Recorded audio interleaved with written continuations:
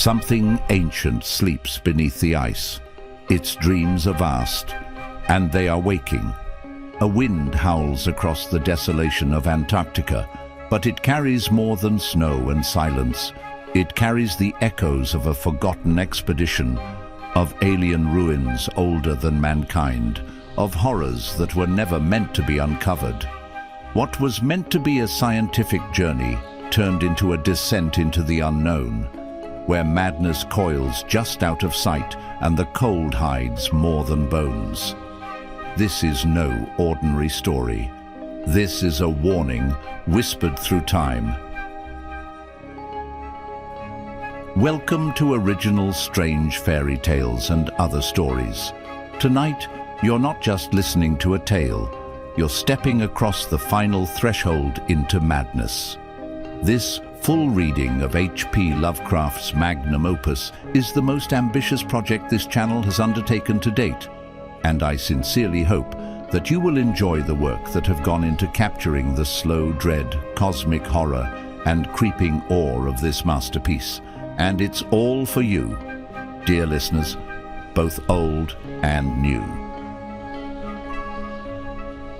To those who've been here since the early days, and to those just discovering our strange little corner of storytelling, thank you.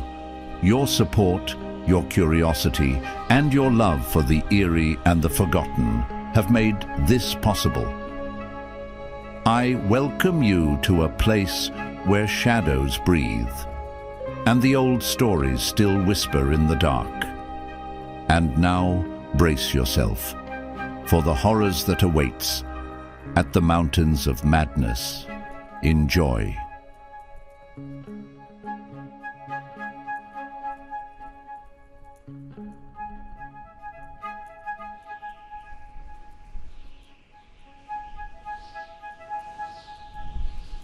Chapter 1. I am forced into speech because men of science have refused to follow my advice without knowing why. It is altogether against my will that I tell my reasons for opposing this contemplated invasion of the Antarctic, with its vast fossil hunt and its wholesale boring and melting of the ancient ice cap, and I am the more reluctant because my warning may be in vain. Doubt of the real facts, as I must reveal them, is inevitable. Yet if I suppressed what will seem extravagant and incredible, there would be nothing left. The hitherto withheld photographs, both ordinary and aerial, will count in my favor, for they are damnably vivid and graphic. Still, they will be doubted because of the great lengths to which clever fakery can be carried.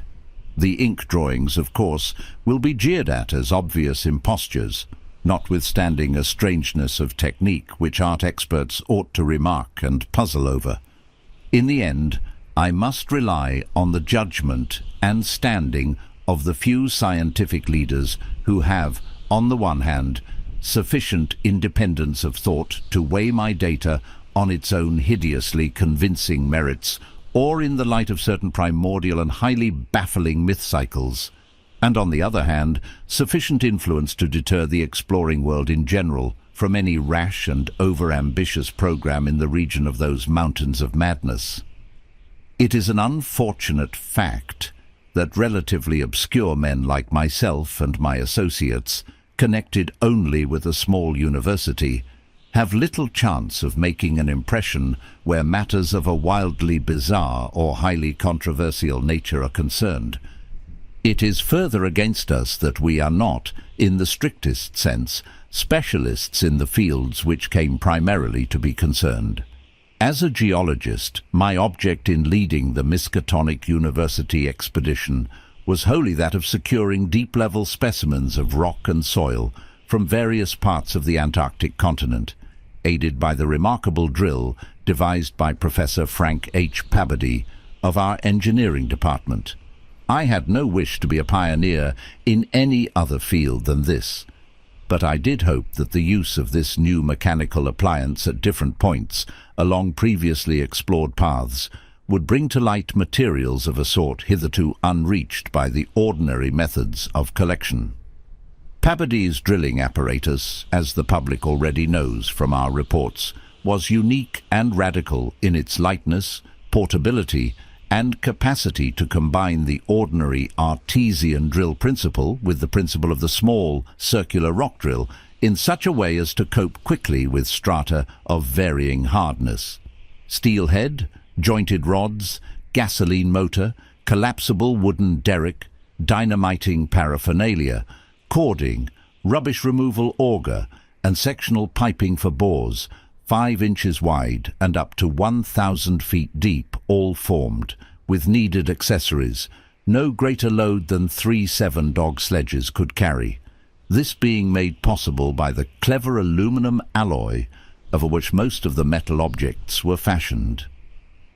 4 large Dornier aeroplanes, designed especially for the tremendous altitude flying necessary on the Antarctic plateau, and with added fuel warming and quick-starting devices worked out by Peabody, could transport our entire expedition from a base at the edge of the Great Ice Barrier to various suitable inland points, and from these points a sufficient quota of dogs would serve us. We planned to cover as great an area as 1 Antarctic season, or longer, if absolutely necessary, would permit, operating mostly in the mountain ranges and on the plateau south of Ross Sea, regions explored in varying degree by Shackleton, Amundsen, Scott and Bird, with frequent changes of camp made by aeroplane and involving distances great enough to be of geological significance. We expected to unearth a quite unprecedented amount of material, especially in the pre-Cambrian strata, of which so narrow a range of Antarctic specimens had previously been secured.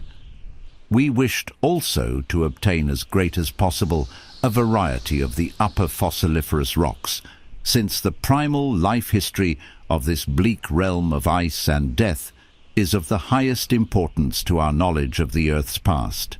That the Antarctic continent was once temperate and even tropical, with a teeming vegetable and animal life, of which the lichens, marine fauna, arachnida and penguins of the northern edge are the only survivals, is a matter of common information, and we hoped to expand that information in variety, accuracy and detail. When a simple boring revealed fossiliferous signs, we would enlarge the aperture by blasting in order to get specimens of suitable size and condition. Our borings, of varying depth according to the promise held out by the upper soil or rock, were to be confined to exposed or nearly exposed land surfaces, these inevitably being slopes and ridges because of the 1 or 2 mile thickness of solid ice overlying the lower levels. We could not afford to waste drilling depth on any considerable amount of mere glaciation, though Peabody had worked out a plan for sinking copper electrodes in thick clusters of borings and melting off limited areas of ice with current from a gasoline-driven dynamo. It is this plan, which we could not put into effect except experimentally on an expedition such as ours, that the coming Stark-Weathermore expedition proposes to follow, despite the warnings I have issued since our return from the Antarctic. The public knows of the Miskatonic expedition through our frequent wireless reports to the Arkham Advertiser and Associated Press, and through the later articles of Peabody and myself. We consisted of 4 men from the university: Peabody, Lake of the Biology Department, Atwood of the Physics Department, also a meteorologist, and I representing geology and having nominal command, besides 16 assistants, 7 graduate students from Miskatonic and 9 skilled mechanics. Of these 16, 12 were qualified aeroplane pilots, all but 2 of whom were competent wireless operators. 8 of them understood navigation with compass and sextant, as did Peabody, Atwood, and I. In addition, of course, our 2 ships, wooden ex-whalers, reinforced for ice conditions and having auxiliary steam, were fully manned. The Nathaniel Darby Pickman Foundation aided by a few special contributions, financed the expedition. Hence our preparations were extremely thorough, despite the absence of great publicity. The dogs, sledges, machines, camp materials, and unassembled parts of our 5 planes were delivered in Boston. And there, our ships were loaded. We were marvelously well equipped for our specific purposes, and in all matters pertaining to supplies, regimen, transportation, and camp construction, we profited by the excellent example of our many recent and exceptionally brilliant predecessors. It was the unusual number and fame of these predecessors which made our own expedition, ample though it was, so little noticed by the world at large. As the newspapers told, we sailed from Boston Harbor on September 2nd, 1930, taking a leisurely course down the coast and through the Panama Canal, and stopping at Samoa and Hobart, Tasmania, at which latter place we took on final supplies. None of our exploring party had ever been in the polar regions before. Hence we all relied greatly on our ship captains, J.B. Douglas, commanding the brig Arkham and serving as commander of the sea party, and Georg Thorfinson, commanding the bark Miskatonic, both veteran whalers in Antarctic waters. As we left the inhabited world behind, the sun sank lower and lower in the north, and stayed longer and longer above the horizon each day. At about 62 degrees south latitude we sighted our first icebergs, table-like objects with vertical sides, and just before reaching the Antarctic Circle, which we crossed on October 20th with appropriately quaint ceremonies, we were considerably troubled with field ice. The falling temperature bothered me considerably after our long voyage through the tropics, but I tried to brace up for the worst rigors to come. On many occasions the curious atmospheric effects enchanted me vastly, these including a strikingly vivid mirage, the first I had ever seen, in which distant bergs became the battlements of unimaginable cosmic castles. Pushing through the ice, which was fortunately neither extensive nor thickly packed, we regained open water at south latitude 67 degrees, east longitude 175 degrees. On the morning of October 26th, a strong land blink appeared on the south, and before noon we all felt a thrill of excitement at beholding a vast, lofty, and snow-clad mountain chain which opened out and covered the whole vista ahead. At last, we had encountered an outpost of the great unknown continent and its cryptic world of frozen death. These peaks were obviously the Admiralty Range discovered by Ross, and it would now be our task to round Cape Adare and sail down the east coast of Victoria Land to our contemplated base on the shore of McMurdo Sound, at the foot of the volcano Erebus in south latitude 77 degrees 9 minutes.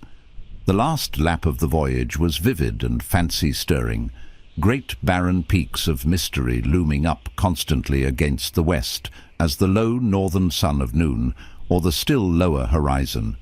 Grazing southern sun of midnight poured its hazy reddish rays over the white snow, bluish ice and water lanes, and black bits of exposed granite slope. Through the desolate summit swept raging, intermittent gusts of the terrible Antarctic wind, whose cadences sometimes held vague suggestions of a wild and half-sentient musical piping, with notes extending over a wide range, and which for some subconscious mnemonic reason seemed to me disquieting and even dimly terrible. Something about the scene reminded me of the strange and disturbing Asian paintings of Nicholas Roerich, and of the still stranger and more disturbing descriptions of the evilly fabled plateau of Leng, which occur in the dreaded Necronomicon of the mad Arab Abdul al-Hazred. I was rather sorry later on that I had ever looked into that monstrous book at the college library. On the 7th of November, sight of the westward range having been temporarily lost, we passed Franklin Island. and the next day descried the cones of Mountains Erebus and Terror on Ross Island ahead, with the long line of the Parry Mountains beyond. There now stretched off to the east the low white line of the Great Ice Barrier, rising perpendicularly to a height of 200 feet like the rocky cliffs of Quebec and marking the end of southward navigation. In the afternoon we entered McMurdo Sound and stood off the coast in the lee of smoking Mount Erebus. The Skoriak Peak towered up some 12,700 feet against the eastern sky, like a Japanese print of the sacred Fujiyama, while beyond it rose the white, ghost-like height of Mount Terror, 10,900 feet in altitude and now extinct as a volcano. Puffs of smoke from Erebus came intermittently, and one of the graduate assistants, a brilliant young fellow named Danforth, pointed out what looked like lava on the snowy slope, remarking that this mountain, discovered in 1840, had undoubtedly been the source of Poe's image when he wrote 7 years later of "The lavas that restlessly roll, their sulphurous currents down Yarnick, in the ultimate climes of the pole, that groan as they roll down Mount Yarnick, in the realms of the boreal pole." Danforth was a great reader of bizarre material and had talked a good deal of Poe. I was interested myself because of the Antarctic scene of Poe's only long story, the disturbing and enigmatical Arthur Gordon Pym. On the barren shore and on the lofty ice barrier in the background, myriads of grotesque penguins squawked and flapped their fins, while many fat seals were visible on the water, swimming or sprawling across large cakes of slowly drifting ice. Using small boats, we effected a difficult landing on Ross Island shortly after midnight on the morning of the 9th, carrying a line of cable from each of the ships and preparing to unload supplies by means of a breeches buoy arrangement. Our sensations on first treading Antarctic soil were poignant and complex, even though at this particular point the Scott and Shackleton expeditions had preceded us. Our camp on the frozen shore below the volcano's slope was only a provisional one, headquarters being kept aboard the Arkham. We landed all our drilling apparatus, dogs, sledges, tents, provisions, gasoline tanks, experimental ice-melting outfit, cameras both ordinary and aerial, aeroplane parts and other accessories, including 3 small portable wireless outfits, besides those in the planes, capable of communicating with the Arkham's large outfit from any part of the Antarctic continent that we would be likely to visit. The ship's outfit, communicating with the outside world, was to convey press reports to the Arkham Advertiser's powerful wireless station on Kingsport Head, Massachusetts. We hoped to complete our work during a single Antarctic summer, but if this proved impossible, we would winter on the Arkham, sending the Miskatonic north before the freezing of the ice for another summer's supplies.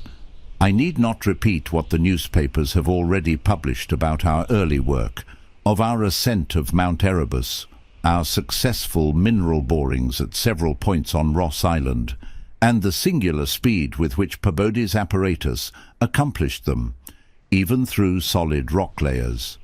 Our provisional test of the small ice-melting equipment, our perilous ascent of the Great Barrier with sledges and supplies, and our final assembling of 5 huge aeroplanes at the camp atop the barrier. The health of our land party, 20 men and 55 Alaskan sledge dogs, was remarkable, though of course we had so far encountered no really destructive temperatures or windstorms. For the most part, the thermometer varied between 0 and 20 degrees, or 25 degrees above, and our experience with New England winters had accustomed us to rigors of this sort. The barrier camp was semi-permanent and destined to be a storage cache for gasoline, provisions, dynamite, and other supplies. Only 4 of our planes were needed to carry the actual exploring material. the fifth being left with a pilot and 2 men from the ships at the storage cache to form a means of reaching us from the Arkham in case all our exploring planes were lost. Later, when not using all the other planes for moving apparatus, we would employ 1 or 2 in a shuttle transportation service between this cache and another permanent base on the Great Plateau, from 600 to 700 miles southward beyond Beardmore Glacier. Despite the almost unanimous accounts of appalling winds and tempests that pour down from the plateau, we determined to dispense with intermediate bases, taking our chances in the interest of economy and probable efficiency. Wireless reports have spoken of the breathtaking 4-hour non-stop flight of our squadron on November 21st over the lofty shelf ice, with vast peaks rising on the west, and the unfathomed silences echoing to the sound of our engines. Wind troubled us only moderately, and our radio compasses helped us through the one opaque fog we encountered. When the vast rise loomed ahead, between latitudes 83 degrees and 84 degrees, we knew we had reached Beardmore Glacier, the largest valley glacier in the world, and that the frozen sea was now giving place to a frowning and mountainous coastline. At last we were truly entering the white, aeon-dead world of the ultimate south, and even as we realized it, we saw the peak of Mount Nansen in the eastern distance, towering up to its height of almost 15,000 feet. The successful establishment of the southern base above the glacier in latitude 86 degrees 7 minutes, east longitude 174 degrees 23 minutes, and the phenomenally rapid and effective borings and blastings made at various points reached by our sledge trips and short aeroplane flights are matters of history, as is the arduous and triumphant ascent of Mount Nansen by Pabodie and 2 of the graduate students, Gedney and Carroll, on December 13th to 15th. We were some 8,500 feet above sea level, and when experimental drillings revealed solid ground only 12 feet down through the snow and ice at certain points, we made considerable use of the small melting apparatus and sunk bores and performed dynamiting at many places where no previous explorer had ever thought of securing mineral specimens. The pre-Cambrian granites and beacon sandstones thus obtained confirmed our belief that this plateau was homogeneous with the great bulk of the continent to the west, but somewhat different from the parts lying eastward below South America, which we then thought to form a separate and smaller continent, divided from the larger one by a frozen junction of Ross and Weddell seas, though Bird has since disproved the hypothesis. In certain of the sandstones, dynamited and chiseled after boring revealed their nature, we found some highly interesting fossil markings and fragments, notably ferns, seaweeds, trilobites, crinoids, and such mollusks as lingulae and gasteropods, all of which seemed of real significance in connection with the region's primordial history. There was also a queer triangular, striated marking about a foot in greatest diameter, which Lake pieced together from 3 fragments of slate brought up from a deep blasted aperture. These fragments came from a point to the westward, near the Queen Alexandra Range, and Lake, as a biologist, seemed to find their curious marking unusually puzzling and provocative, though to my geological eye it looked not unlike some of the ripple effects reasonably common in the sedimentary rocks. Since slate is no more than a metamorphic formation into which a sedimentary stratum is pressed, and since the pressure itself produces odd distorting effects on any markings which may exist, I saw no reason for extreme wonder over the striated depression. On January 6, 1931, Lake, Pabodie, Danforth, all 6 of the students, 4 mechanics and I, flew directly over the South Pole in 2 of the Great Plains, being forced down once by a sudden high wind, which fortunately did not develop into a typical storm. This was, as the papers have stated, one of several observation flights, during others of which we tried to discern new topographical features in areas unreached by previous explorers. Our early flights were disappointing in this latter respect, though they afforded us some magnificent examples of the richly fantastic and deceptive mirages of the polar regions, of which our sea voyage had given us some brief foretastes. Distant mountains floated in the sky as enchanted cities, and often the whole white world would dissolve into a gold, silver and scarlet land of Dunsanian dreams and adventurous expectancy under the magic of the low midnight sun. On cloudy days we had considerable trouble in flying, owing to the tendency of snowy earth and sky to merge into one mystical opalescent void with no visible horizon to mark the junction of the two.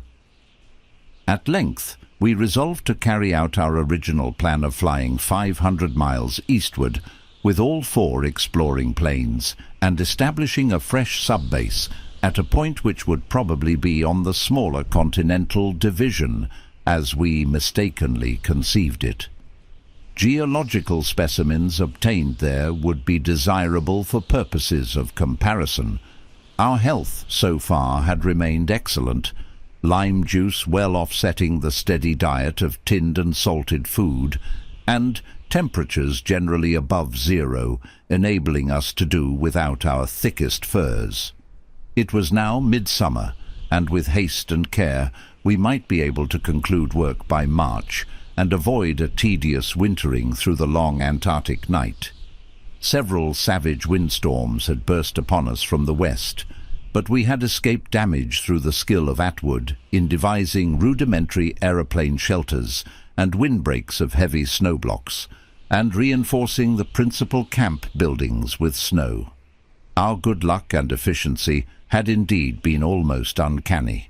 The outside world knew, of course, of our program, and was told also of Lake's strange and dogged insistence on a westward, or rather northwestward, prospecting trip before our radical shift to the new base.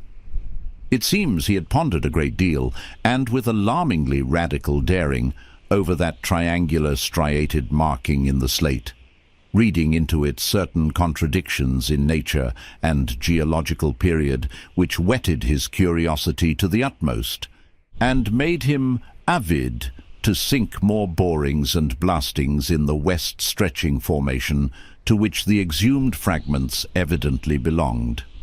He was strangely convinced that the marking was the print of some bulky, unknown, and radically unclassifiable organism of considerably advanced evolution, notwithstanding that the rock which bore it was of so vastly ancient a date, Cambrian if not actually Precambrian, as to preclude the probable existence not only of all highly evolved life, but of any life at all above the unicellular or at most the trilobite stage.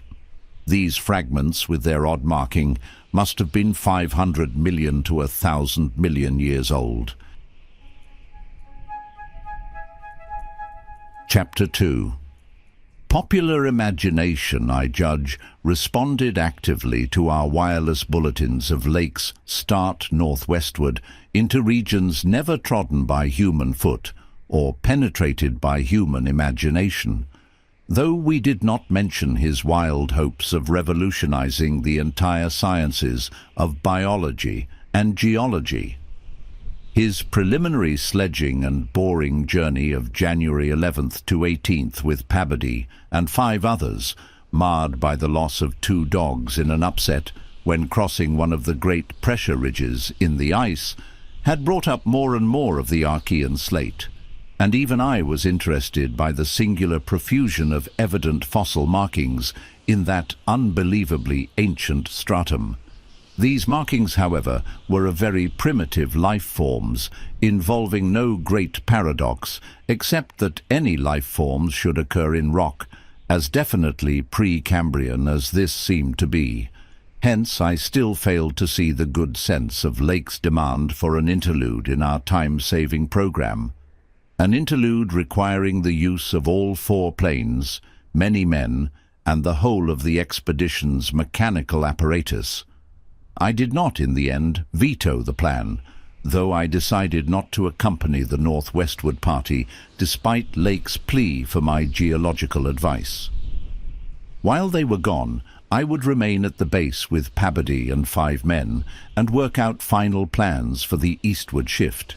In preparation for this transfer, one of the planes had begun to move up a good gasoline supply from McMurdo Sound, but this could wait temporarily.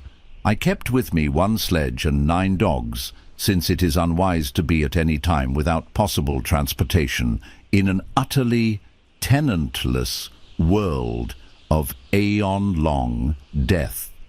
Lake's sub-expedition into the unknown, as everyone will recall, sent out its own reports from the shortwave transmitters on the plains, these being simultaneously picked up by our apparatus at the southern base and by the Arkham at McMurdo Sound, whence they were relayed to the outside world on wavelengths up to 50 meters.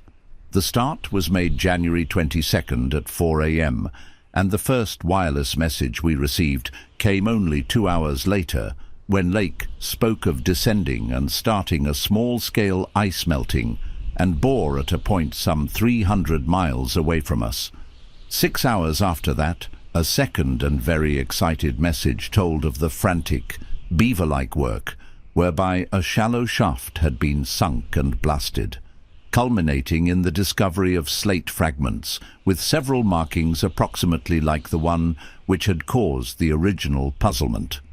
3 hours later, a brief bulletin announced the resumption of the flight in the teeth of a raw and piercing gale, and when I dispatched a message of protest against further hazards, Lake replied curtly that his new specimens made any hazard worth taking. I saw that his excitement had reached the point of mutiny, and that I could do nothing to check this headlong risk of the whole expedition's success. But it was appalling to think of his plunging deeper and deeper into that treacherous and sinister white immensity of tempests and unfathomed mysteries, which stretched off for some 1,500 miles to the half-known, half-suspected coastline of Queen Mary and Knox Lands. Then, in about an hour and a half more, came that doubly excited message from Lake's moving plane, which almost reversed my sentiments and made me wish I had accompanied the party. 10:05 p.m. on the wing. After snowstorm, have spied mountain range ahead, higher than any hitherto seen. May equal Himalayas, allowing for height of plateau. Probable latitude 76 degrees 15 minutes. Longitude 113 degrees 10 minutes E. Reaches far as can see to right and left. Suspicion of 2 smoking cones. All peaks black and bare of snow. Gale blowing off them impedes navigation. After that Pabody, the men and I hung breathlessly over the receiver. Thought of this titanic mountain rampart 700 miles away inflamed our deepest sense of adventure, and we rejoiced that our expedition, if not ourselves personally, had been its discoverers. In half an hour, Lake called us again. Moulton's plane forced down on plateau in foothills, but nobody hurt and perhaps can repair. Shall transfer essentials to other 3 for return, or further moves if necessary. But no more heavy plane travel needed just now. Mountains surpass anything in imagination. Am going up scouting in Carroll's plane with all weight out. You can't imagine anything like this. Highest peaks must go over 35,000 feet, Everest out of the running. Atwood to work out height with theodolite, while Carroll and I go up. Probably wrong about cones, for formations look stratified. Possibly Precambrian slate with other strata mixed in. Queer skyline effects. Regular sections of cubes clinging to highest peaks. Whole thing marvelous in red-gold light of low sun. Like land of mystery in a dream or gateway, to forbidden world of untrodden wonder. Wish you were here to study. Though it was technically sleeping time, not one of us listeners thought for a moment of retiring.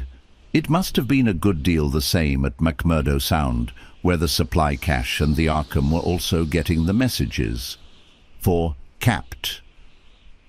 Douglas gave out a call congratulating everybody on the important find, and Sherman, the cache operator, seconded his sentiments. We were sorry, of course, about the damaged aeroplane, but hoped it could be easily mended. Then, at 11 p.m., came another call from Lake. Up with Carol over highest foothills. Don't dare try really tall peaks in present weather, but shall later. Frightful work climbing and hard going at this altitude, but worth it. Great range fairly solid, hence can't get any glimpses beyond. Main summits exceed Himalayas, and very queer.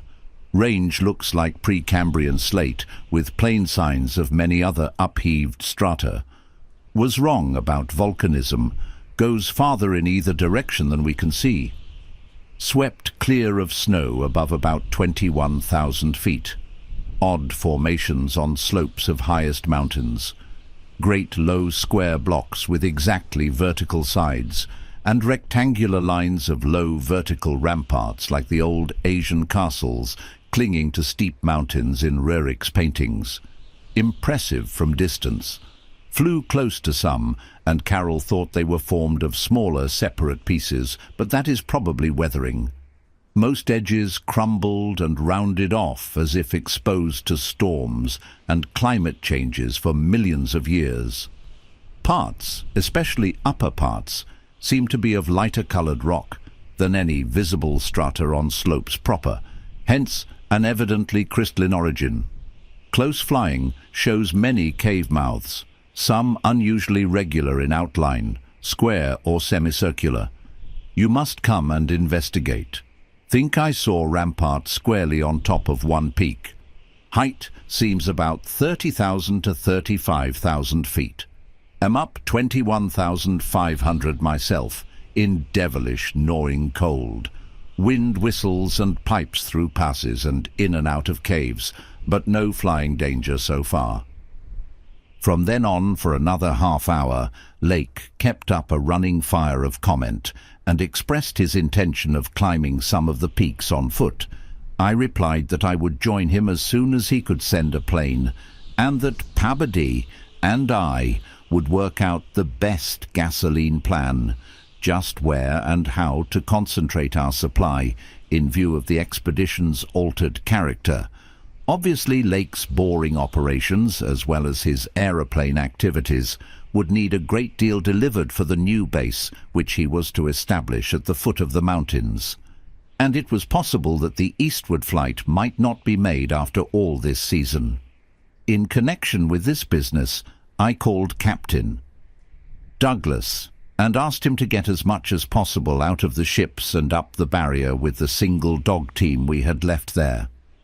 A direct route across the unknown region between Lake and McMurdo Sound was what we really ought to establish. Lake called me later to say that he had decided to let the camp stay where Moulton's plane had been forced down, and where repairs had already progressed somewhat. The ice sheet was very thin, with dark ground here and there visible, and he would sink some borings and blasts at that very point before making any sledge trips or climbing expeditions. He spoke of the ineffable majesty of the whole scene, and the queer state of his sensations at being in the lee of vast, silent pinnacles, whose ranks shot up like a wall, reaching the sky at the world's rim. Atwood's theodolite observations had placed the height of the 5 tallest peaks at from 30,000 to 34,000 feet. The wind-swept nature of the terrain clearly disturbed Lake, for it argued the occasional existence of prodigious gales, violent beyond anything we had so far encountered. His camp lay a little more than 5 miles from where the higher foothills abruptly rose. I could almost trace a note of subconscious alarm in his words, flashed across a glacial void of 700 miles. as he urged that we all hasten with the matter and get the strange new region disposed of as soon as possible. He was about to rest now, after a continuous day's work of almost unparalleled speed, strenuousness, and results. In the morning, I had a three-cornered wireless talk with Lake and Captain Douglas at their widely separated bases, and it was agreed that one of Lake's planes would come to my base for Pabody, the 5 men and myself, as well as for all the fuel it could carry. The rest of the fuel question, depending on our decision about an easterly trip, could wait for a few days, since Lake had enough for immediate camp heat and borings. Eventually the old southern base ought to be restocked, but if we postponed the easterly trip, we would not use it till the next summer, and meanwhile Lake must send a plane to explore a direct route between his new mountains and McMurdo Sound. Pabody and I prepared to close our base for a short or long period, as the case might be. If we wintered in the Antarctic, we would probably fly straight from Lake's base to the Arkham without returning to this spot. Some of our conical tents had already been reinforced by blocks of hard snow, and now we decided to complete the job of making a permanent Eskimo village. Owing to a very liberal tent supply, Lake had with him all that his base would need even after our arrival. I wirelessed that Pabody, and I would be ready for the northwestward move after 1 day's work and 1 night's rest. Our labours, however, were not very steady after 4 p.m. For about that time, Lake began sending in the most extraordinary and excited messages. His working day had started unpropitiously, since an aeroplane survey of the nearly exposed rock surfaces showed an entire absence of those Archean and primordial strata for which he was looking, and which formed so great a part of the colossal peaks that loomed up at a tantalizing distance from the camp. Most of the rocks glimpsed were apparently Jurassic and Comanchean sandstones, and Permian and Triassic schists, with now and then a glossy black outcropping suggesting a hard and slaty coal. This rather discouraged Lake, whose plans all hinged on unearthing specimens more than 500 million years older. It was clear to him that in order to recover the Archean slate vein in which he had found the odd markings, he would have to make a long sledge trip from these foothills to the steep slopes of the gigantic mountains themselves. He had resolved, nevertheless, to do some local boring as part of the expedition's general program, hence set up the drill and put 5 men to work with it, while the rest finished settling the camp and repairing the damaged aeroplane. The softest visible rock, a sandstone about 1/4 of a mile from the camp, had been chosen for the first sampling, and the drill made excellent progress without much supplementary blasting. It was about 3 hours afterward, following the first really heavy blast of the operation, that the shouting of the drill crew was heard, and that young Gedney, the acting foreman, rushed into the camp with the startling news. They had struck a cave. Early in the boring, the sandstone had given place to a vein of Comanchean limestone, full of minute fossil cephalopods, corals, echini, and spirifera, and with occasional suggestions of siliceous sponges and marine vertebrate bones, the latter probably of teleosts, sharks, and ganoids. This in itself was important enough, as affording the first vertebrate fossils the expedition had yet secured, but when shortly afterward the drill head dropped through the stratum into apparent vacancy, a wholly new and doubly intense wave of excitement spread among the excavators. A good-sized blast had laid open the subterrane secret, and now, through a jagged aperture perhaps 5 feet across and 3 feet thick, there yawned before the avid searchers a section of shallow limestone, hollowing worn more than 50 million years ago by the trickling groundwaters of a bygone tropic world. The hollowed layer was not more than 7 or 8 feet deep, but extended off indefinitely in all directions, and had a fresh, slightly moving air which suggested its membership in an extensive subterranean system. Its roof and floor were abundantly equipped with large stalactites and stalagmites, some of which met in columnar form. But important above all else was the vast deposit of shells and bones, which in places nearly choked the passage. Washed down from unknown jungles of Mesozoic tree ferns and fungi, and forests of tertiary cycads, fan palms and primitive angiosperms, this osseous medley contained representatives of more Cretaceous, Eocene and other animal species than the greatest paleontologist could have counted or classified in a year. Mollusks, crustacean armor, fishes, amphibians, reptiles, birds and early mammals, great and small, known and unknown. No wonder Gedney ran back to the camp shouting, and no wonder everyone else dropped work and rushed headlong through the biting cold to where the tall derrick marked a newfound gateway to secrets of inner earth and vanished aeons.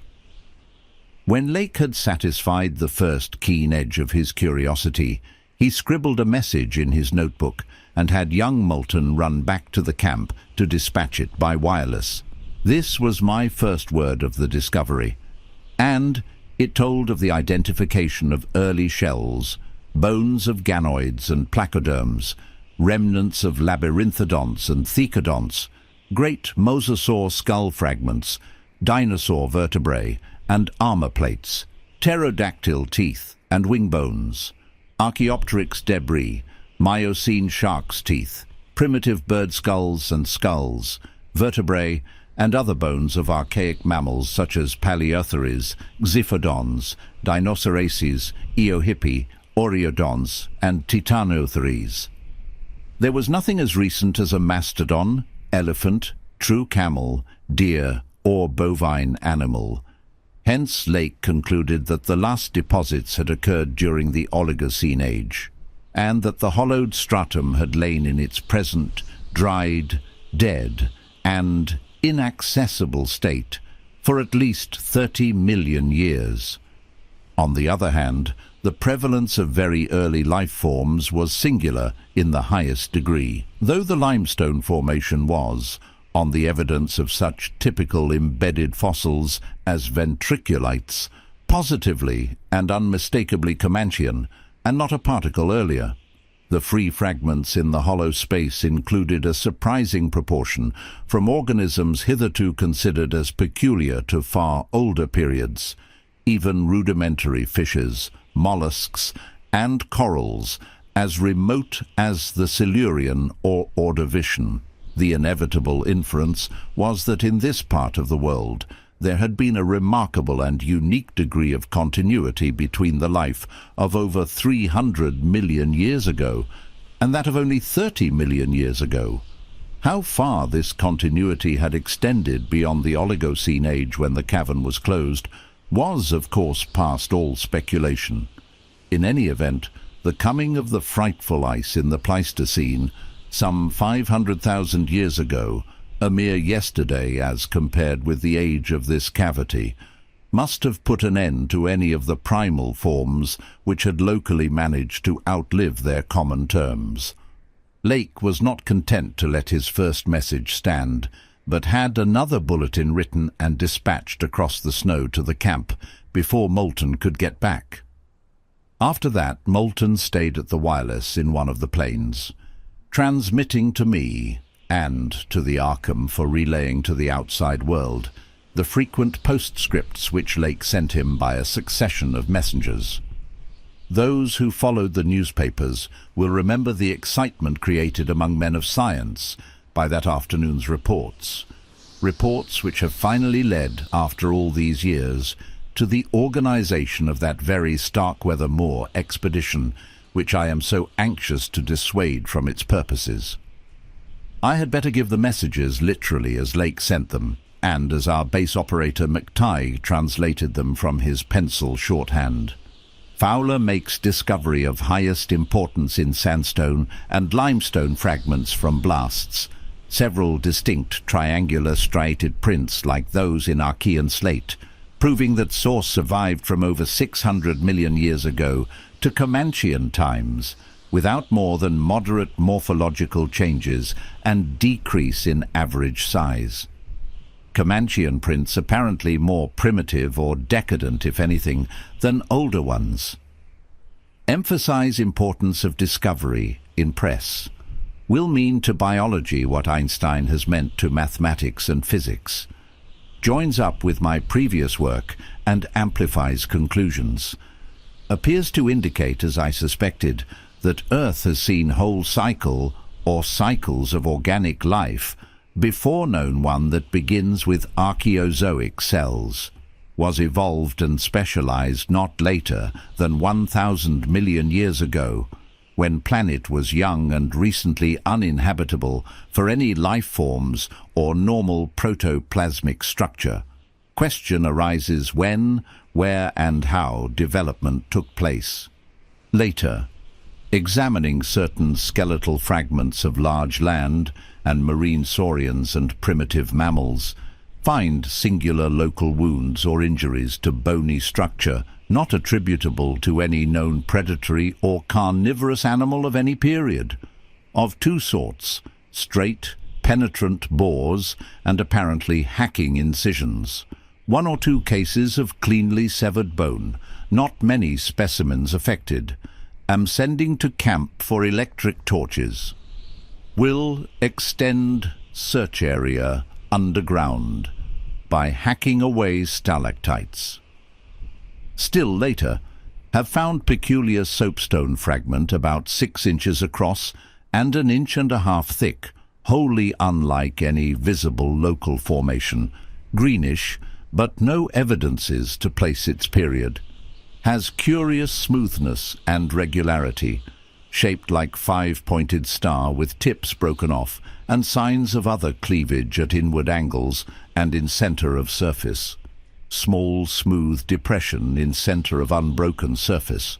Arouses much curiosity as to source and weathering, probably some freak of water action. Carroll, with magnifier, thinks he can make out additional markings of geologic significance. Groups of tiny dots in regular patterns. Dogs growing uneasy as we work and seem to hate this soapstone. Must see if it has any peculiar odor. We'll report again when Mills gets back with light and we start on underground area. 10:15 p.m. Important discovery. Orendorff and Watkins, working underground at 9:45 with light, found monstrous barrel-shaped fossil of wholly unknown nature. Probably vegetable unless overgrown specimen of unknown marine radiata. Tissue evidently preserved by mineral salts. Tough as leather, but astonishing flexibility retained in places. Marks of broken-off parts at ends and around sides. 6 feet, end to end. 3.5 feet central diameter, tapering to 1 foot at each end. Like a barrel with 5 bulging ridges in place of staves. Lateral breakages, as of thinnish stalks, are at equator in middle of these ridges. In furrows between ridges are curious growths, combs or wings that fold up and spread out like fans. All greatly damaged, but one which gives almost 7-foot wing spread. Arrangement reminds one of certain monsters of primal myth, especially fabled elder things in Necronomicon. These wings seem to be membraneous, stretched on framework of glandular tubing. Apparent minute orifices in frame tubing at wingtips. Ends of body shriveled, giving no clue to interior or to what has been broken off there. Must dissect when we get back to camp. Can't decide whether vegetable or animal. Many features obviously of almost incredible primitiveness. Have set all hands cutting stalactites and looking for further specimens. Additional scarred bones found, but these must wait. Having trouble with dogs, they can't endure the new specimen and would probably tear it to pieces if we didn't keep it at a distance from them. 11:30 p.m. Attention Dyer, Pabodie, Douglas. Matter of highest, I might say transcendent, importance. Arkham must relay to Kingsport Head Station at once. Strange barrel growth is the Archean thing that left prints in rocks. Mills, Boudreau and Fowler discover cluster of 13 more at underground point 40 feet from aperture, mixed with curiously rounded and configured soapstone fragments smaller than one previously found, star-shaped, but no marks of breakage except at some of the points. Of organic specimens, 8 apparently perfect, with all appendages, have brought all to surface, leading off dogs to distance. They cannot stand the things. Give close attention to description and repeat back for accuracy. Papers must get this right. Objects are 8 feet long all over, 6 foot 5-ridged barrel torso, 3.5 feet central diameter, 1 foot end diameters, dark grey, flexible and infinitely tough. 7 foot membranous wings of same colour, found folded, spread out of furrows between ridges. Wing framework tubular or glandular, of lighter grey, with orifices at wingtips. Spread wings have serrated edge. Around equator, one at central apex of each of the 5 vertical, stave-like ridges, are 5 systems of light grey flexible arms or tentacles found tightly folded to torso, but expansible to maximum length of over 3 feet. Like arms of primitive crinoid, single stalks 3 inches, diameter branch after 6 inches into 5 substalks, each of which branches after 8 inches into 5 small tapering tentacles or tendrils, giving each stalk a total of 25 tentacles. At top of torso, blunt bulbous neck of lighter grey, with gill-like suggestions, holds yellowish 5-pointed starfish-shaped apparent head, covered with 3-inch wiry cilia of various prismatic colours. Head thick and puffy, about 2 feet point to point, with 3-inch flexible yellowish tubes projecting from each point. Slit in exact centre of top, probably breathing aperture.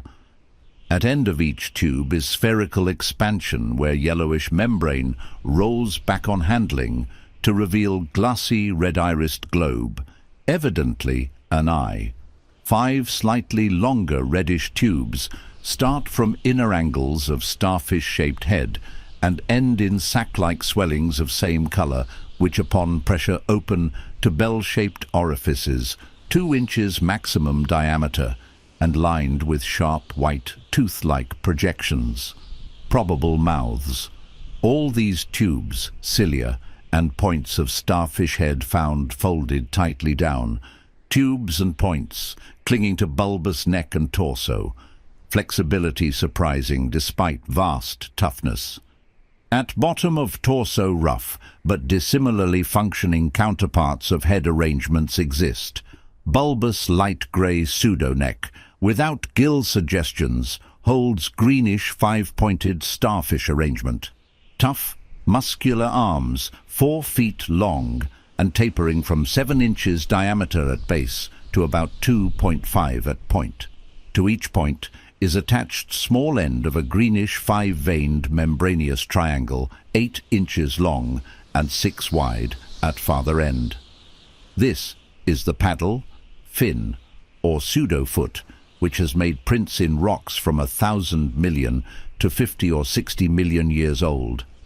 From inner angles of starfish arrangement project 2-foot reddish tubes tapering from 3 inches diameter at base to 1 at tip.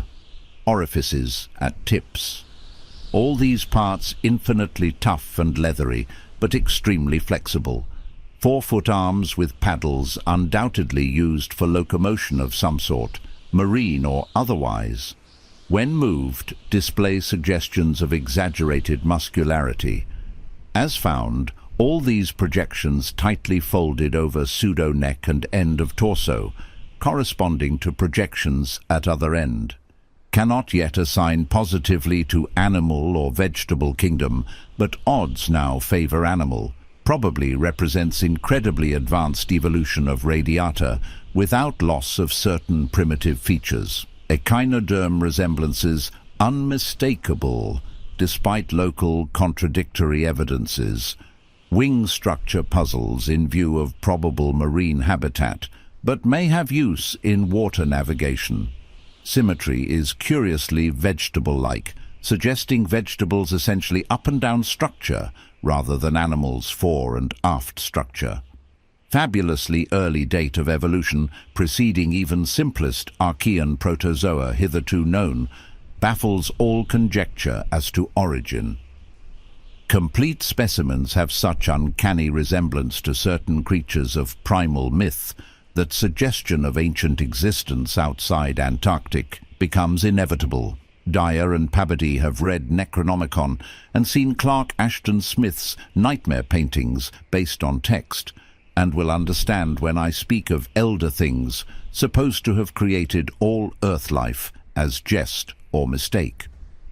Students have always thought conception formed from morbid imaginative treatment of very ancient tropical radiata, also like prehistoric folklore things Wilmarth has spoken of, Cthulhu cult appendages, etc. Vast field of study opened, deposits probably of late Cretaceous or early Eocene period, judging from associated specimens. Massive stalagmites deposited above them, hard work hewing out, but toughness prevented damage. State of preservation miraculous, evidently owing to limestone action. No more found so far, but will resume search later. Job now to get 14 huge specimens to camp without dogs, which bark furiously and can't be trusted near them. With 9 men, 3 left to guard the dogs, we ought to manage the 3 sledges fairly well, though wind is bad. Must establish plane communication with McMurdo Sound and begin shipping material. But I've got to dissect one of these things before we take any rest. Wish I had a real laboratory here. Dyer better kick himself for having tried to stop my westward trip. First, the world's greatest mountains, and then this. If this last isn't the high spot of the expedition, I don't know what is. We're made scientifically. Congrats, Pabodie, on the drill that opened up the cave. Now will Arkham please repeat description? The sensations of Pabodie and myself at receipt of this report were almost beyond description, nor were our companions much behind us in enthusiasm. McTigger, who had hastily translated a few high spots as they came from the droning receiving set, wrote out the entire message from his shorthand version as soon as Lake's operator signed off. All appreciated the epoch-making significance of the discovery, and I sent Lake congratulations as soon as the Arkham's operator had repeated back the descriptive parts as requested, and my example was followed by Sherman from his station at the McMurdo Sound supply cache, as well as by Captain Douglas of the Arkham. Later, as head of the expedition, I added some remarks to be relayed through the Arkham to the outside world. Of course, rest was an absurd thought amidst this excitement, and my only wish was to get to Lake's camp as quickly as I could. It disappointed me when he sent word that a rising mountain gale made early aerial travel impossible. But within an hour and a half interest again rose to banish disappointment. Lake was sending more messages and told of the completely successful transportation of the 14 great specimens to the camp. It had been a hard pull, for the things were surprisingly heavy, but 9 men had accomplished it very neatly. Now some of the party were hurriedly building a snow corral at a safe distance from the camp, to which the dogs could be brought for greater convenience in feeding. The specimens were laid out on the hard snow near the camp, save for one on which Lake was making crude attempts at dissection.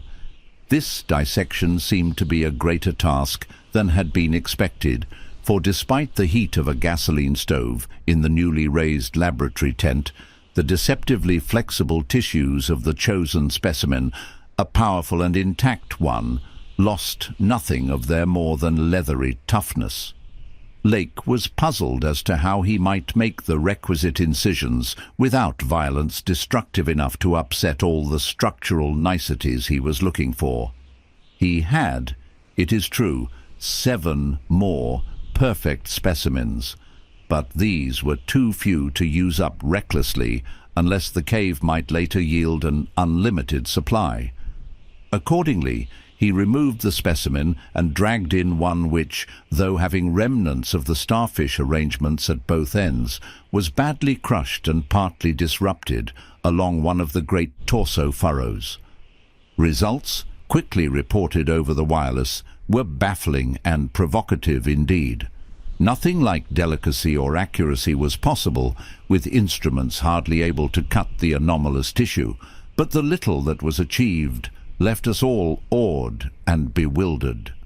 Existing biology would have to be wholly revised, for this thing was no product of any cell growth science knows about. There had been scarcely any mineral replacement, and despite an age of perhaps 40 million years, the internal organs were wholly intact. The leathery, undeteriorative and almost indestructible quality was an inherent attribute of the thing's form of organization, and pertained to some Paleogean cycle of invertebrate evolution utterly beyond our powers of speculation. At first, all that Lake found was dry, but as the heated tent produced its thawing effect, organic moisture of pungent and offensive odor was encountered toward the thing's uninjured side. It was not blood, but a thick, dark green fluid apparently answering the same purpose. By the time Lake reached this stage, all 37 dogs had been brought to the still uncompleted corral near the camp, and even at that distance set up a savage barking and show of restlessness at the acrid, diffusive smell. Far from helping to place the strange entity, this provisional dissection merely deepened its mystery. All guesses about its external members had been correct, and on the evidence of these, one could hardly hesitate to call the thing animal. But internal inspection brought up so many vegetable evidences that Lake was left hopelessly at sea.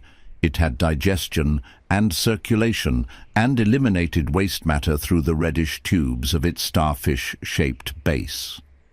Cursorily, one would say that its respiratory apparatus handled oxygen rather than carbon dioxide, and there were odd evidences of air storage chambers and methods of shifting respiration from the external orifice to at least 2 other fully developed breathing systems, gills and pores. Clearly it was amphibian, and probably adapted to long airless hibernation periods as well. Vocal organs seemed present in connection with the main respiratory system, but they presented anomalies beyond immediate solution.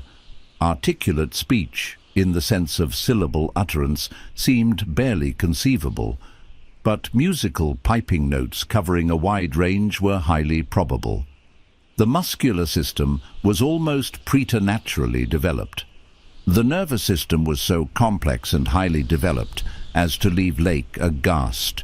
Though excessively primitive and archaic in some respects, the thing had a set of ganglial centers and connectives arguing the very extremes of specialized development. Its 5-lobed brain was surprisingly advanced, and there were signs of a sensory equipment served in part through the wiry cilia of the head, involving factors alien to any other terrestrial organism. Probably it had more than 5 senses, so that its habits could not be predicted from any existing analogy. It must, Lake thought, have been a creature of keen sensitiveness and delicately differentiated functions in its primal world. Much like the ants and bees of today, it reproduced like the vegetable cryptogams, especially the pteridophytes, having spore cases at the tips of the wings and evidently developing from a thallus or prothallus. But to give it a name at this stage was mere folly. It looked like a radiate, but was clearly something more. It was partly vegetable, but had 3/4 of the essentials of animal structure, that it was marine in origin, its symmetrical contour and certain other attributes clearly indicated, yet one could not be exact as to the limit of its later adaptations. The wings, after all, held a persistent suggestion of the aerial. How it could have undergone its tremendously complex evolution on a newborn Earth, in time to leave prints in Archean rocks, was so far beyond conception as to make Lake whimsically recall the primal myths about great old ones who filtered down from the stars and concocted Earth life as a joke or mistake, and the wild tales of cosmic hill things from outside told by a folklorist colleague in Miskatonic's English department. Naturally, he considered the possibility of the Precambrian prints having been made by a less evolved ancestor of the present specimens, but quickly rejected this too facile theory upon considering the advanced structural qualities of the older fossils. If anything, the later contours showed decadence rather than higher evolution. The size of the pseudo-feet had decreased, and the whole morphology seemed coarsened and simplified. Moreover, the nerves and organs just examined held singular suggestions of retrogression from forms still more complex. Atrophied and vestigial parts were surprisingly prevalent. Altogether, little could be said to have been solved, and Lake fell back on mythology for a provisional name, jocosely dubbing his finds the Elder Ones. At about 2:30 a.m., having decided to postpone further work and get a little rest, he covered the dissected organism with a tarpaulin, emerged from the laboratory tent, and studied the intact specimens with renewed interest. The ceaseless Antarctic sun had begun to limber up their tissues a trifle, so that the head points and tubes of 2 or 3 shewed signs of unfolding. But Lake did not believe there was any danger of immediate decomposition in the almost sub-zero air. He did, however, move all the undissected specimens closer together and throw a spare tent over them in order to keep off the direct solar rays. That would also help to keep their possible scent away from the dogs, whose hostile unrest was really becoming a problem even at their substantial distance and behind the higher and higher snow walls, which an increased quota of the men were hastening to raise around their quarters. He had to weight down the corners of the tent cloth with heavy blocks of snow to hold it in place amidst the rising gale, for the Titan Mountains seemed about to deliver some gravely severe blasts. Early apprehensions about sudden Antarctic winds were revived, and under Atwood's supervision, precautions were taken to bank the tents, new dog corral, and crude aeroplane shelters with snow on the mountainward side.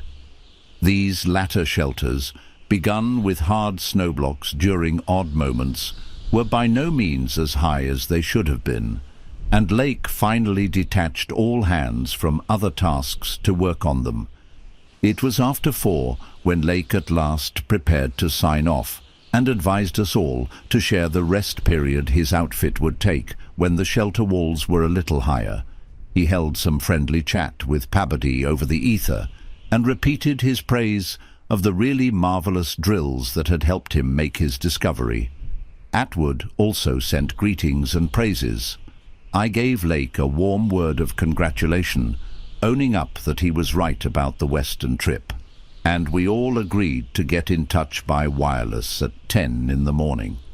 If the gale was then over, Lake would send a plane for the party at my base. Just before retiring, I dispatched a final message to the Arkham with instructions about toning down the day's news for the outside world, since the full details seemed radical enough to rouse a wave of incredulity until further substantiated. Chapter 3. None of us, I imagine, slept very heavily or continuously that morning, for both the excitement of Lake's discovery and the mounting fury of the wind were against such a thing. So savage was the blast, even where we were, that we could not help wondering how much worse it was at Lake's camp, directly under the vast unknown peaks that bred and delivered it. McTeish was awake at 10 o'clock and tried to get Lake on the wireless, as agreed, but some electrical condition in the disturbed air to the westward seemed to prevent communication. We did, however, get the Arkham, and Douglas told me that he had likewise been vainly trying to reach Lake. He had not known about the wind, for very little was blowing at McMurdo Sound, despite its persistent rage where we were. Throughout the day we all listened anxiously and tried to get Lake at intervals, but invariably without results. About noon a positive frenzy of wind stampeded out of the west, causing us to fear for the safety of our camp. But it eventually died down, with only a moderate relapse at 2 p.m. After 3 o'clock it was very quiet, and we redoubled our efforts to get Lake. Reflecting that he had 4 planes, each provided with an excellent shortwave outfit, we could not imagine any ordinary accident capable of crippling all his wireless equipment at once. Nevertheless, the stony silence continued, and when we thought of the delirious force the wind must have had in his locality, we could not help making the most direful conjectures.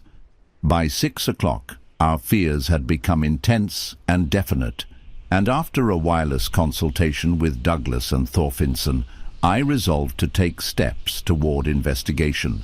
The 5th aeroplane, which we had left at the McMurdo Sound supply cache, with Sherman and 2 sailors, was in good shape and ready for instant use, and it seemed that the very emergency for which it had been saved was now upon us. I got Sherman by wireless and ordered him to join me with the plane and the 2 sailors at the southern base as quickly as possible, the air conditions being apparently highly favorable. We then talked over the personnel of the coming investigation party and decided that we would include all hands, together with the sledge and dogs which I had kept with me. Even so great a load would not be too much for one of the huge planes built to our especial orders for heavy machinery transportation. At intervals, I still tried to reach Lake with the wireless, but all to no purpose. Sherman, with the sailors Gunnarson and Larson, took off at 7:30 and reported a quiet flight from several points on the wing. They arrived at our base at midnight, and all hands at once discussed the next move. It was risky business sailing over the Antarctic in a single aeroplane without any line of bases, but no one drew back from what seemed like the plainest necessity.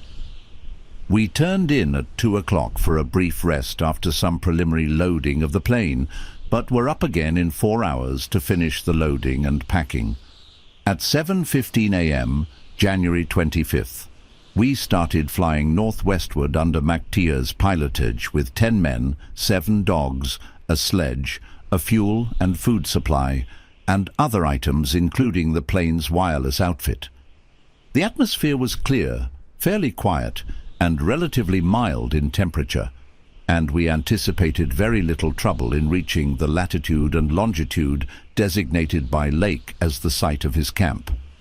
Our apprehensions were over what we might find, or fail to find, at the end of our journey, for silence continued to answer all calls dispatched to the camp. Every incident of that 4.5-hour flight is burned into my recollection because of its crucial position in my life. It marked my loss, at the age of 54, of all that peace and balance which the normal mind possesses, through its accustomed conception of external nature and nature's laws. Thenceforward the 10 of us, but the student Danforth and myself above all others, were to face a hideously amplified world of lurking horrors which nothing can erase from our emotions, and which we would refrain from sharing with mankind in general if we could. The newspapers have printed the bulletins we sent from the moving plane, telling of our non-stop course, our 2 battles with treacherous upper-air gales, our glimpse of the broken surface where Lake had sunk his mid-journey shaft 3 days before, and our sight of a group of those strange fluffy snow cylinders noted by Amundsen and Bird as rolling in the wind across the endless leagues of frozen plateau. There came a point, though, when our sensations could not be conveyed in any words the press would understand, and a later point when we had to adopt an actual rule of strict censorship.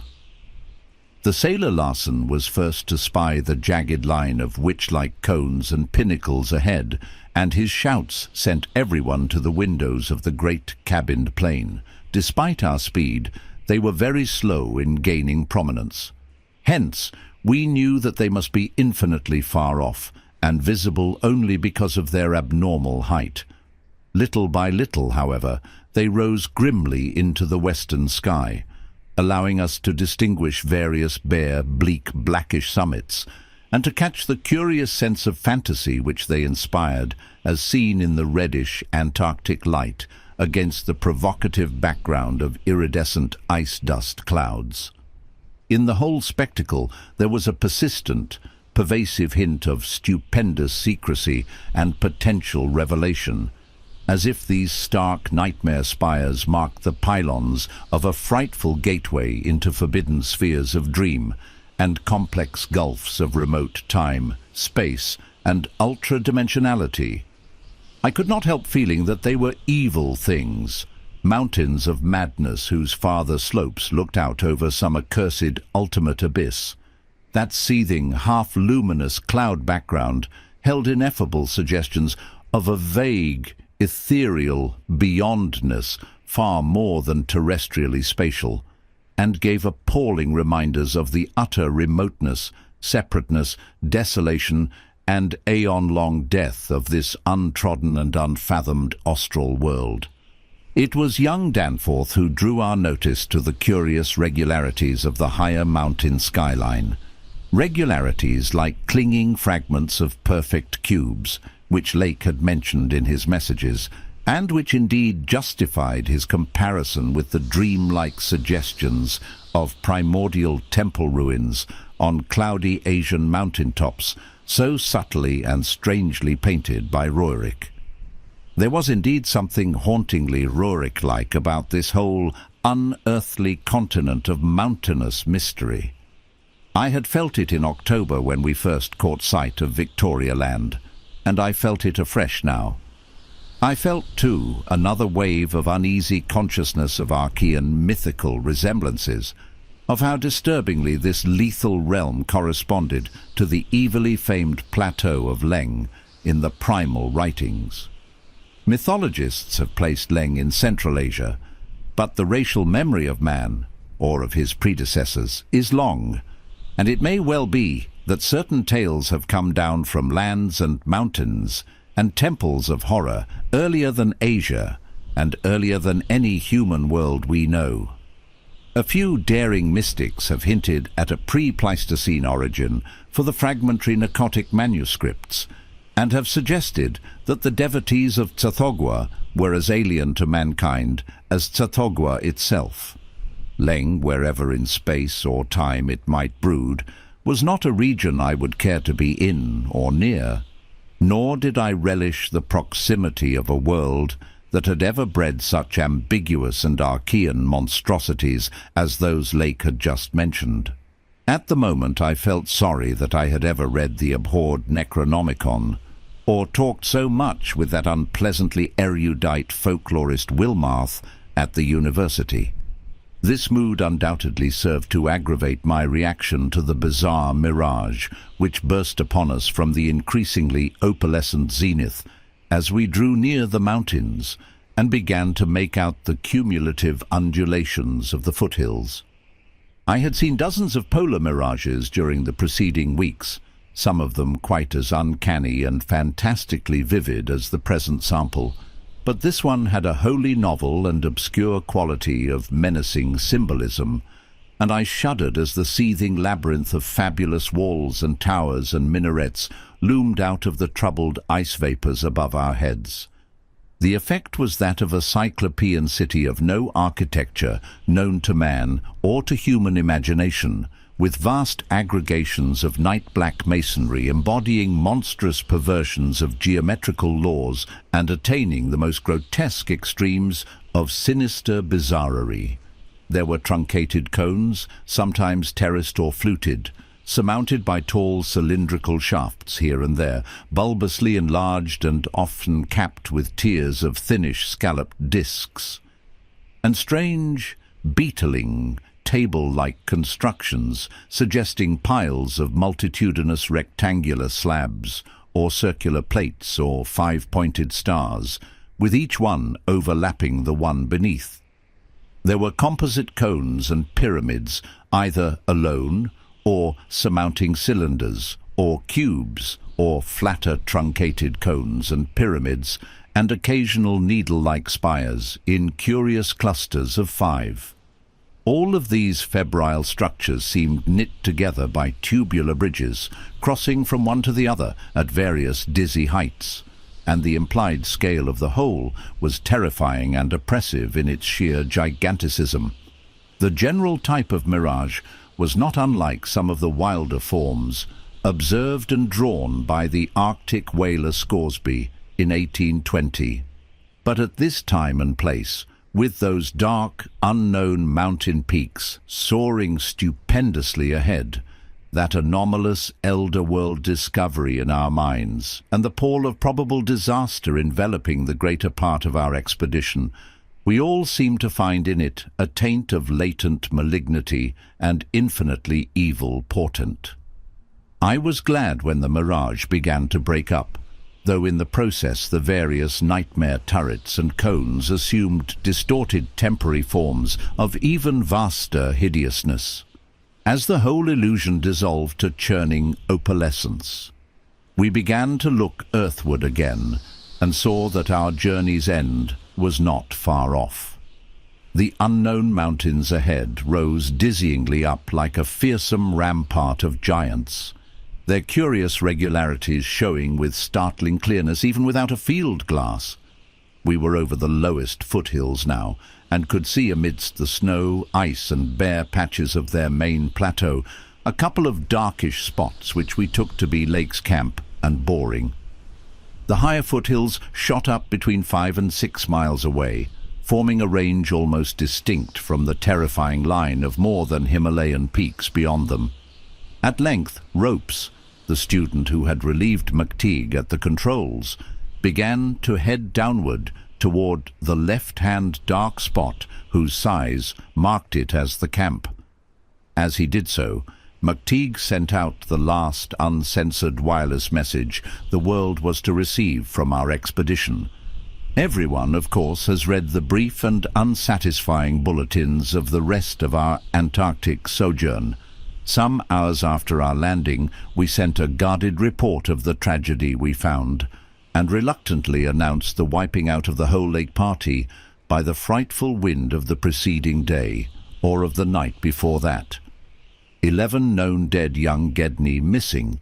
People pardoned our hazy lack of details through realization of the shock the sad event must have caused us, and believed us when we explained that the mangling action of the wind had rendered all 11 bodies unsuitable for transportation outside.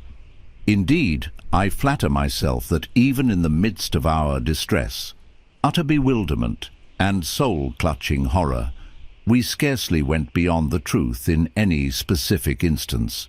The tremendous significance lies in what we dared not tell, what I would not tell now, but for the need of warning others off from nameless terrors.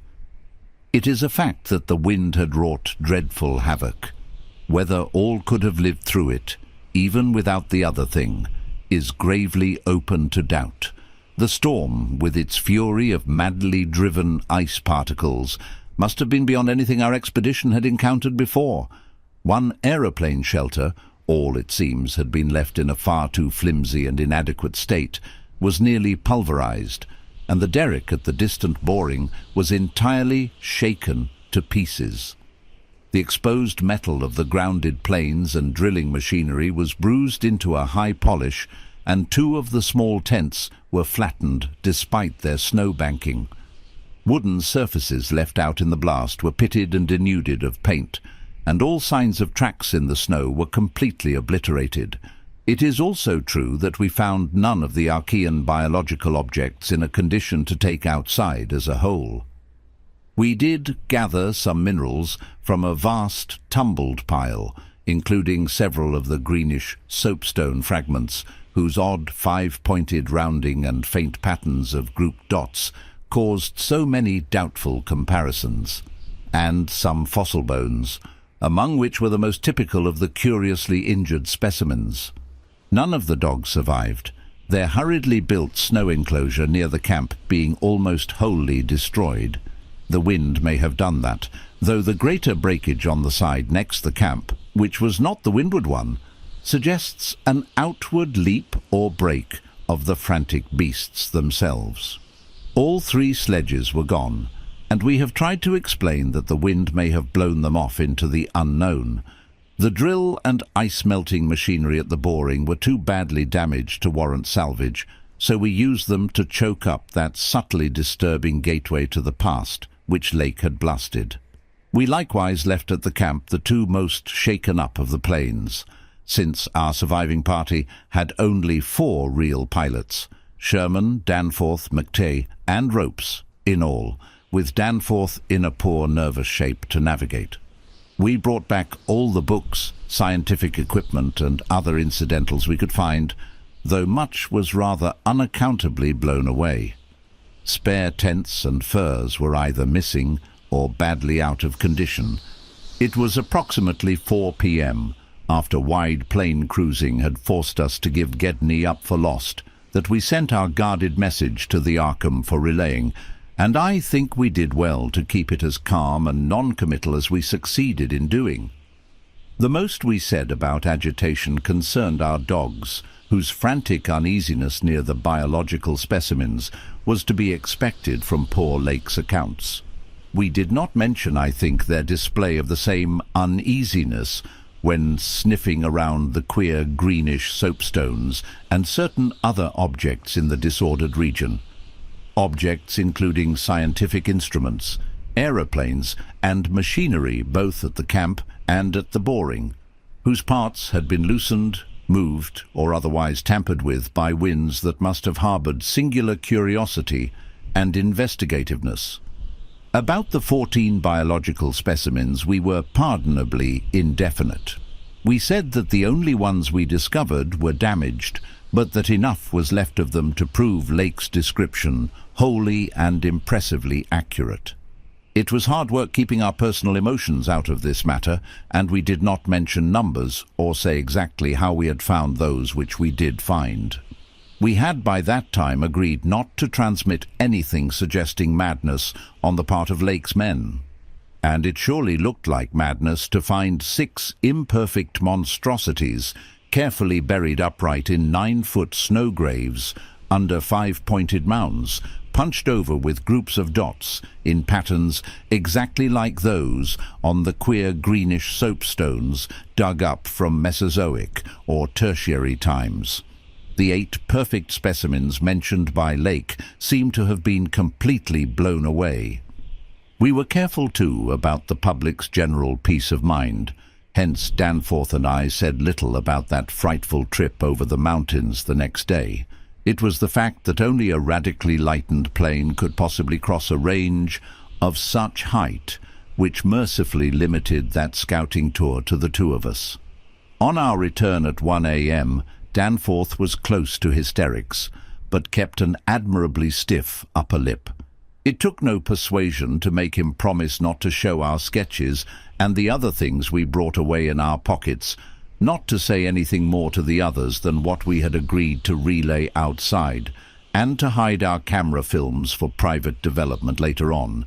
So that part of my present story will be as new to Peabody, McTighe, Ropes, Sherman, and the rest as it will be to the world in general.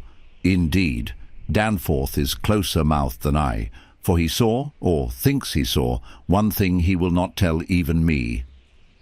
As all know, our report included a tale of a hard ascent, a confirmation of Lake's opinion that the great peaks are of Archean slate and other very primal crumpled strata unchanged since at least Middle Comanchean times, a conventional comment on the regularity of the clinging cube and rampart formations.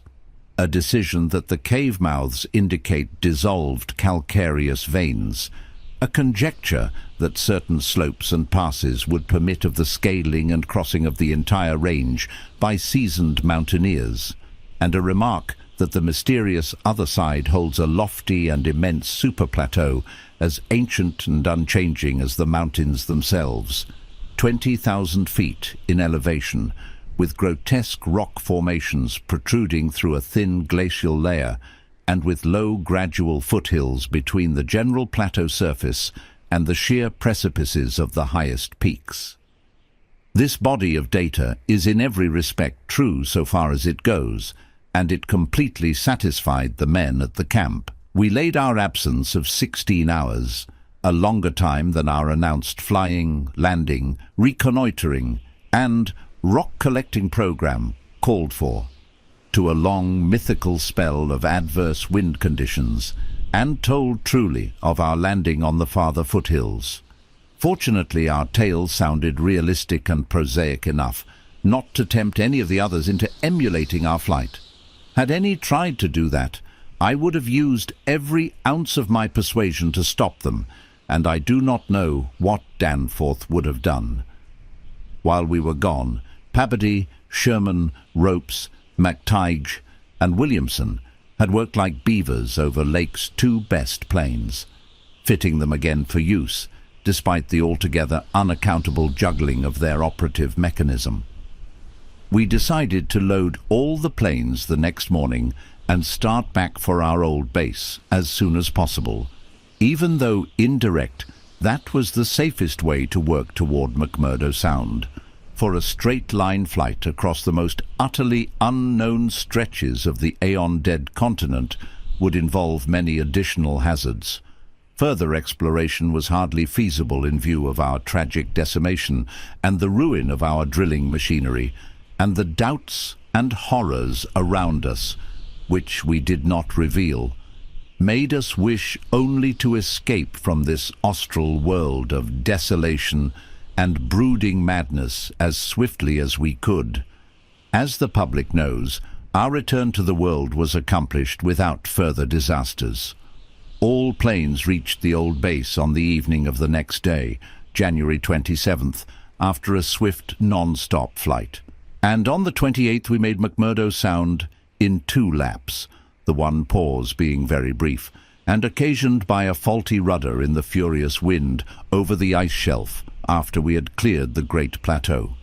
In 5 days more the Arkham and Miskatonic, with all hands and equipment on board, were shaking clear of the thickening field ice and working up Ross Sea with the mocking mountains of Victoria Land looming westward against a troubled Antarctic sky and twisting the wind's wails into a wide-ranged musical piping which chilled my soul to the quick. Less than a fortnight later, we left the last hint of polar land behind us, and thanked heaven that we were clear of a haunted, accursed realm where life and death, space and time have made black and blasphemous alliances in the unknown epochs since matter first writhed and swam on the planet's scarce-cooled crust. Since our return, we have all constantly worked to discourage Antarctic exploration and have kept certain doubts and guesses to ourselves with splendid unity and faithfulness. Even young Danforth, with his nervous breakdown, has not flinched or babbled to his doctors. Indeed, as I have said, there is one thing he thinks he alone saw, which he will not tell even me, though I think it would help his psychological state if he would consent to do so. It might explain and relieve much, though perhaps the thing was no more than the delusive aftermath of an earlier shock. That is the impression I gather after those rare, irresponsible moments when he whispers disjointed things to me, things which he repudiates vehemently as soon as he gets a grip on himself again. It will be hard work deterring others from the Great White South, and some of our efforts may directly harm our cause by drawing inquiring notice. We might have known from the first that human curiosity is undying, and that the results we announced would be enough to spur others ahead on the same age-long pursuit of the unknown. Lake's reports of those biological monstrosities had aroused naturalists and paleontologists to the highest pitch. Though we were sensible enough not to show the detached parts we had taken from the actual buried specimens, or our photographs of those specimens as they were found, we also refrained from showing the more puzzling of the scarred bones and greenish soapstones, while Danforth and I have closely guarded the pictures we took or drew on the super plateau across the range, and the crumpled things we smoothed, studied in terror, and brought away in our pockets. But now that Starkweather Moor party is organizing, and with a thoroughness far beyond anything our outfit attempted. If not dissuaded, they will get to the innermost nucleus of the Antarctic, and melt and bore, till they bring up that which may end the world we know. So I must break through all reticences at last, even about that ultimate nameless thing beyond the mountains of madness. Chapter 4. It is only with vast hesitancy and repugnance that I let my mind go back to Lake's camp and what we really found there, and to that other thing beyond the frightful mountain wall. I am constantly tempted to shirk the details, and to let hints stand for actual facts and ineluctable deductions. I hope I have said enough already to let me glide briefly over the rest, that is, of the horror at the camp. I have told of the wind-ravaged terrain, the damaged shelters, the disarranged machinery, the varied uneasinesses of our dogs, the missing sledges and other items, the deaths of men and dogs, the absence of Gedney, and the 6 insanely buried biological specimens, strangely sound in texture for all their structural injuries, from a world 40 million years dead. I do not recall whether I mentioned that upon checking up the canine bodies we found 1 dog missing. We did not think much about that till later. Indeed, only Danforth and I have thought of it at all. The principal things I've been keeping back relate to the bodies, and to certain subtle points which may or may not lend a hideous and incredible kind of rationale to the apparent chaos. At the time, I tried to keep the men's minds off those points, for it was so much simpler, so much more normal, to lay everything to an outbreak of madness on the part of some of Lake's party. From the look of things, that demon mountain wind must have been enough to drive any man mad in the midst of this center of all earthly mystery and desolation. The crowning abnormality, of course, was the condition of the bodies, men and dogs alike. They had all been in some terrible kind of conflict, and were torn and mangled in fiendish and altogether inexplicable ways. Death, so far as we could judge, had in each case come from strangulation or laceration. The dogs had evidently started the trouble, for the state of their ill-built corral bore witness to its forcible breakage from within.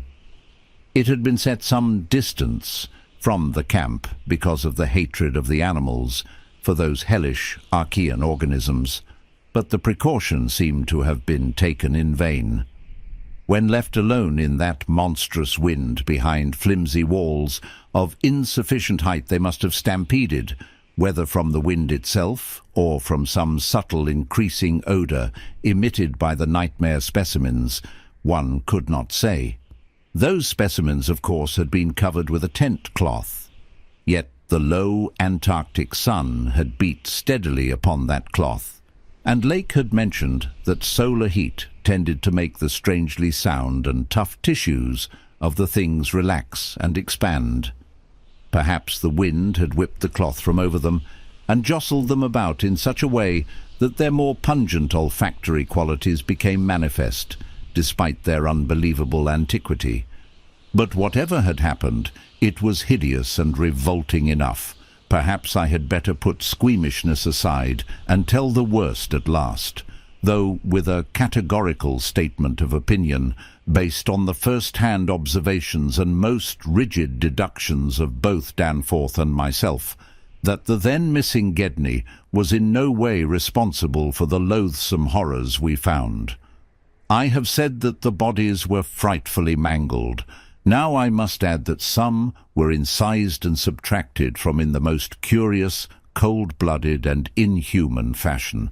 It was the same with dogs and men. All the healthier, fatter bodies, quadrupedal or bipedal, had had their most solid masses of tissue cut out and removed as by a careful butcher, and around them was a strange sprinkling of salt, taken from the ravaged provision chests on the plains, which conjured up the most horrible associations.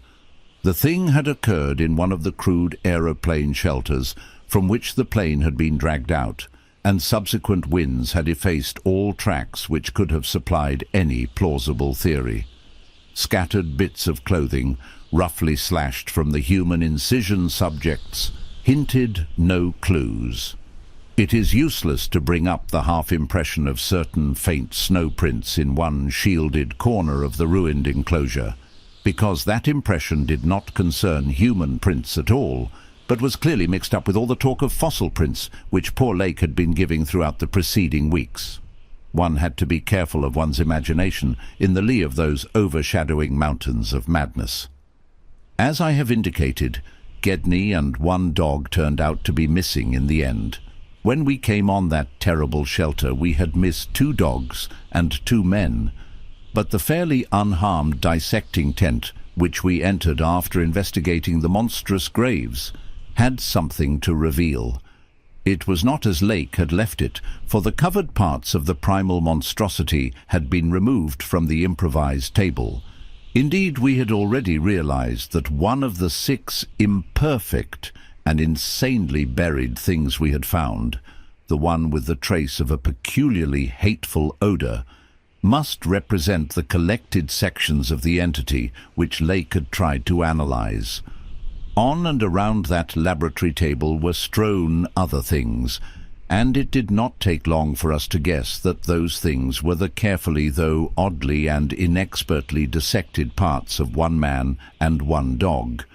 I shall spare the feelings of survivors by omitting mention of the man's identity. Lake's anatomical instruments were missing, but there were evidences of their careful cleansing. The gasoline stove was also gone, though around it we found a curious litter of matches. We buried the human parts beside the other 10 men, and the canine parts with the other 35 dogs. Concerning the bizarre smudges on the laboratory table, and on the jumble of roughly handled illustrated books scattered near it, we were much too bewildered to speculate. This formed the worst of the camp horror, but other things were equally perplexing. The disappearance of Gedney, the one dog, the 8 uninjured biological specimens, the 3 sledges and certain instruments, illustrated technical and scientific books, writing materials, electric torches and batteries, food and fuel, heating apparatus, spare tents, fursuits and the like, was utterly beyond sane conjecture, as were likewise the spatter-fringed ink blots on certain pieces of paper, and the evidences of curious alien fumbling and experimentation around the plains, and all other mechanical devices, both at the camp and at the boring. The dogs seemed to abhor this oddly disordered machinery. Then, too, there was the upsetting of the larder, the disappearance of certain staples, and the jarringly comical heap of tin cans pried open in the most unlikely ways and at the most unlikely places. The profusion of scattered matches, intact, broken or spent, formed another minor enigma, as did the 2 or 3 tent cloths and fur suits which we found lying about with peculiar and unorthodox slashings, conceivably due to clumsy efforts at unimaginable adaptations. The maltreatment of the human and canine bodies and the crazy burial of the damaged Archean specimens were all of a piece with this apparent disintegrative madness.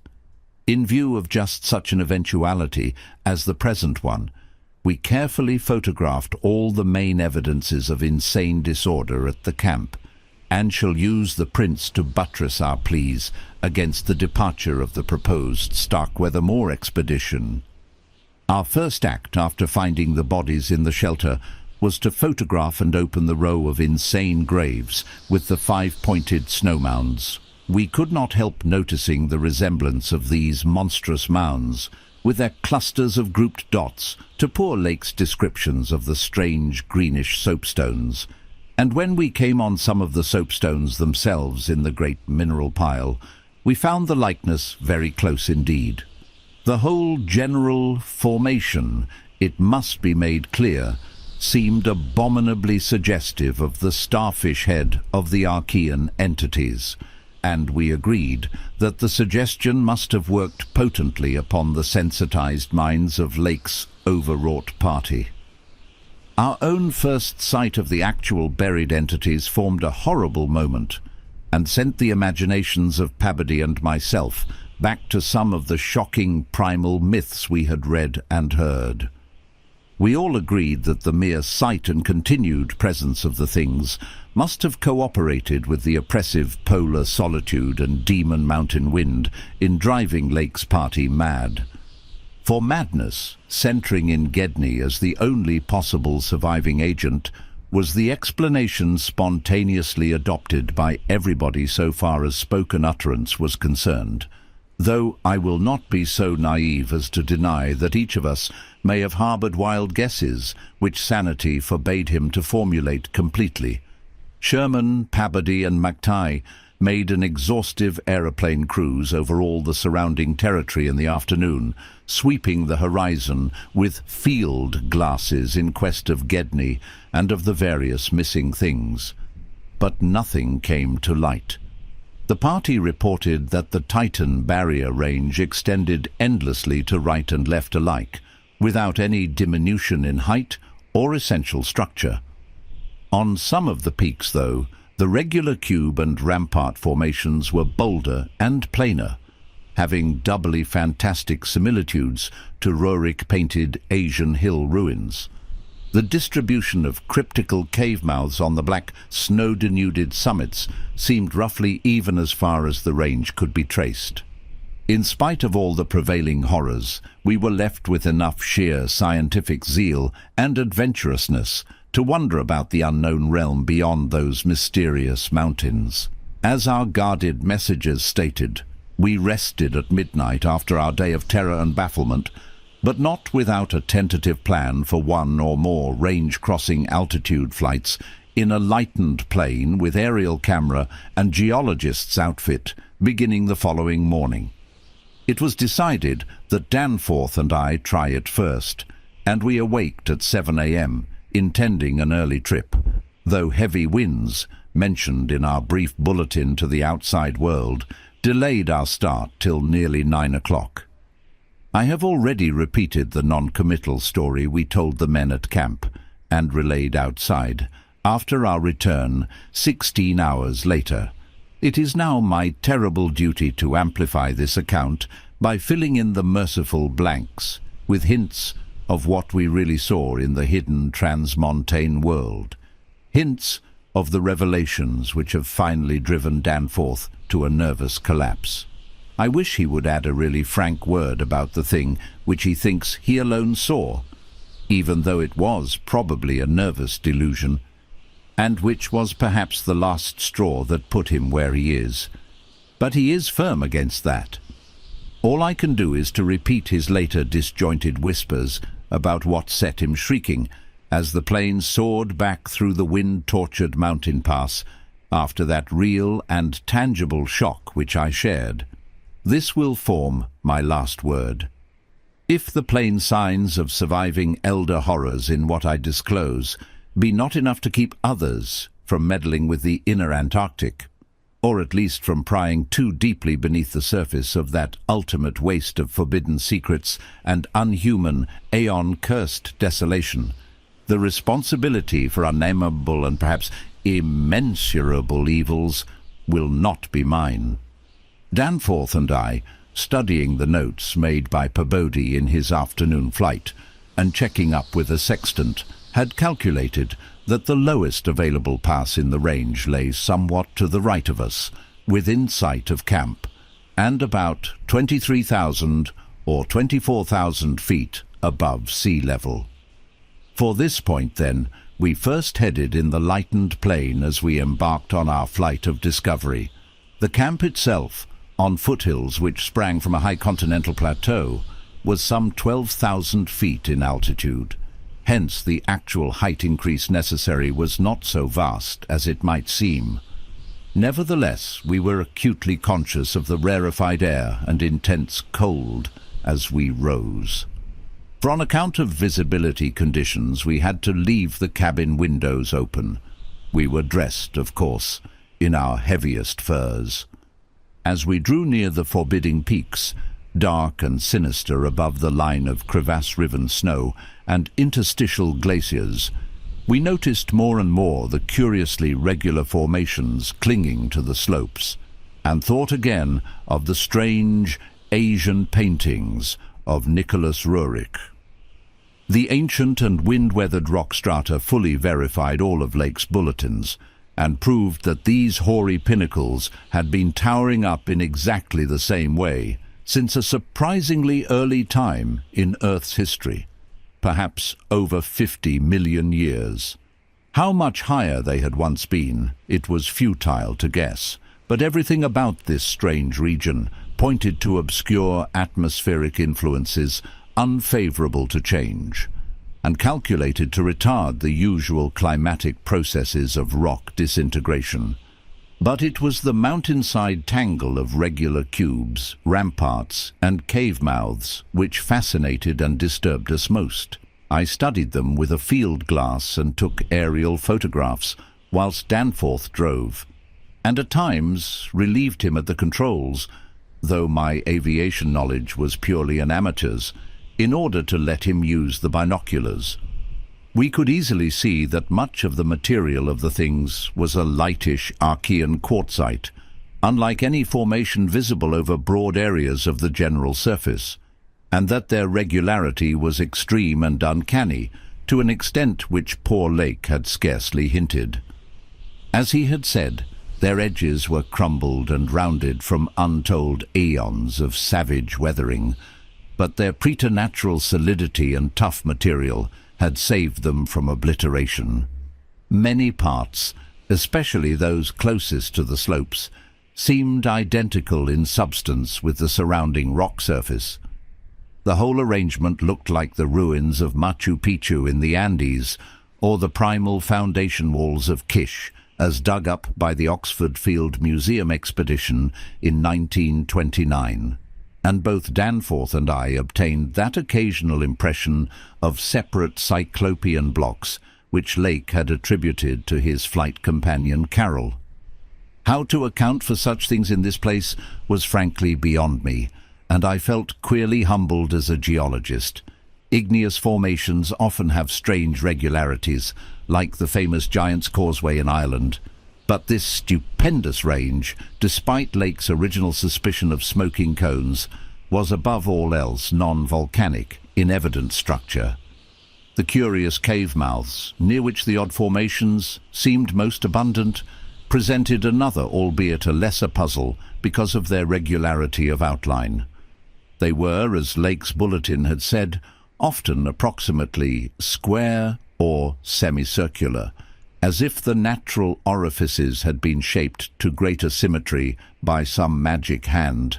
Their numerousness and wide distribution were remarkable, and suggested that the whole region was honeycombed with tunnels dissolved out of limestone strata. Such glimpses as we secured did not extend far within the caverns, but we saw that they were apparently clear of stalactites and stalagmites. Outside, those parts of the mountain slopes adjoining the apertures seemed invariably smooth and regular, and Danforth thought that the slight cracks and pittings of the weathering tended toward unusual patterns. Filled as he was with the horrors and strangenesses discovered at the camp, He hinted that the pittings vaguely resembled those baffling groups of dots sprinkled over the primeval greenish soapstones, so hideously duplicated on the madly conceived snow mounds above those 6 buried monstrosities. We had risen gradually in flying over the higher foothills and along toward the relatively low pass we had selected. As we advanced, we occasionally looked down at the snow and ice of the land route, wondering whether we could have attempted the trip with the simpler equipment of earlier days. Somewhat to our surprise, we saw that the terrain was far from difficult as such things go, and that despite the crevasses and other bad spots, it would not have been likely to deter the sledges of a Scott, a Shackleton, or an Amundsen. Some of the glaciers appeared to lead up to wind-bared passes with unusual continuity, and upon reaching our chosen pass, we found that its case formed no exception. Our sensations of tense expectancy as we prepared to round the crest and peer out over an untrodden world can hardly be described on paper. Even though we had no cause to think the regions beyond the range essentially different from those already seen and traversed, the touch of evil mystery in these barrier mountains and in the beckoning sea of opalescent sky glimpsed betwixt their summits was a highly subtle and attenuated matter not to be explained in literal words. Rather was it an affair of vague psychological symbolism and aesthetic association, a thing mixed up with exotic poetry and paintings, and with archaic myths lurking in shunned and forbidden volumes. Even the wind's burden held a peculiar strain of conscious malignity, and for a second it seemed that the composite sound included a bizarre musical whistling or piping over a wide range as the blast swept in and out of the omnipresent and resonant cave mouths.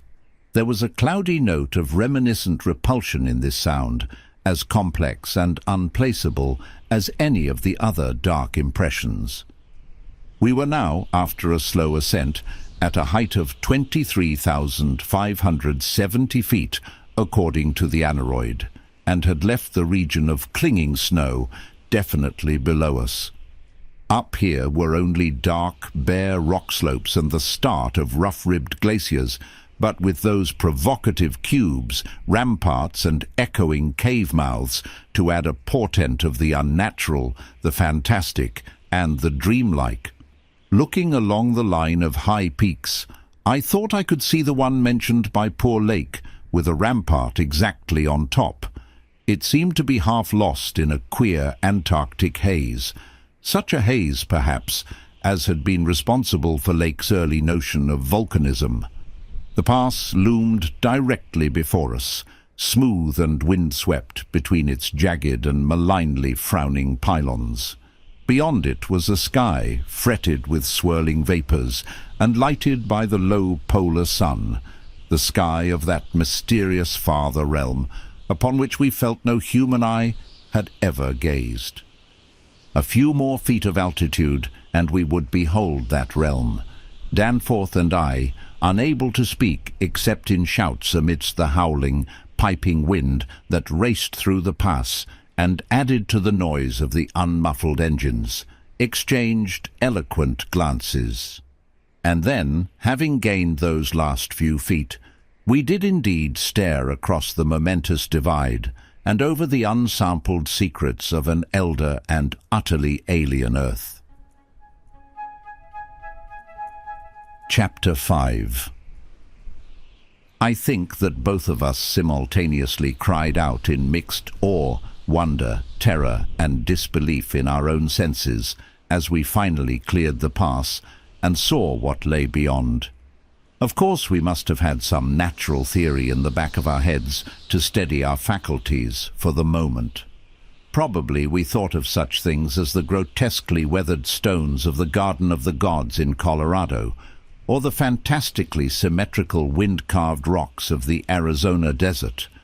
Perhaps we even half thought the sight a mirage, like that we had seen the morning before on first approaching those mountains of madness. We must have had some such normal notions to fall back upon as our eyes swept that limitless, tempest-scarred plateau and grasped the almost endless labyrinth of colossal, regular, and geometrically eurythmic stone masses which reared their crumbled and pitted crests above a glacial sheet not more than 40 or 50 feet deep at its thickest, and, in places, obviously thinner.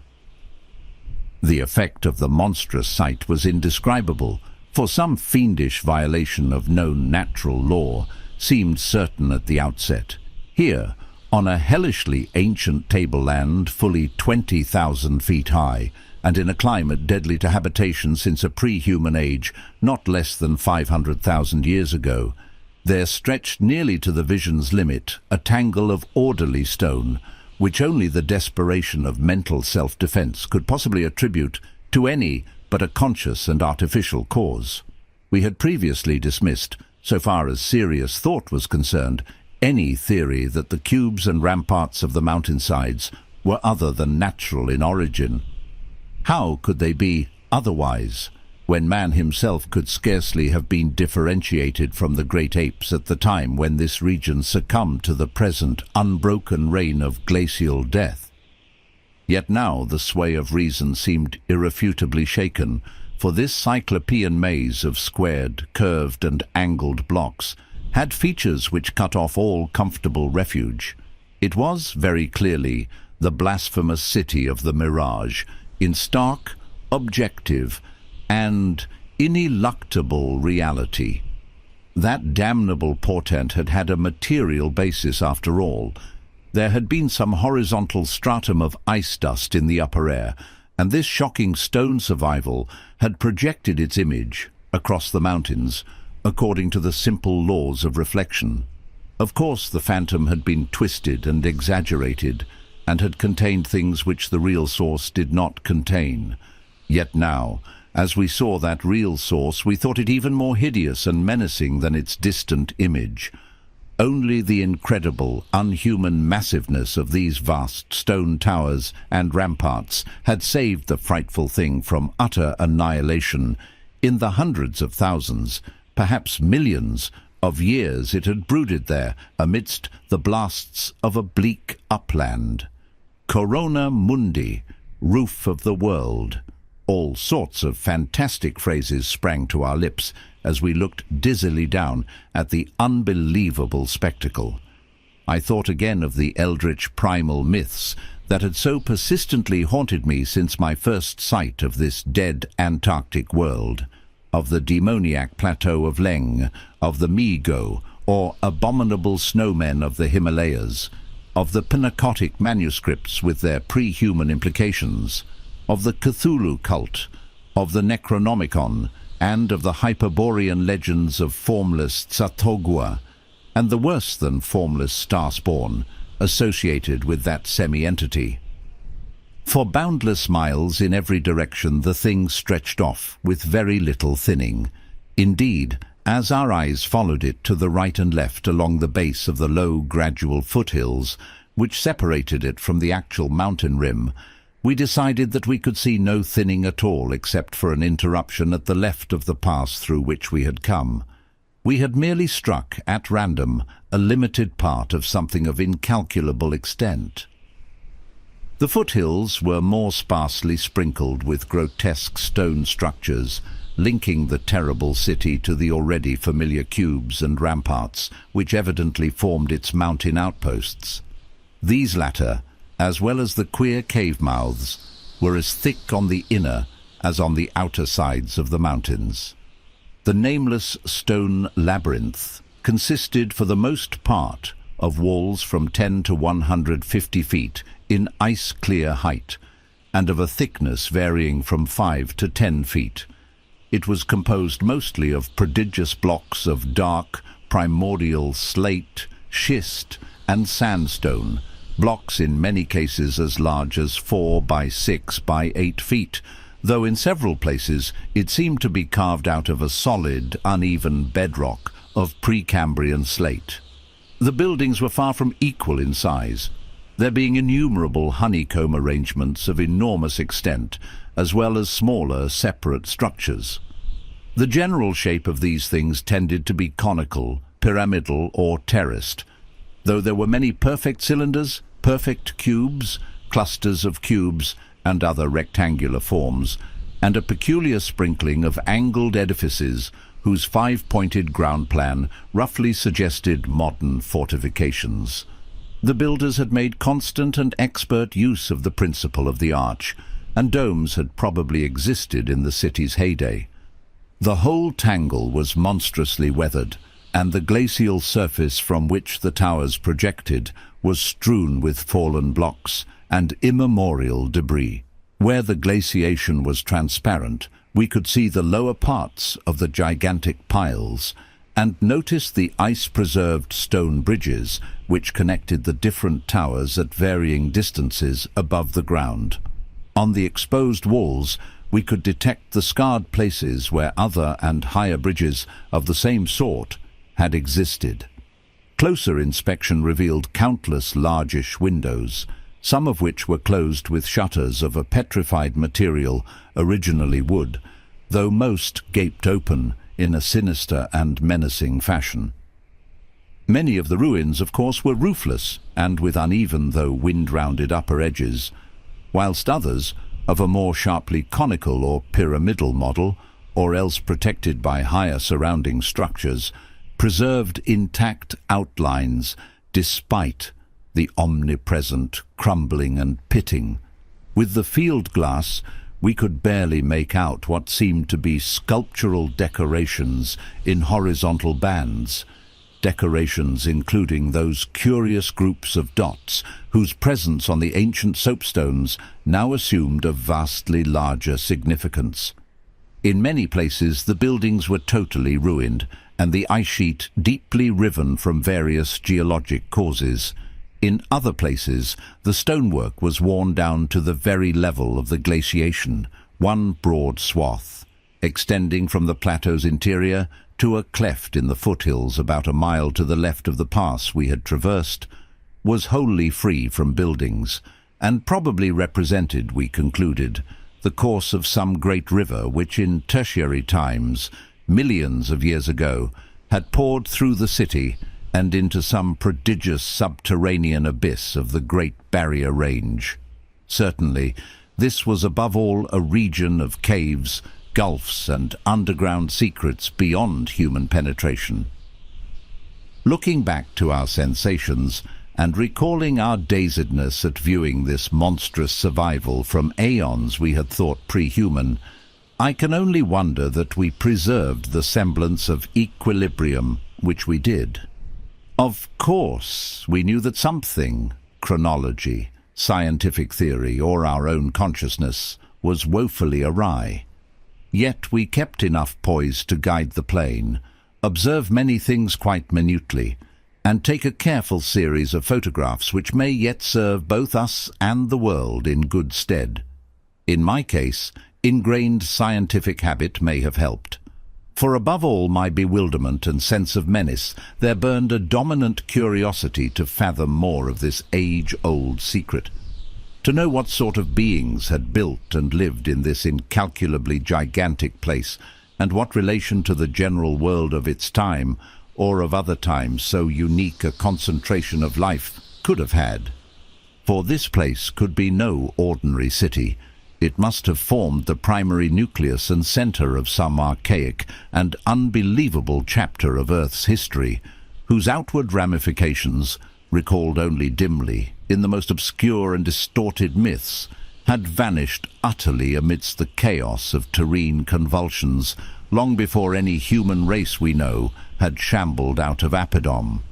Here sprawled a Paleogean megalopolis, compared with which the fabled Atlantis and Lemuria, Comorium and Uzuldarum, and Olatoa in the land of Lomar are recent things of today, not even of yesterday.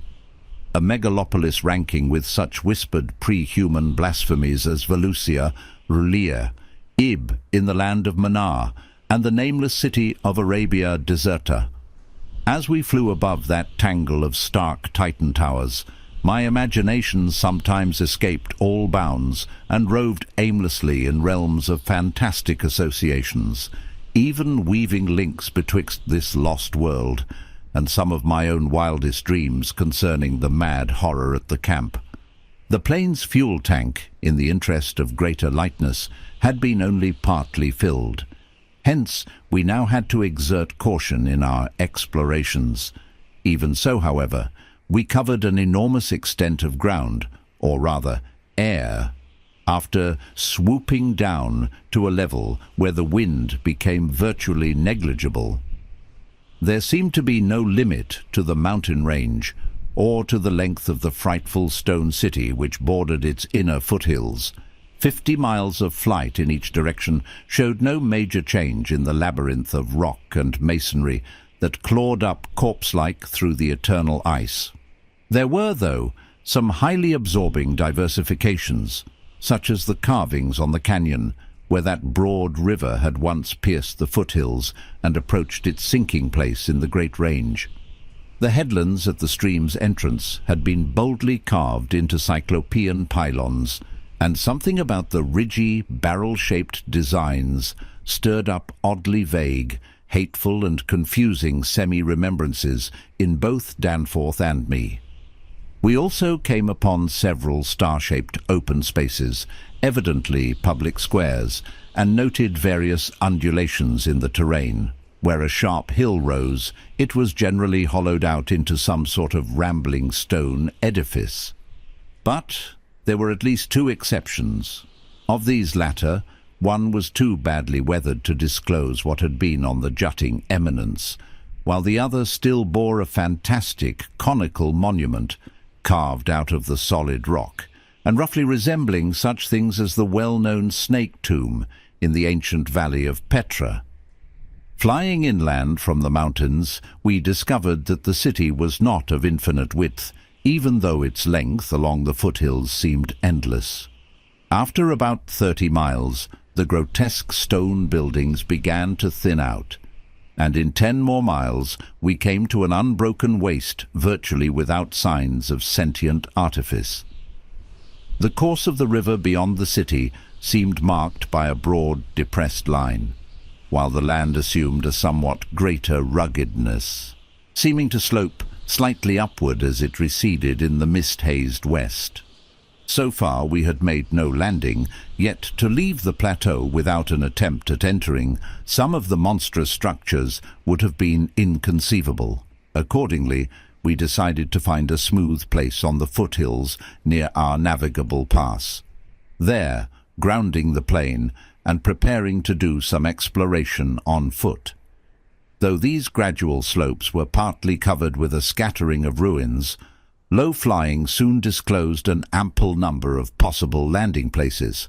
Selecting that nearest to the pass, since our next flight would be across the Great Range and back to camp, we succeeded about 12:30 p.m. in coming down on a smooth, hard snowfield, wholly devoid of obstacles, and well adapted to a swift and favorable takeoff later on. It did not seem necessary to protect the plane with a snowbanking for so brief a time, and in so comfortable an absence of high winds at this level. Hence, we merely saw that the landing skis were safely lodged, and that the vital parts of the mechanism were guarded against the cold. For our foot journey, we discarded the heaviest of our flying furs, and took with us a small outfit consisting of pocket compass, hand camera, light provisions, voluminous notebooks and paper, geologist's hammer and chisel, specimen bags, coil of climbing rope, and powerful electric torches with extra batteries. This equipment having been carried in the plane on the chance that we might be able to effect a landing, take ground pictures, make drawings and topographical sketches, and obtain rock specimens from some bare slope, outcropping or mountain cave. Fortunately, we had a supply of extra paper to tear up, place in a spare specimen bag, and use on the ancient principle of hare and hounds for marking our course in any interior mazes we might be able to penetrate. This had been brought in case we found some cave system with air quiet enough to allow such a rapid and easy method, in place of the usual rock-chipping method of trailblazing. walking cautiously downhill over the crusted snow toward the stupendous stone labyrinth that loomed against the opalescent west, we felt almost as keen a sense of imminent marvels as we had felt on approaching the unfathomed mountain pass 4 hours previously. True, we had become visually familiar with the incredible secret concealed by the barrier peaks, yet the prospect of actually entering primordial walls reared by conscious beings, perhaps millions of years ago, before any known race of men could have existed, was nonetheless awesome and potentially terrible in its implications of cosmic abnormality. Though the thinness of the air at this prodigious altitude made exertion somewhat more difficult than usual, both Danforth and I found ourselves bearing up very well, and felt equal to almost any task which might fall to our lot. It took only a few steps to bring us to a shapeless ruin, worn level with the snow, while 10 or 15 rods farther on there was a huge roofless rampart still complete in its gigantic 5-pointed outline and rising to an irregular height of 10 or 11 feet. For this latter we headed, and when at last we were able actually to touch its weathered cyclopean blocks, we felt that we had established an unprecedented and almost blasphemous link with forgotten aeons normally closed to our species. This rampart, shaped like a star, and perhaps 300 feet from point to point, was built of Jurassic sandstone blocks of irregular size, averaging 6 by 8 feet in surface. There was a row of arched loopholes or windows about 4 feet wide and 5 feet high, spaced quite symmetrically along the points of the star and at its inner angles, and with the bottoms about 4 feet from the glaciated surface. Looking through these, we could see that the masonry was fully 5 feet thick, that there were no partitions remaining within, and that there were traces of banded carvings or bas-reliefs on the interior walls. Facts we had indeed guessed before when flying low over this rampart and others like it. Though lower parts must have originally existed, all traces of such things were now wholly obscured by the deep layer of ice and snow at this point. We crawled through one of the windows and vainly tried to decipher the nearly effaced mural designs, but did not attempt to disturb the glaciated floor. Our orientation flights had indicated that many buildings in the city proper were less ice-choked, and that we might perhaps find wholly clear interiors leading down to the true ground level if we entered those structures still roofed at the top. Before we left the rampart, we photographed it carefully and studied its mortarless cyclopean masonry with complete bewilderment. We wished that Pabody were present, for his engineering knowledge might have helped us guess how such titanic blocks could have been handled in that unbelievably remote age when the city and its outskirts were built up. The half-mile walk downhill to the actual city, with the upper wind shrieking vainly and savagely through the skyward peaks in the background, was something whose smallest details will always remain engraved on my mind. Only in fantastic nightmares could any human beings but Danforth and me conceive such optical effects. Between us and the churning vapours of the west lay that monstrous tangle of dark stone towers, its outre and incredible forms impressing us afresh at every new angle of vision. It was a mirage in solid stone, and were it not for the photographs, I would still doubt that such a thing could be. The general type of masonry was identical with that of the rampart we'd examined, but the extravagant shapes which this masonry took in its urban manifestations were past all description. Even the pictures illustrate only 1 or 2 phases of its infinite bizarrerie, endless variety, preternatural massiveness, and utterly alien exoticism. There were geometrical forms for which an Euclid could scarcely find a name, cones of all degrees of irregularity and truncation, terraces of every sort of provocative disproportion, shafts with odd bulbous enlargements, broken columns in curious groups, and five-pointed or five-ridged arrangements of mad grotesqueness. As we drew nearer, we could see beneath certain transparent parts of the ice sheet and detect some of the tubular stone bridges that connected the crazily sprinkled structures at various heights. Of orderly streets there seemed to be none, the only broad open swath being a mile to the left, where the ancient river had doubtless flowed through the town into the mountains. Our field glasses showed the external horizontal bands of nearly effaced sculptures and dot groups to be very prevalent, and we could half imagine what the city must once have looked like, even though most of the roofs and tower tops had necessarily perished. As a whole, it had been a complex tangle of twisted lanes and alleys, all of them deep canyons, and some little better than tunnels because of the overhanging masonry or overarching bridges. Now, outspread below us, it loomed like a dream fantasy against a westward mist, through whose northern end the low, reddish Antarctic sun of early afternoon was struggling to shine. And when for a moment that sun encountered a denser obstruction and plunged the scene into temporary shadow, the effect was subtly menacing in a way I can never hope to depict. Even the faint howling and piping of the unfelt wind in the great mountain passes behind us took on a wilder note of purposeful malignity. The last stage of our descent to the town was unusually steep and abrupt, and a rock outcropping at the edge where the grade changed led us to think that an artificial terrace had once existed there. Under the glaciation, we believed, there must be a flight of steps, or its equivalent.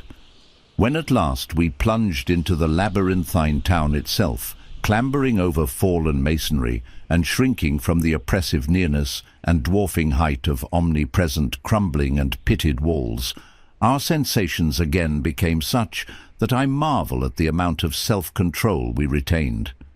Danforth was frankly jumpy and began making some offensively irrelevant speculations about the horror at the camp, which I resented all the more because I could not help sharing certain conclusions forced upon us by many features of this morbid survival from nightmare antiquity. The speculations worked on his imagination too, for in one place, where a debris-littered alley turned a sharp corner, he insisted that he saw faint traces of ground markings which he did not like, whilst elsewhere he stopped to listen to a subtle imaginary sound from some undefined point. A muffled musical piping, he said, not unlike that of the wind in the mountain caves, yet somehow disturbingly different. The ceaseless five-pointedness of the surrounding architecture and of the few distinguishable mural arabesques had a dimly sinister suggestiveness we could not escape, and gave us a touch of terrible subconscious certainty concerning the primal entities which had reared and dwelt in this unhallowed place. Nevertheless, our scientific and adventurous souls were not wholly dead, and we mechanically carried out our program of chipping specimens from all the different rock types represented in the masonry. We wished a rather full set in order to draw better conclusions regarding the age of the place. Nothing in the great outer walls seemed to date from later than the Jurassic and Comanchean periods, nor was any piece of stone in the entire place of a greater recency than the Pliocene age. In stark certainty, we were wandering amidst a death which had reigned at least 500,000 years, and in all probability even longer. As we proceeded through this maze of stone-shadowed twilight, we stopped at all available apertures to study interiors and investigate entrance possibilities. Some were above our reach, whilst others led only into ice-choked ruins, as unroofed and barren as the rampart on the hill. One, though spacious and inviting, opened on a seemingly bottomless abyss without visible means of descent. Now and then we had a chance to study the petrified wood of a surviving shutter, and were impressed by the fabulous antiquity implied in the still discernible grain. These things had come from Mesozoic gymnosperms and conifers, especially Cretaceous cycads, and from fan palms and early angiosperms of plainly tertiary date. Nothing definitely later than the Pliocene could be discovered.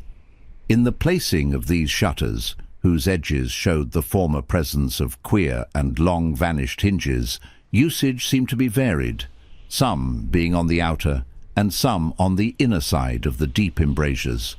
They seemed to have become wedged in place, thus surviving the rusting of their former and probably metallic fixtures and fastenings. After a time we came across a row of windows in the bulges of a colossal five-ridged cone of undamaged apex, which led into a vast, well-preserved room with stone flooring, but these were too high in the room to permit of descent without a rope. We had a rope with us, but did not wish to bother with this 20-foot drop unless obliged to, especially in this thin plateau air, where great demands were made upon the heart action. This enormous room was probably a hall or concourse of some sort, and our electric torches showed bold, distinct and potentially startling sculptures arranged round the walls in broad horizontal bands, separated by equally broad strips of conventional arabesques. We took careful note of this spot, planning to enter here, unless a more easily gained interior were encountered. Finally, though, we did encounter exactly the opening we wished, an archway about 6 feet wide and 10 feet high, marking the former end of an aerial bridge, which had spanned an alley about 5 feet above the present level of glaciation. These archways, of course, were flush with upper-story floors, and in this case, one of the floors still existed. The building thus accessible was a series of rectangular terraces on our left, facing westward. That, across the alley, where the other archway yawned, was a decrepit cylinder with no windows and with a curious bulge about 10 feet above the aperture. It was totally dark inside, and the archway seemed to open on a well of illimitable emptiness. Heaped debris made the entrance to the vast left-hand building doubly easy, yet for a moment we hesitated before taking advantage of the long-wished chance. For though we had penetrated into this tangle of archaic mystery, it required fresh resolution to carry us actually inside a complete and surviving building of a fabulous elder world whose nature was becoming more and more hideously plain to us. In the end, however, we made the plunge and scrambled up over the rubble into the gaping embrasure. The floor beyond was of great slate slabs and seemed to form the outlet of a long, high corridor with sculptured walls. Observing the many inner archways which led off from it, and realizing the probable complexity of the nest of apartments within, we decided that we must begin our system of hare and hound trail-blazing. Hitherto our compasses, together with frequent glimpses of the vast mountain range between the towers in our rear, had been enough to prevent our losing our way. But from now on, the artificial substitute would be necessary. Accordingly, we reduced our extra paper to shreds of suitable size, placed these in a bag to be carried by Danforth, and prepared to use them as economically as safety would allow. This method would probably gain us immunity from straying, since there did not appear to be any strong air currents inside the primordial masonry. If such should develop, or if our paper supply should give out, we could of course fall back on the more secure, though more tedious and retarding method of rock chipping. Just how extensive a territory we had opened up, it was impossible to guess without a trial. The close and frequent connection of the different buildings made it likely that we might cross from one to another on bridges underneath the ice, except where impeded by local collapses and geologic rifts, for very little glaciation seemed to have entered the massive constructions. Almost all the areas of transparent ice had revealed the submerged windows as tightly shuttered, as if the town had been left in that uniform state until the glacial sheet came to crystallize the lower part for all succeeding time. Indeed, one gained a curious impression that this place had been deliberately closed and deserted in some dim, bygone aeon, rather than overwhelmed by any sudden calamity or even gradual decay.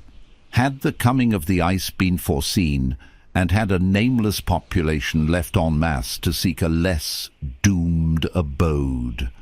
The precise physiographic conditions attending the formation of the ice sheet at this point would have to wait for later solution. It had not, very plainly, been a grinding drive.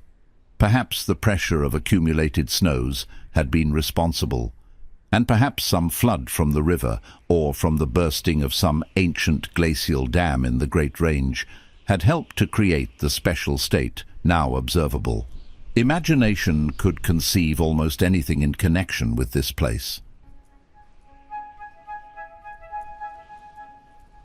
Chapter 6. It would be cumbrous to give a detailed, consecutive account of our wanderings inside that cavernous, aeon-dead honeycomb of primal masonry, that monstrous lair of elder secrets which now echoed for the first time, after uncounted epochs, to the tread of human feet. This is especially true because so much of the horrible drama and revelation came from a mere study of the omnipresent mural carvings. Our flashlight photographs of those carvings will do much toward proving the truth of what we are now disclosing, and it is lamentable that we had not a larger film supply with us. As it was, we made crude notebook sketches of certain salient features after all our films were used up. The building which we'd entered was one of great size and elaborateness, and gave us an impressive notion of the architecture of that nameless geologic past. The inner partitions were less massive than the outer walls, but on the lower levels were excellently preserved. Labyrinthine complexity, involving curiously irregular differences in floor levels, characterized the entire arrangement, and we should certainly have been lost at the very outset, but for the trail of torn paper left behind us. We decided to explore the more decrepit upper parts first of all, hence climbed aloft in the maze for a distance of some 100 feet, to where the topmost tier of chambers yawned snowily and ruinously open to the polar sky. Ascent was effected over the steep, transversely ribbed stone ramps or inclined planes, which everywhere served in lieu of stairs. The rooms we encountered were of all imaginable shapes and proportions, ranging from five-pointed stars to triangles and perfect cubes. It might be safe to say that their general average was about 30 times 30 feet in floor area and 20 feet in height, though many larger apartments existed. After thoroughly examining the upper regions and the glacial level, we descended story by story into the submerged part, where indeed we soon saw we were in a continuous maze of connected chambers and passages probably leading over unlimited areas outside this particular building. The cyclopean massiveness and giganticism of everything about us became curiously oppressive, and there was something vaguely but deeply unhuman in all the contours, dimensions, proportions, decorations, and constructional nuances of the blasphemously archaic stonework. We soon realized from what the carvings revealed that this monstrous city was many million years old. We cannot yet explain the engineering principles used in the anomalous balancing and adjustment of the vast rock masses, though the function of the arch was clearly much relied on. The rooms we visited were wholly bare of all portable contents, a circumstance which sustained our belief in the city's deliberate desertion. The prime decorative feature was the almost universal system of mural sculpture, which tended to run in continuous horizontal bands 3 feet wide and arranged from floor to ceiling in alternation with bands of equal width, given over to geometrical arabesques. There were exceptions to this rule of arrangement, but its preponderance was overwhelming. Often, however, a series of smooth cartouches containing oddly patterned groups of dots would be sunk along one of the arabesque bands. The technique, we soon saw, was mature, accomplished, and aesthetically evolved to the highest degree of civilized mastery, though utterly alien in every detail to any known art tradition of the human race. In delicacy of execution, no sculpture I have ever seen could approach it. The minutest details of elaborate vegetation or of animal life were rendered with astonishing vividness despite the bold scale of the carvings, whilst the conventional designs were marvels of skillful intricacy. The arabesques displayed a profound use of mathematical principles and were made up of obscurely symmetrical curves and angles based on the quantity of 5. The pictorial bands followed a highly formalized tradition and involved a peculiar treatment of perspective, but had an artistic force that moved us profoundly, notwithstanding the intervening gulf of vast geologic periods. Their method of design hinged on a singular juxtaposition of the cross-section with the two-dimensional silhouette, and embodied an analytical psychology beyond that of any known race of antiquity. It is useless to try to compare this art with any represented in our museums. Those who see our photographs will probably find its closest analogue in certain grotesque conceptions of the most daring futurists. The arabesque tracery consisted altogether of depressed lines, whose depth on unweathered walls varied from 1 to 2 inches.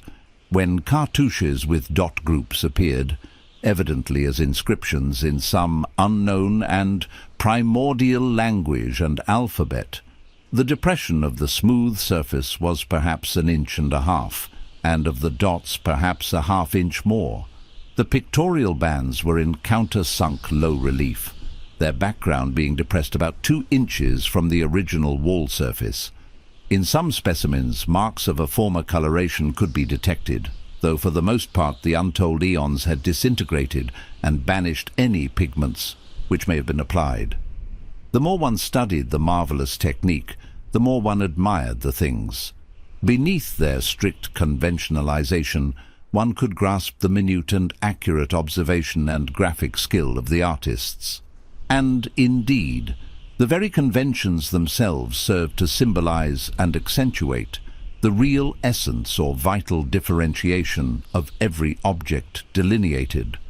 We felt, too, that besides these recognizable excellences, there were others lurking beyond the reach of our perceptions.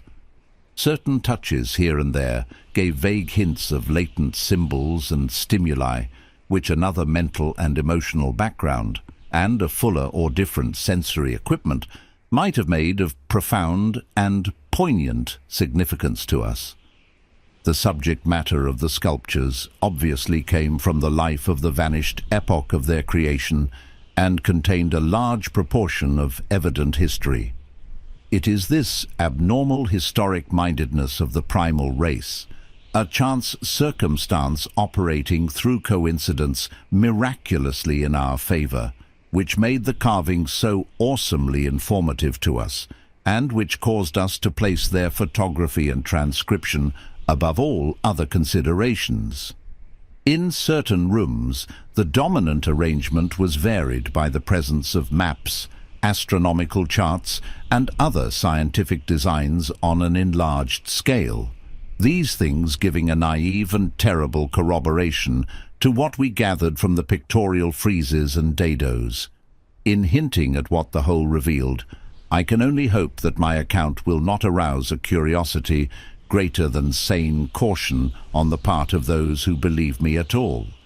It would be tragic if any were to be allured to that realm of death and horror by the very warning meant to discourage them. Interrupting these sculptured walls were high windows and massive 12-foot doorways, both now and then retaining the petrified wooden planks, elaborately carved and polished, of the actual shutters and doors. All metal fixtures had long ago vanished, but some of the doors remained in place and had to be forced aside as we progressed from room to room. Window frames with odd transparent panes, mostly elliptical, survived here and there, though in no considerable quantity. There were also frequent niches of great magnitude, generally empty, but once in a while containing some bizarre object carved from green soapstone, which was either broken or perhaps held too inferior to warrant removal. Other apertures were undoubtedly connected with bygone mechanical facilities, heating, lighting, and the like, of a sort suggested in many of the carvings. Ceilings tended to be plain, but had sometimes been inlaid with green soapstone or other tiles, mostly fallen now. Floors were also paved with such tiles, though plain stonework predominated. As I have said, all furniture and other movables were absent, but the sculptures gave a clear idea of the strange devices which had once filled these tomb-like, echoing rooms. Above the glacial sheet, the floors were generally thick with detritus, litter, and debris. But farther down this condition decreased. In some of the lower chambers and corridors there was little more than gritty dust or ancient incrustations, while occasional areas had an uncanny air of newly swept immaculateness. Of course, where rifts or collapses had occurred, the lower levels were as littered as the upper ones. A central court, as in other structures we had seen from the air, saved the inner regions from total darkness, so that we seldom had to use our electric torches in the upper rooms, except when studying sculptured details. Below the ice cap, however, the twilight deepened, and in many parts of the tangled ground level there was an approach to absolute blackness. To form even a rudimentary idea of our thoughts and feelings as we penetrated this aeon-silent maze of unhuman masonry, one must correlate a hopelessly bewildering chaos of fugitive moods, memories, and impressions. The sheer appalling antiquity and lethal desolation of the place were enough to overwhelm almost any sensitive person, but added to these elements were the recent unexplained horror at the camp, and the revelations all too soon effected by the terrible mural sculptures around us. The moment we came upon a perfect section of carving, where no ambiguity of interpretation could exist, it took only a brief study to give us the hideous truth, a truth which it would be naive to claim Danforth and I had not independently suspected before, though we had carefully refrained from even hinting it to each other. There could now be no further merciful doubt about the nature of the beings which had built and inhabited this monstrous dead city millions of years ago, when man's ancestors were primitive, archaic mammals, and vast dinosaurs roamed the tropical steppes of Europe and Asia. We had previously clung to a desperate alternative and insisted, each to himself, that the omnipresence of the five-pointed motif meant only some cultural or religious exaltation of the Archean natural object, which had so patently embodied the quality of five-pointedness, as the decorative motifs of Minoan Crete exalted the sacred bull, those of Egypt the scarabæus, those of Rome the wolf and the eagle, and those of various savage tribes some chosen totem animal. But this lone refuge was now stripped from us, and we were forced to face definitely the reason-shaking realization which the reader of these pages has doubtless long ago anticipated. I can scarcely bear to write it down in black and white even now, but perhaps that will not be necessary. The things once rearing and dwelling in this frightful masonry in the age of dinosaurs were not indeed dinosaurs, but far worse. Mere dinosaurs were new and almost brainless objects, but the builders of the city were wise and old, and had left certain traces in rocks even then laid down well nigh 1,000 million years. Rocks laid down before the true life of Earth had advanced beyond plastic groups of cells. rocks laid down before the true life of Earth had existed at all. They were the makers and enslavers of that life, and above all doubt the originals of the fiendish elder myths, which things like the narcotic manuscripts and the Necronomicon affrightedly hint about. They were the great old ones that had filtered down from the stars when Earth was young, the beings whose substance an alien evolution had shaped, and whose powers were such as this planet had never bred. And to think that only the day before Danforth and I had actually looked upon fragments of their millennially fossilized substance, and that poor Lake and his party had seen their complete outlines.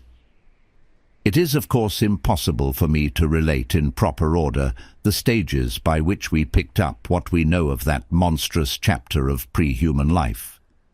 After the first shock of the certain revelation, we had to pause a while to recuperate, and it was fully 3 o'clock before we got started on our actual tour of systematic research.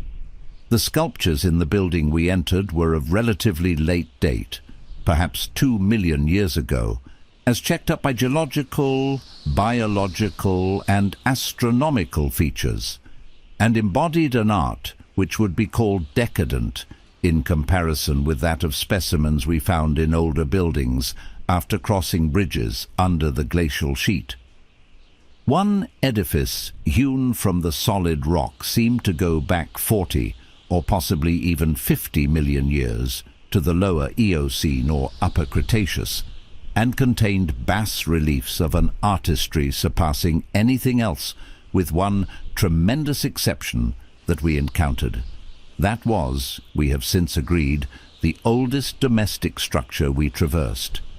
Were it not for the support of those flashlights soon to be made public, I would refrain from telling what I found and inferred, lest I be confined as a madman. Of course, the infinitely early parts of the patchwork tale, representing the pre-terrestrial life of the star-headed beings on other planets and in other galaxies and in other universes, can readily be interpreted as the fantastic mythology of those beings themselves. Yet, such parts sometimes involve designs and diagrams so uncannily close to the latest findings of mathematics and astrophysics that I scarcely know what to think. Let others judge when they see the photographs I shall publish. Naturally, no one set of carvings which we encountered told more than a fraction of any connected story, nor did we even begin to come upon the various stages of that story in their proper order. Some of the vast rooms were independent units, so far as their designs were concerned, whilst in other cases a continuous chronicle would be carried through a series of rooms and corridors. The best of the maps and diagrams were on the walls of a frightful abyss below, even the ancient ground level, a cavern, perhaps 200 feet square and 60 feet high, which had almost undoubtedly been an educational centre of some sort. There were many provoking repetitions of the same material in different rooms and buildings, since certain chapters of experience and certain summaries or phases of racial history had evidently been favourites with different decorators or dwellers. Sometimes, though, variant versions of the same theme proved useful in settling debatable points and filling in gaps. I still wonder that we deduced so much in the short time at our disposal. Of course, we even now have only the barest outline, and much of that was obtained later on from a study of the photographs and sketches we made. It may be the effect of this later study, the revived memories and vague impressions acting in conjunction with his general sensitiveness, and with that final supposed horror glimpse whose essence he will not reveal even to me, which has been the immediate source of Danforth's present breakdown. But it had to be, for we could not issue our warning intelligently without the fullest possible information, and the issuance of that warning is a prime necessity. Certain lingering influences in that unknown Antarctic world of disordered time and alien natural law make it imperative that further exploration be discouraged. Chapter 7. The full story, so far as deciphered, will shortly appear in an official bulletin of Miskatonic University. Here I shall sketch only the salient highlights in a formless, rambling way.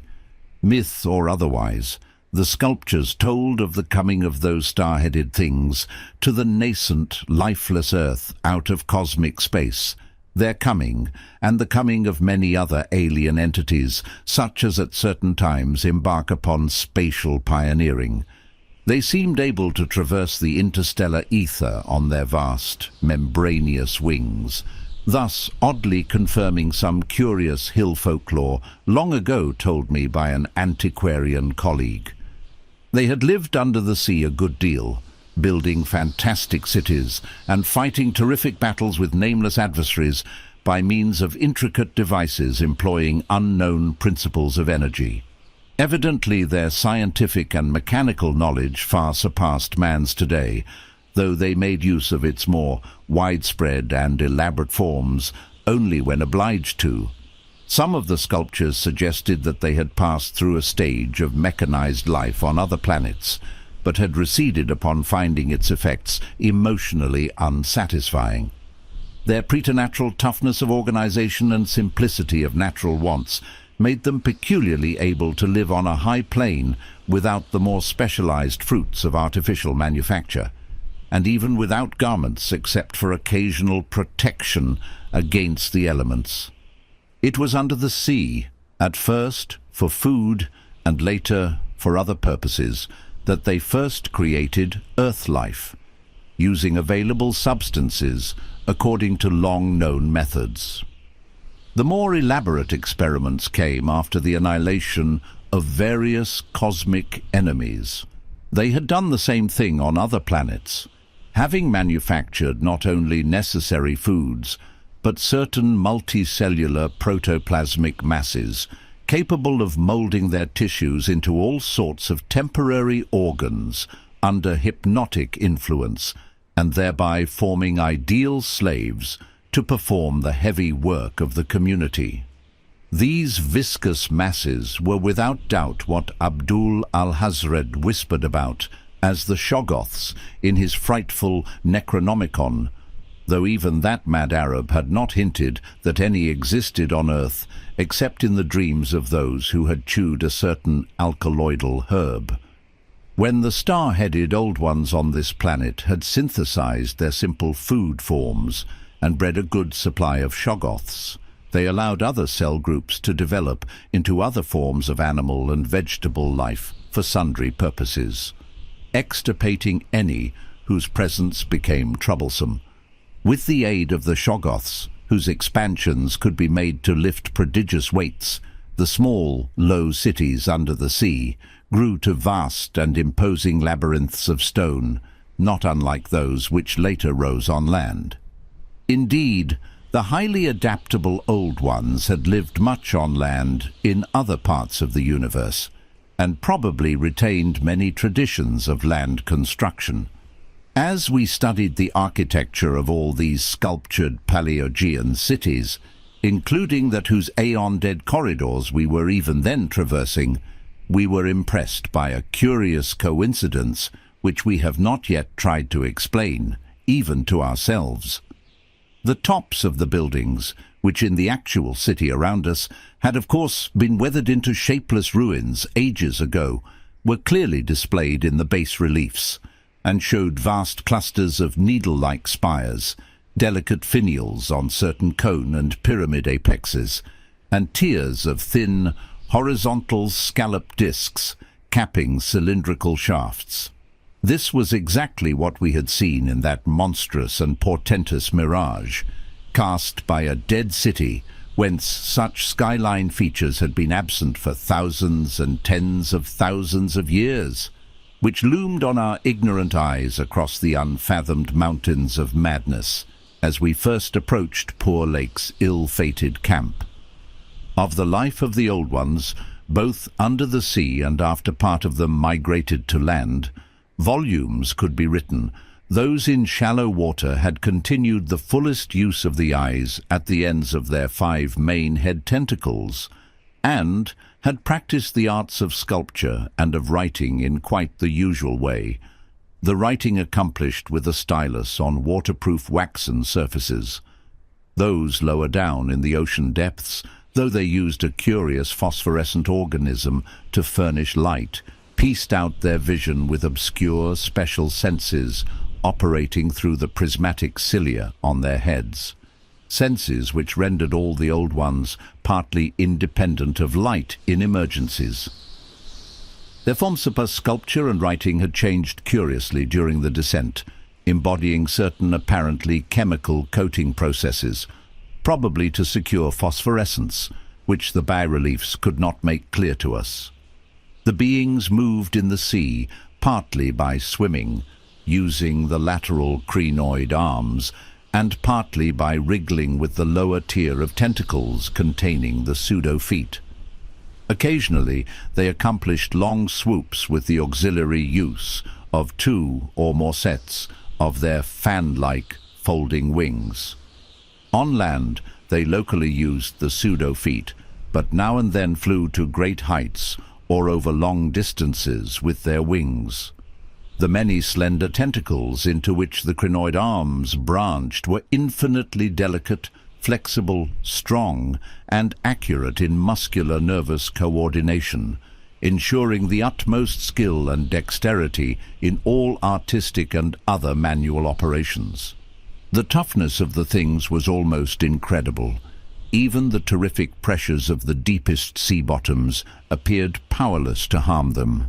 Very few seemed to die at all except by violence, and their burial places were very limited.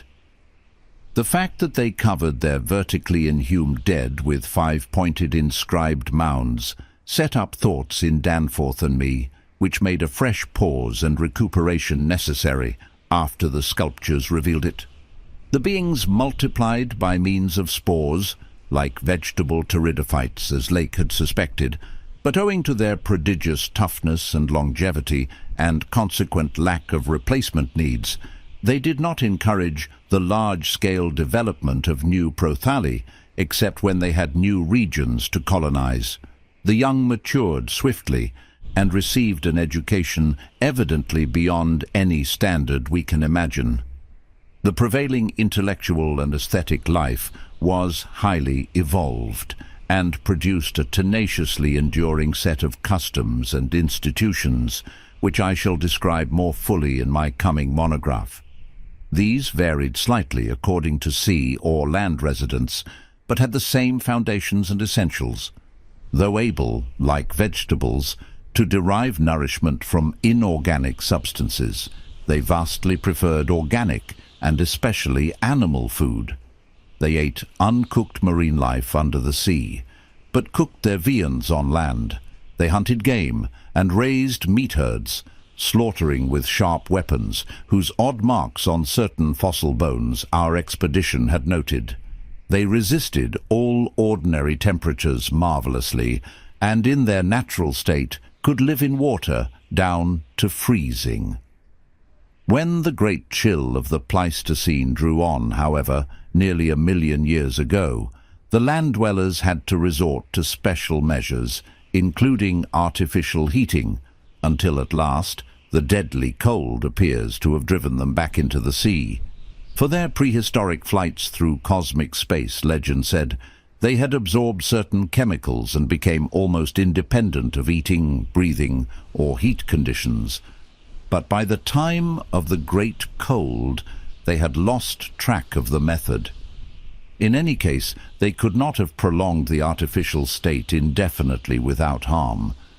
Being non-pairing and semi-vegetable in structure, the old ones had no biological basis for the family phase of mammal life, but seemed to organize large households on the principles of comfortable space utility and, as we deduced from the pictured occupations and diversions of co-dwellers, congenial mental association.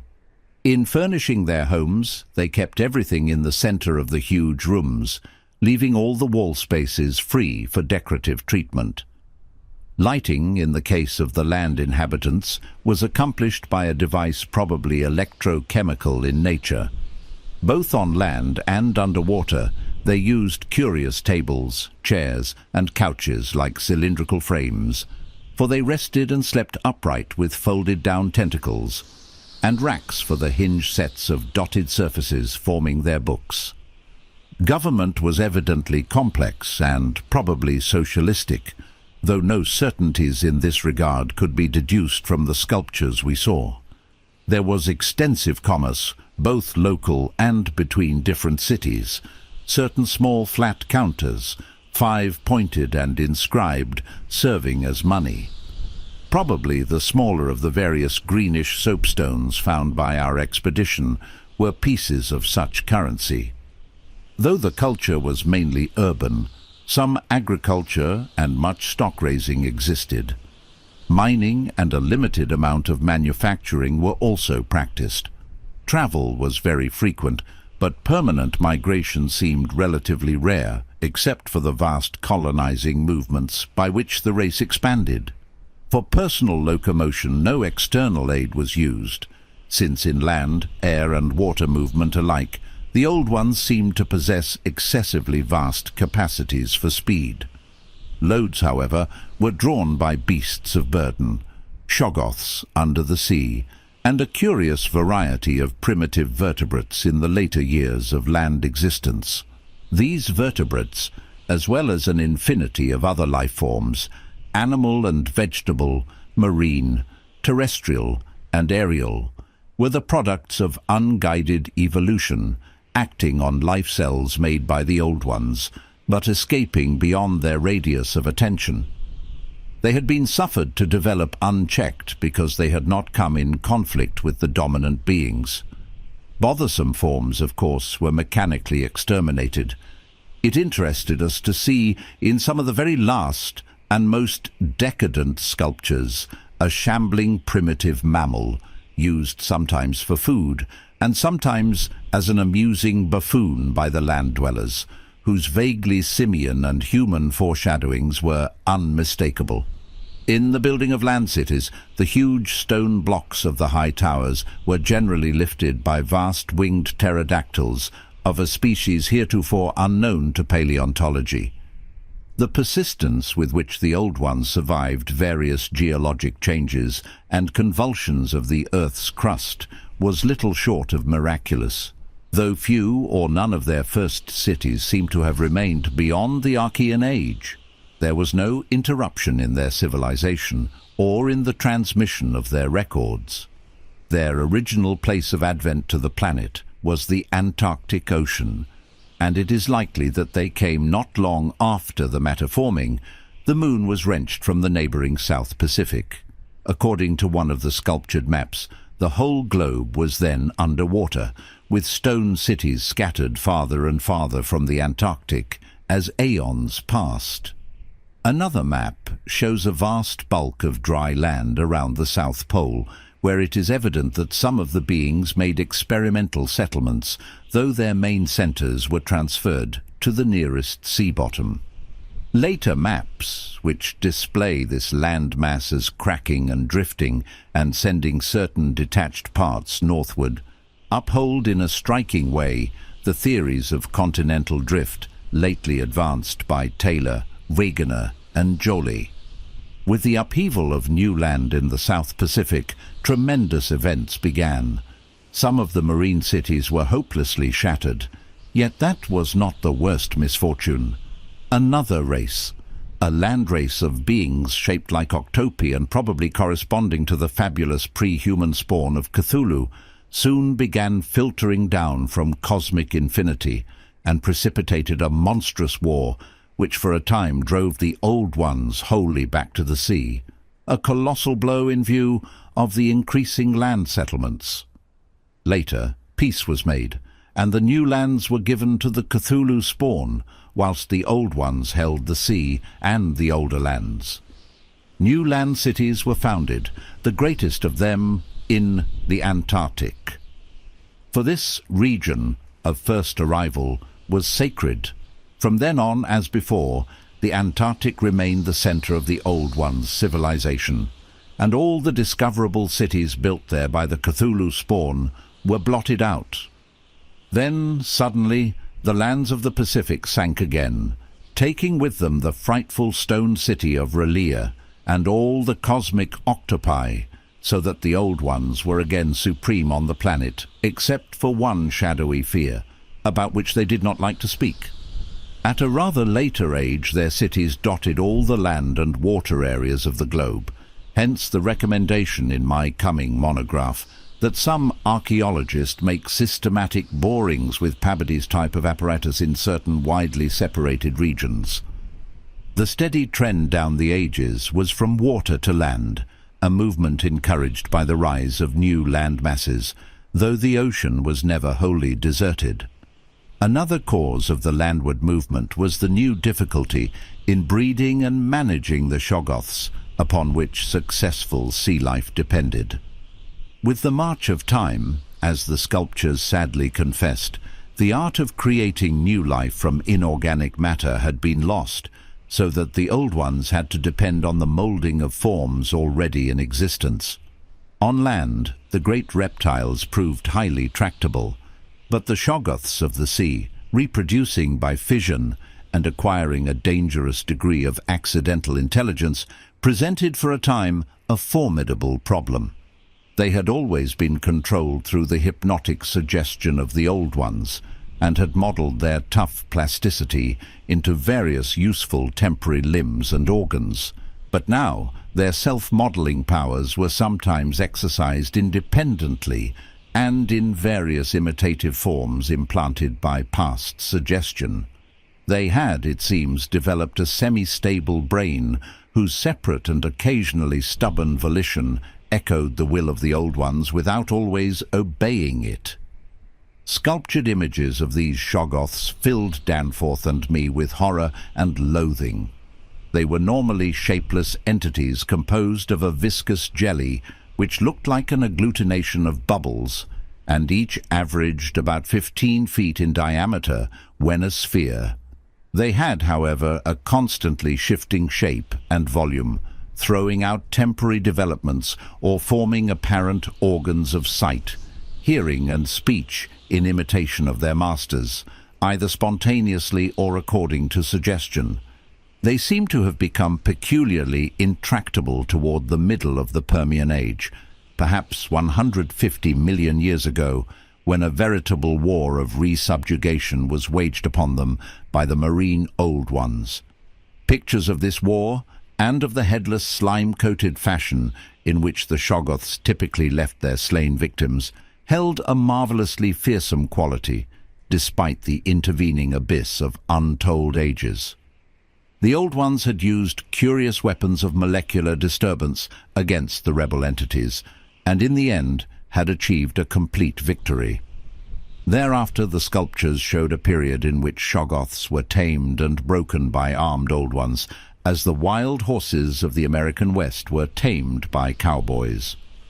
Though during the rebellion the shoggoths had shown an ability to live out of water, this transition was not encouraged, since their usefulness on land would hardly have been commensurate with the trouble of their management. During the Jurassic Age, the Old Ones met fresh adversity in the form of a new invasion from outer space, this time by half-fungus, half-crustacean creatures from a planet identifiable as the remote and recently discovered Pluto. Creatures undoubtedly the same as those figuring in certain whispered hill legends of the north, and remembered in the Himalayas as the Migo, or abominable snowmen. To fight these beings, the Old Ones attempted, for the first time since their terrene advent, to sally forth again into the planetary ether, but despite all traditional preparations, found it no longer possible to leave the Earth's atmosphere. Whatever the old secret of interstellar travel had been, it was now definitely lost to the race. In the end, the Migo drove the Old Ones out of all the northern lands, though they were powerless to disturb those in the sea. Little by little, the slow retreat of the elder race to their original Antarctic habitat was beginning. It was curious to note from the pictured battles that both the Cthulhu spawn and the Migo seem to have been composed of matter more widely different from that which we know than was the substance of the old ones. They were able to undergo transformations and reintegrations impossible for their adversaries, and seem therefore to have originally come from even remoter gulfs of cosmic space. The old ones, but for their abnormal toughness and peculiar vital properties, were strictly material and must have had their absolute origin within the known space-time continuum, whereas the first sources of the other beings can only be guessed at with bated breath. All this, of course, assuming that the non-terrestrial linkages and the anomalies ascribed to the invading foes are not pure mythology. Conceivably, the Old Ones might have invented a cosmic framework to account for their occasional defeats. Since historical interest and pride obviously formed their chief psychological element, it is significant that their annals failed to mention many advanced and potent races of beings whose mighty cultures and towering cities figure persistently in certain obscure legends. The changing state of the world through long geologic ages appeared with startling vividness in many of the sculptured maps and scenes. In certain cases, existing science will require revision, while in other cases, its bold deductions are magnificently confirmed. As I have said, the hypothesis of Taylor, Wegener and Joly that all the continents are fragments of an original Antarctic landmass which cracked from centrifugal force and drifted apart over a technically viscous lower surface, an hypothesis suggested by such things as the complementary outlines of Africa and South America and the way the great mountain chains are rolled and shoved up, receives striking support from this uncanny source. Maps evidently showing the Carboniferous world of 100 million or more years ago displayed significant rifts and chasms destined later to separate Africa from the once continuous realms of Europe. Then the Volusia of hellish primal legend, Asia, the Americas, and the Antarctic continent. Other charts, and most significantly one in connection with the founding 50 million years ago of the vast dead city around us, showed all the present continents well differentiated. And in the latest discoverable specimen, dating perhaps from the Pliocene age, the approximate world of today appeared quite clearly, despite the linkage of Alaska with Siberia, of North America with Europe through Greenland, and of South America with the Antarctic continent through Graham Land. In the Carboniferous map, the whole globe, ocean floor and rifted land mass alike, bore symbols of the Old One's vast stone cities. But in the later charts, the gradual recession toward the Antarctic became very plain. The final Pliocene specimen showed no land cities except on the Antarctic continent and the tip of South America, nor any ocean cities north of the 50th parallel of south latitude. Knowledge and interest in the northern world, save for a study of coastlines probably made during long exploration flights on those fan-like membranous wings, had evidently declined to zero among the Old Ones. Destruction of cities through the upthrust of mountains, the centrifugal rending of continents, the seismic convulsions of land or sea bottom, and other natural causes was a matter of common record, and it was curious to observe how fewer and fewer replacements were made as the ages wore on. The vast dead megalopolis that yawned around us seemed to be the last general center of the race, built early in the Cretaceous age after a titanic earth buckling had obliterated a still vaster predecessor not far distant. It appeared that this general region was the most sacred spot of all, where reputedly the first Old Ones had settled on a primal sea bottom. In the new city, many of whose features we could recognize in the sculptures, but which stretched fully 100 miles along the mountain range in each direction beyond the farthest limits of our aerial survey. There were reputed to be preserved certain sacred stones forming part of the first sea-bottom city, which were thrust up to light after long epochs in the course of the general crumpling of strata. Chapter 8.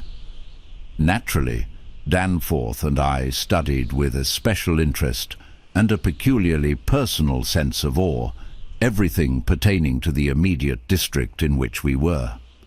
Of this local material there was naturally a vast abundance, and on the tangled ground level of the city we were lucky enough to find a house of very late date, whose walls, though somewhat damaged by a neighbouring rift, contained sculptures of decadent workmanship, carrying the story of the region much beyond the period of the Pliocene map, whence we derived our last general glimpse of the pre-human world.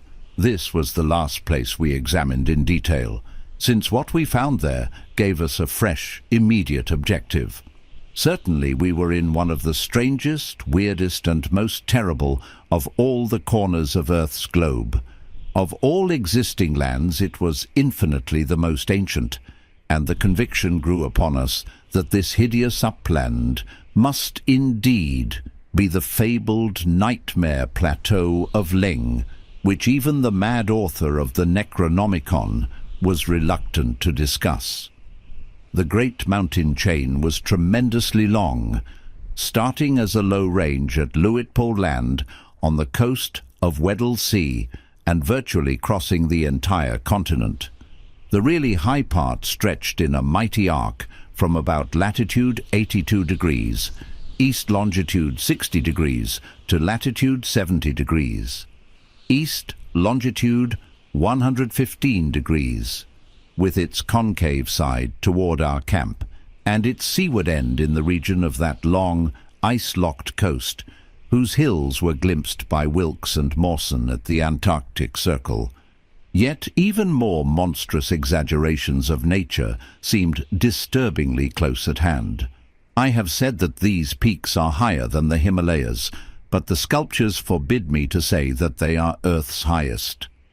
That grim honor is beyond doubt reserved for something which half the sculptures hesitated to record at all, whilst others approached it with obvious repugnance and trepidation. It seems that there was one part of the ancient land, the first part that ever rose from the waters after the earth had flung off the moon, and the old ones had seeped down from the stars, which had come to be shunned as vaguely and namelessly evil. Cities built there had crumbled before their time, and had been found suddenly deserted.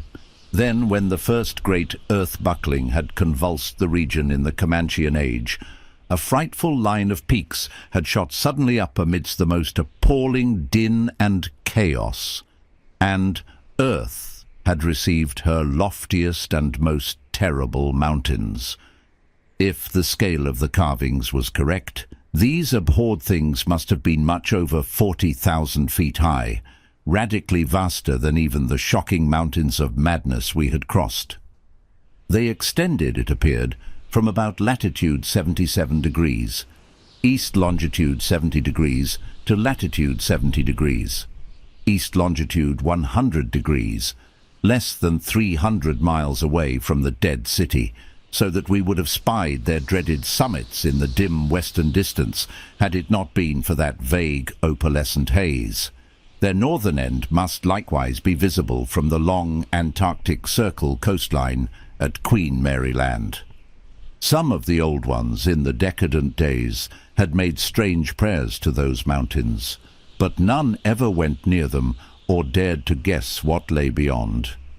No human eye had ever seen them, and as I studied the emotions conveyed in the carvings, I prayed that none ever might.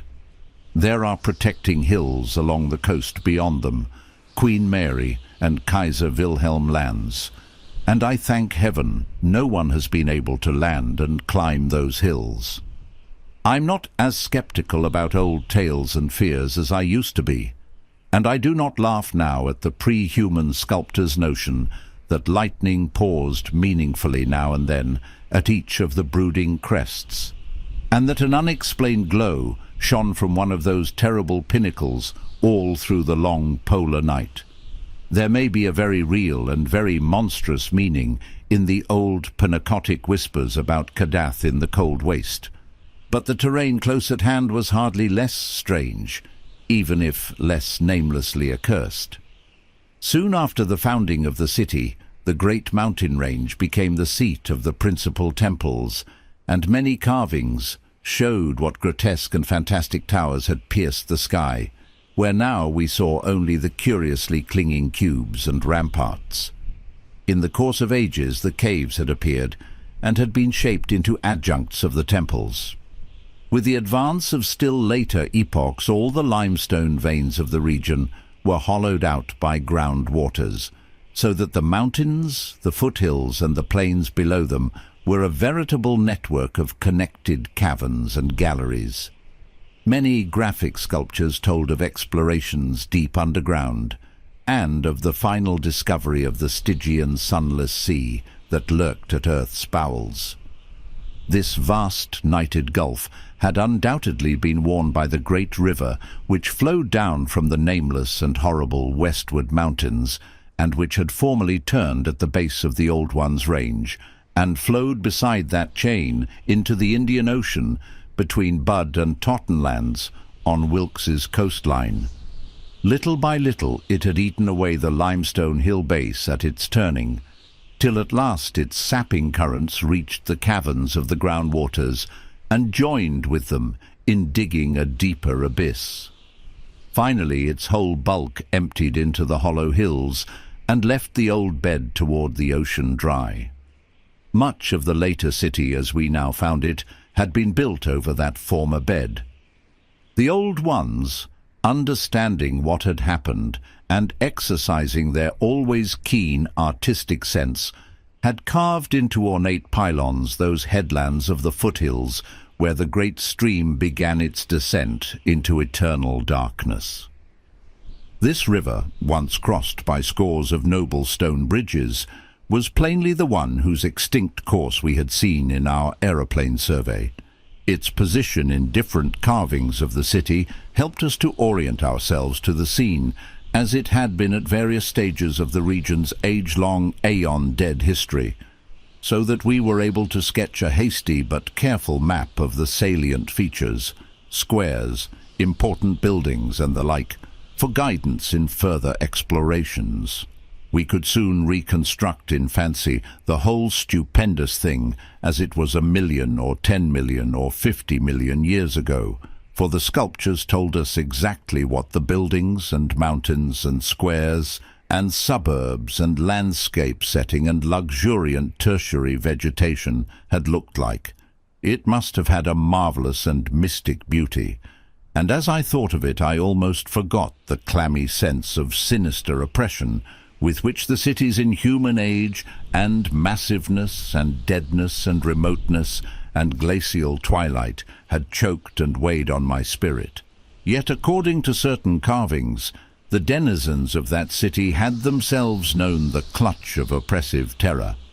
For there was a sombre and recurrent type of scene in which the Old Ones were shown in the act of recoiling affrightedly from some object, never allowed to appear in the design, found in the great river and indicated as having been washed down through waving vine-draped cycad forests from those horrible westward mountains. It was only in the one late-built house with the decadent carvings that we obtained any foreshadowing of the final calamity leading to the city's desertion. Undoubtedly, there must have been many sculptures of the same age elsewhere, even allowing for the slackened energies and aspirations of a stressful and uncertain period. Indeed, very certain evidence of the existence of others came to us shortly afterward, but this was the first and only set we directly encountered. We meant to look farther later on, but as I have said, immediate conditions dictated another present objective. There would, though, have been a limit, for after all hope of a long future occupancy of the place had perished among the Old Ones, there could not but have been a complete cessation of mural decoration. The ultimate blow, of course, was the coming of the great cold, which once held most of the earth in thrall, and which has never departed from the ill-fated poles, the great cold that, at the world's other extremity, put an end to the fabled lands of Lomar and Hyperborea. Just when this tendency began in the Antarctic, it would be hard to say in terms of exact years. Nowadays we set the beginning of the general glacial periods at a distance of about 500,000 years from the present. But at the poles, the terrible scourge must have commenced much earlier. All quantitative estimates are partly guesswork, but it is quite likely that the decadent sculptures were made considerably less than 1 million years ago, and that the actual desertion of the city was complete long before the conventional opening of the Pleistocene, 500,000 years ago, as reckoned in terms of the Earth's whole surface. In the decadent sculptures, there were signs of thinner vegetation everywhere and of a decreased country life on the part of the old ones. Heating devices were shown in the houses, and winter travellers were represented as muffled in protective fabrics. Then we saw a series of cartouches, the continuous band arrangement being frequently interrupted in these late carvings, depicting a constantly growing migration to the nearest refugees of greater warmth, some fleeing to cities under the sea off the faraway coast, and some clambering down through networks of limestone caverns in the hollow hills to the neighbouring black abyss of subterranean waters. In the end, it seems to have been the neighbouring abyss which received the greatest colonization. This was partly due, no doubt, to the traditional sacredness of this especial region, but may have been more conclusively determined by the opportunities it gave for continuing the use of the great temples on the honeycombed mountains, and for retaining the vast land city as a place of summer residence and base of communication with various mines. The linkage of old and new abodes was made more effective by means of several gradings and improvements along the connecting routes, including the chiselling of numerous direct tunnels from the ancient metropolis to the black abyss, sharply down-pointing tunnels whose mouths we carefully drew, according to our most thoughtful estimates, on the guide map we were compiling. It was obvious that at least 2 of these tunnels lay within a reasonable exploring distance of where we were, both being on the mountain wood edge of the city, one less than a quarter mile toward the ancient river course, and the other perhaps twice that distance in the opposite direction. The abyss, it seems, had shelving shores of dry land at certain places, but the old ones built their new city underwater, no doubt because of its greater certainty of uniform warmth. The depth of the hidden sea appears to have been very great, so that the Earth's internal heat could ensure its habitability for an indefinite period. The beings seem to have had no trouble in adapting themselves to part-time, and eventually, of course, whole-time residence underwater, since they had never allowed their gill systems to atrophy. There were many sculptures which showed how they had always frequently visited their submarine kinsfolk elsewhere, and how they had habitually bathed on the deep bottom of their great river. The darkness of inner Earth could likewise have been no deterrent to a race accustomed to long Antarctic nights. Decadent though their style undoubtedly was, these latest carvings had a truly epic quality, where they told of the building of the new city in the cavern sea. The old ones had gone about it scientifically, quarrying insoluble rocks from the heart of the honeycombed mountains, and employing expert workers from the nearest submarine city to perform the construction according to the best methods.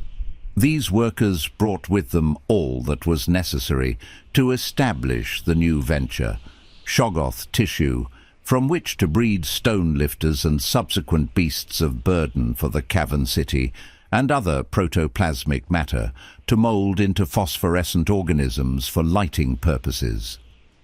At last, a mighty metropolis rose on the bottom of that Stygian sea, its architecture much like that of the city above, and its workmanship displaying relatively little decadence because of the precise mathematical element inherent in building operations. The newly bred shoggoths grew to enormous size and singular intelligence, and were represented as taking and executing orders with marvelous quickness. They seemed to converse with the old ones by mimicking their voices, a sort of musical piping over a wide range, if poor Lake's dissection had indicated aright, and to work more from spoken commands than from hypnotic suggestions as in earlier times. They were, however, kept in admirable control. The phosphorescent organisms supplied light with vast effectiveness, and doubtless atoned for the loss of the familiar polar auroras of the outer world night. Art and decoration were pursued, though of course with a certain decadence. The old ones seemed to realize this falling off themselves, and in many cases anticipated the policy of Constantine the Great by transplanting especially fine blocks of ancient carving from their land city, just as the emperor, in a similar age of decline, stripped Greece and Asia of their finest art to give his new Byzantine capital greater splendors than its own people could create. That the transfer of sculptured blocks had not been more extensive was doubtless owing to the fact that the land city was not at first wholly abandoned.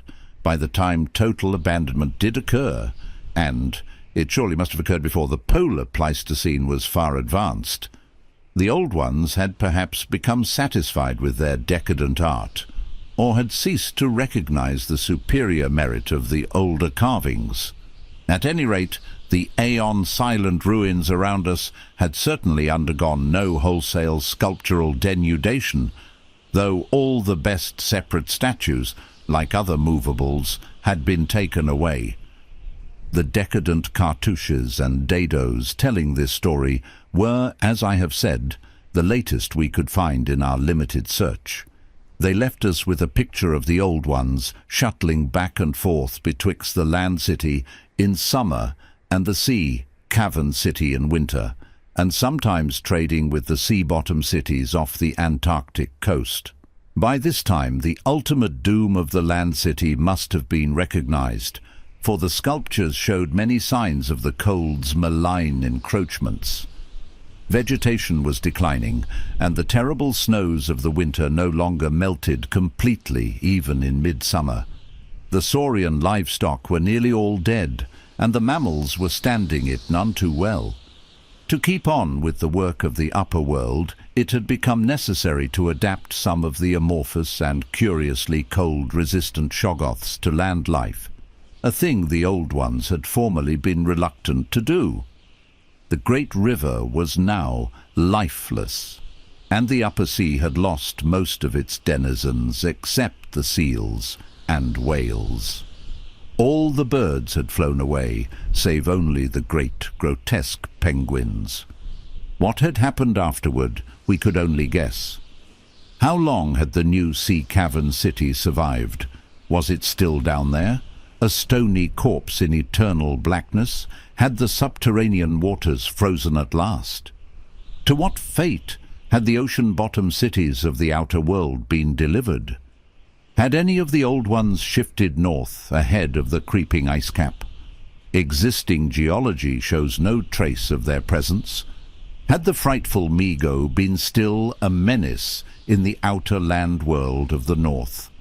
Could one be sure of what might or might not linger, even to this day, in the lightless and unplumbed abysses of Earth's deepest waters? Those things had seemingly been able to withstand any amount of pressure, and men of the sea have fished up curious objects at times. And has the killer whale theory really explained the savage and mysterious scars on Antarctic seals noticed a generation ago by Borchgrevink? The specimens found by poor Lake did not enter into these guesses, for their geologic setting proved them to have lived at what must have been a very early date in the land city's history. They were, according to their location, certainly not less than 30 million years old. and we reflected that in their day the sea cavern city, and indeed the cavern itself, had no existence. They would have remembered an older scene, with lush tertiary vegetation everywhere, a younger land city of flourishing arts around them, and a great river sweeping northward along the base of the mighty mountains toward a far-away tropic ocean. And yet we could not help thinking about these specimens, especially about the 8 perfect ones that were missing from Lake's hideously ravaged camp. There was something abnormal about that whole business. The strange things we had tried so hard to lay to somebody's madness. Those frightful graves, the amount and nature of the missing material, Gedney, the unearthly toughness of those archaic monstrosities, and the queer vital freaks the sculptures now showed the race to have. Danforth and I had seen a good deal in the last few hours, and were prepared to believe and keep silent about many appalling and incredible secrets of primal nature. Chapter 9. I have said that our study of the Decadent sculptures brought about a change in our immediate objective. This, of course, had to do with the chiseled avenues to the black inner world, of whose existence we had not known before, but which we were now eager to find and traverse. From the evident scale of the carvings we deduced that a steeply descending walk of about a mile through either of the neighbouring tunnels would bring us to the brink of the dizzy, sunless cliffs above the great abyss, down whose side adequate paths, improved by the old ones, led to the rocky shore of the hidden and nighted ocean. To behold this fabulous gulf in stark reality was a lure which seemed impossible of resistance once we knew of the thing. Yet we realized we must begin the quest at once if we expected to include it on our present flight. It was now 8 p.m., and we had not enough battery replacements to let our torches burn on forever. We had done so much of our studying and copying below the glacial level that our battery supply had had at least 5 hours of nearly continuous use, and despite the special dry cell formula, would obviously be good for only about 4 more. Though by keeping one torch unused, except for especially interesting or difficult places, we might manage to eke out a safe margin beyond that. It would not do to be without a light in these cyclopean catacombs. Hence, in order to make the abyss trip, we must give up all further mural deciphering.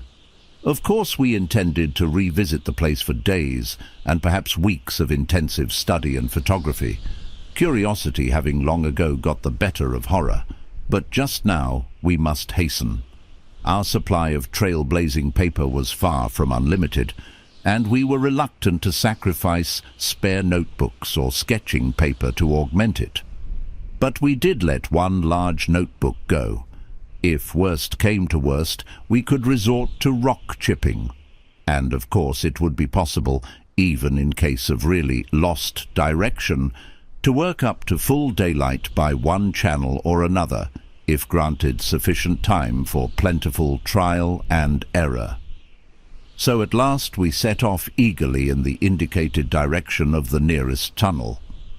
According to the carvings from which we had made our map, the desired tunnel mouth could not be much more than a quarter-mile from where we stood, the intervening space showing solid-looking buildings quite likely to be penetrable still at a sub-glacial level. The opening itself would be in the basement, on the angle nearest the foothills, of a vast 5-pointed structure of evidently public and perhaps ceremonial nature, which we tried to identify from our aerial survey of the ruins. No such structure came to our minds as we recalled our flight.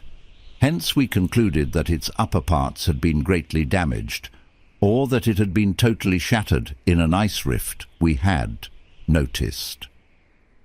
In the latter case, the tunnel would probably turn out to be choked, so that we would have to try the next nearest one, the one less than a mile to the north. The intervening river course prevented our trying any of the more southerly tunnels on this trip, And indeed, if both of the neighbouring ones were choked, it was doubtful whether our batteries would warrant an attempt on the next northerly one, about a mile beyond our second choice.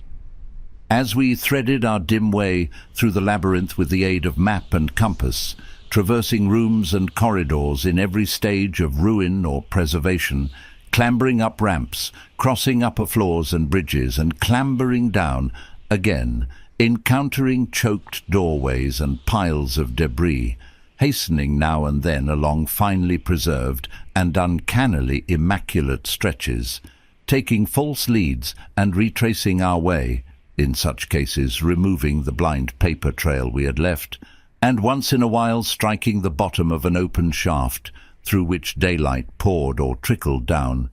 We were repeatedly tantalized by the sculptured walls along our route.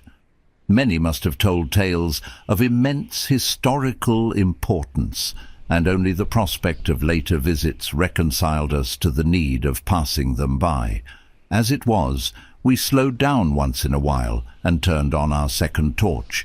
If we had had more films, we would certainly have paused briefly to photograph certain bas-reliefs, but time-consuming hand-copying was clearly out of the question. I come now once more to a place where the temptation to hesitate, or to hint rather than state, is very strong. It is necessary, however, to reveal the rest in order to justify my course in discouraging further exploration. We'd wormed our way very close to the computed site of the tunnel's mouth, having crossed a second-story bridge to what seemed plainly the tip of a pointed wall, and descended to a ruinous corridor, especially rich in decadently elaborate and apparently ritualistic sculptures of late workmanship, when, about 8:30 p.m., Danforth's keen young nostrils gave us the first hint of something unusual. If we had had a dog with us, I suppose we would have been warned before. At first we could not precisely say what was wrong with the formerly crystal-pure air, but after a few seconds our memories reacted only too definitely. Let me try to state the thing without flinching. There was an odour, and that odour was vaguely, subtly, and unmistakably akin to what had nauseated us upon opening the insane grave of the horror poor Lake had dissected. Of course, the revelation was not as clearly cut at the time as it sounds now. There were several conceivable explanations, and we did a good deal of indecisive whispering. Most important of all, we did not retreat without further investigation. For having come this far, we were loath to be balked by anything short of certain disaster. Anyway, what we must have suspected was altogether too wild to believe. Such things did not happen in any normal world. It was probably sheer irrational instinct which made us dim our single torch, tempted no longer by the decadent and sinister sculptures that leered menacingly from the oppressive walls, and which softened our progress to a cautious tiptoeing and crawling over the increasingly littered floor and heaps of debris. Danforth's eyes, as well as nose, proved better than mine, for it was likewise he who first noticed the queer aspect of the debris after we had passed many half-choked arches leading to chambers and corridors on the ground level. It didn't look quite as it ought after countless thousands of years of desertion, and when we cautiously turned on more light, we saw that a kind of swath seemed to have been lately tracked through it. The irregular nature of the litter precluded any definite marks, but in the smoother places there were suggestions of the dragging of heavy objects. Once we thought there was a hint of parallel tracks, as if of runners. This was what made us pause again. It was during that pause that we caught, simultaneously this time, the other odour ahead. Paradoxically, it was both a less frightful and a more frightful odour. Less frightful intrinsically, but infinitely appalling in this place under the known circumstances. Unless, of course, Gedney. For the odour was the plain and familiar one of common petrol, everyday gasoline. Our motivation after that is something I will leave to psychologists. We knew now that some terrible extension of the camp horrors must have crawled into this nighted burial place of the aeons, hence could not doubt any longer the existence of nameless conditions, present, or at least recent, just ahead.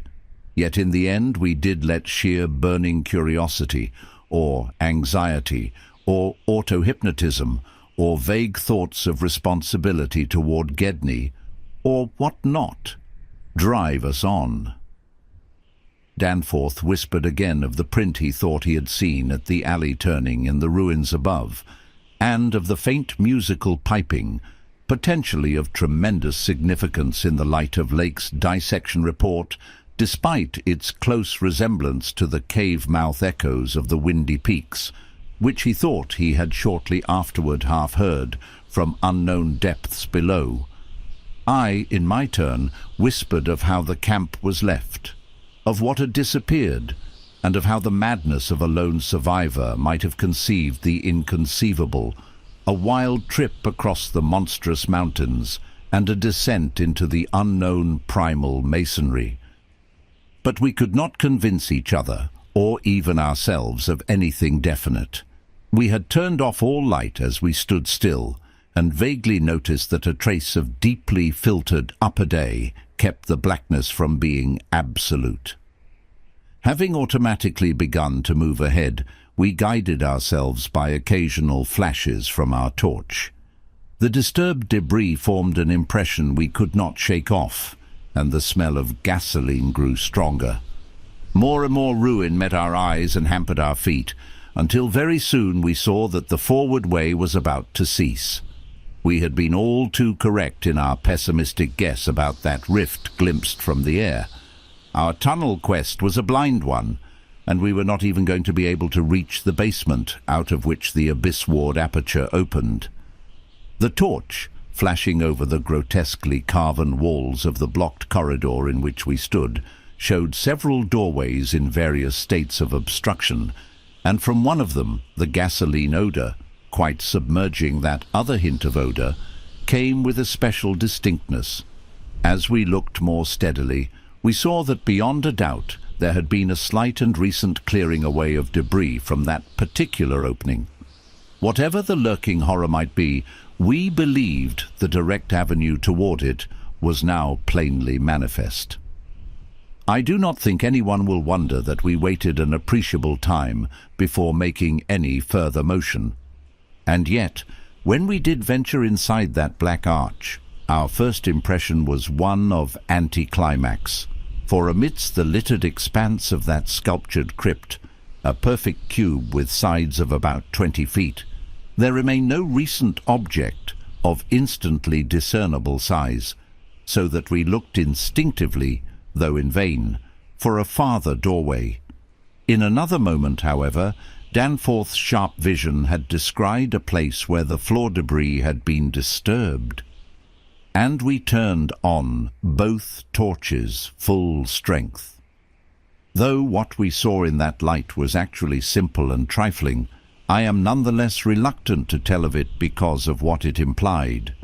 It was a rough leveling of the debris, upon which several small objects lay carelessly scattered, and at one corner of which a considerable amount of gasoline must have been spilled lately enough to leave a strong odor even at this extreme super-plateau altitude. In other words, it could not be other than a sort of camp, a camp made by questing beings who, like us, had been turned back by the unexpectedly choked way to the abyss. Let me be plain. The scattered objects were, so far as substance was concerned, all from Lake's camp, and consisted of tin cans as queerly opened as those we had seen at that ravaged place, many spent matches, 3 illustrated books more or less curiously smudged, an empty ink bottle with its pictorial and instructional carton, a broken fountain pen, some oddly snipped fragments of fur and tent cloth, a used electric battery with circular of directions, a folder that came with our type of tent heater, and a sprinkling of crumpled papers. It was all bad enough, But when we smoothed out the papers and looked at what was on them, we felt we had come to the worst. We had found certain inexplicably blotted papers at the camp, which might have prepared us. Yet the effect of the sight down there, in the pre-human vaults of a nightmare city, was almost too much to bear. A mad Gedney might have made the groups of dots in imitation of those found on the greenish soapstones, just as the dots on those insane five-pointed grave mounds might have been made, and he might conceivably have prepared rough, hasty sketches, varying in their accuracy or lack of it, which outlined the neighbouring parts of the city and traced the way from a circularly represented place outside our previous route, a place we identified as a great cylindrical tower in the carvings and as a vast circular gulf glimpsed in our aerial survey, to the present five-pointed structure and the tunnel mouth therein. He might, I repeat, have prepared such sketches. For those before us were quite obviously compiled as our own had been from late sculptures somewhere in the glacial labyrinth, though not from the ones which we had seen and used. But what this art-blind bungler could never have done was to execute those sketches in a strange and assured technique, perhaps superior, despite haste and carelessness, to any of the decadent carvings from which they were taken, the characteristic and unmistakable technique of the old ones themselves in the dead city's heyday. There are those who will say Danforth and I were utterly mad not to flee for our lives after that, since our conclusions were now, notwithstanding their wildness, completely fixed, and of a nature I need not even mention to those who have read my account as far as this. Perhaps we were mad, for have I not said those horrible peaks were mountains of madness? But I think I can detect something of the same spirit, albeit in a less extreme form, in the men who stalk deadly beasts through African jungles to photograph them or study their habits. Half paralyzed with terror though we were, there was nevertheless fanned within us a blazing flame of awe and curiosity which triumphed in the end. Of course we did not mean to face that, or those, which we knew had been there, but we felt that they must be gone by now. They would by this time have found the other neighbouring entrance to the abyss, and have passed within to whatever night-black fragments of the past might await them in the ultimate gulf they had never seen. Or if that entrance too was blocked, they would have gone on to the north seeking another. They were, we remembered, partly independent of light. Looking back to that moment, I can scarcely recall just what precise form our new emotions took, just what change of immediate objective it was that so sharpened our sense of expectancy. We certainly did not mean to face what we feared, yet I will not deny that we may have had a lurking, unconscious wish to spy certain things from some hidden vantage point. Probably we had not given up our zeal to glimpse the abyss itself, though there was interposed a new goal in the form of that great circular place shown on the crumpled sketches we had found. We had at once recognized it as a monstrous cylindrical tower, figuring in the very earliest carvings, but appearing only as a prodigious round aperture from above. Something about the impressiveness of its rendering, even in these hasty diagrams, made us think that its subglacial levels must still form a feature of peculiar importance. Perhaps it embodied architectural marvels as yet unencountered by us. It was certainly of incredible age according to the sculptures in which it figured, being indeed among the first things built in the city. Its carvings, if preserved, could not but be highly significant. Moreover, it might form a good present link with the upper world, a shorter route than the one we were so carefully blazing, and probably that by which those others had descended. At any rate, the thing we did was to study the terrible sketches, which quite perfectly confirmed our own, and start back over the indicated course to the circular place, the course which our nameless predecessors must have traversed twice before us. The other neighboring gate to the abyss would lie beyond that. I need not speak of our journey, during which we continued to leave an economical trail of paper, for it was precisely the same in kind as that by which we had reached the cul-de-sac, except that it tended to adhere more closely to the ground level and even descend to basement corridors. Every now and then we could trace certain disturbing marks in the debris or litter underfoot, and after we had passed outside the radius of the gasoline scent, we were again faintly conscious, spasmodically, of that more hideous and more persistent scent. After the way had branched from our former course, we sometimes gave the rays of our single torch a furtive sweep along the walls, noting in almost every case the well-nigh omnipresent sculptures, which indeed seemed to have formed a main aesthetic outlet for the old ones. About 9:30 p.m., while traversing a vaulted corridor whose increasingly glaciated floor seemed somewhat below the ground level and whose roof grew lower as we advanced, we began to see strong daylight ahead and were able to turn off our torch. It appeared that we were coming to the vast circular place and that our distance from the upper air could not be very great. The corridor ended in an arch surprisingly low for these megalithic ruins, but we could see much through it even before we emerged. Beyond there stretched a prodigious round space, fully 200 feet in diameter, strewn with debris and containing many choked archways corresponding to the one we were about to cross. The walls were, in available spaces, boldly sculptured into a spiral band of heroic proportions, and displayed, despite the destructive weathering caused by the openness of the spot, an artistic splendor far beyond anything we had encountered before. The littered floor was quite heavily glaciated, and we fancied that the true bottom lay at a considerably lower depth. But the salient object of the place was the titanic stone ramp, which, eluding the archways by a sharp turn outward into the open floor, wound spirally up the stupendous cylindrical wall like an inside counterpart of those once climbing outside the monstrous towers or ziggurats of antique Babylon. Only the rapidity of our flight, and the perspective which confounded the descent with the tower's inner wall, had prevented our noticing this feature from the air, and thus caused us to seek another avenue to the subglacial level. Pabodie might have been able to tell what sort of engineering held it in place, but Danforth and I could merely admire and marvel. We could see mighty stone corbels and pillars here and there, but what we saw seemed inadequate to the function performed. The thing was excellently preserved up to the present top of the tower, a highly remarkable circumstance in view of its exposure, and its shelter had done much to protect the bizarre and disturbing cosmic sculptures on the walls.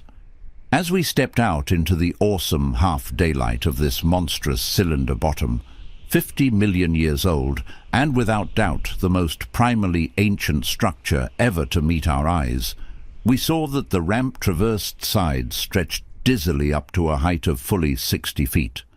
This, we recalled from our aerial survey, meant an outside glaciation of some 40 feet, since the yawning gulf we had seen from the plain had been at the top of an approximately 20-foot mound of crumbled masonry, somewhat sheltered for 3/4 of its circumference by the massive curving walls of a line of higher ruins.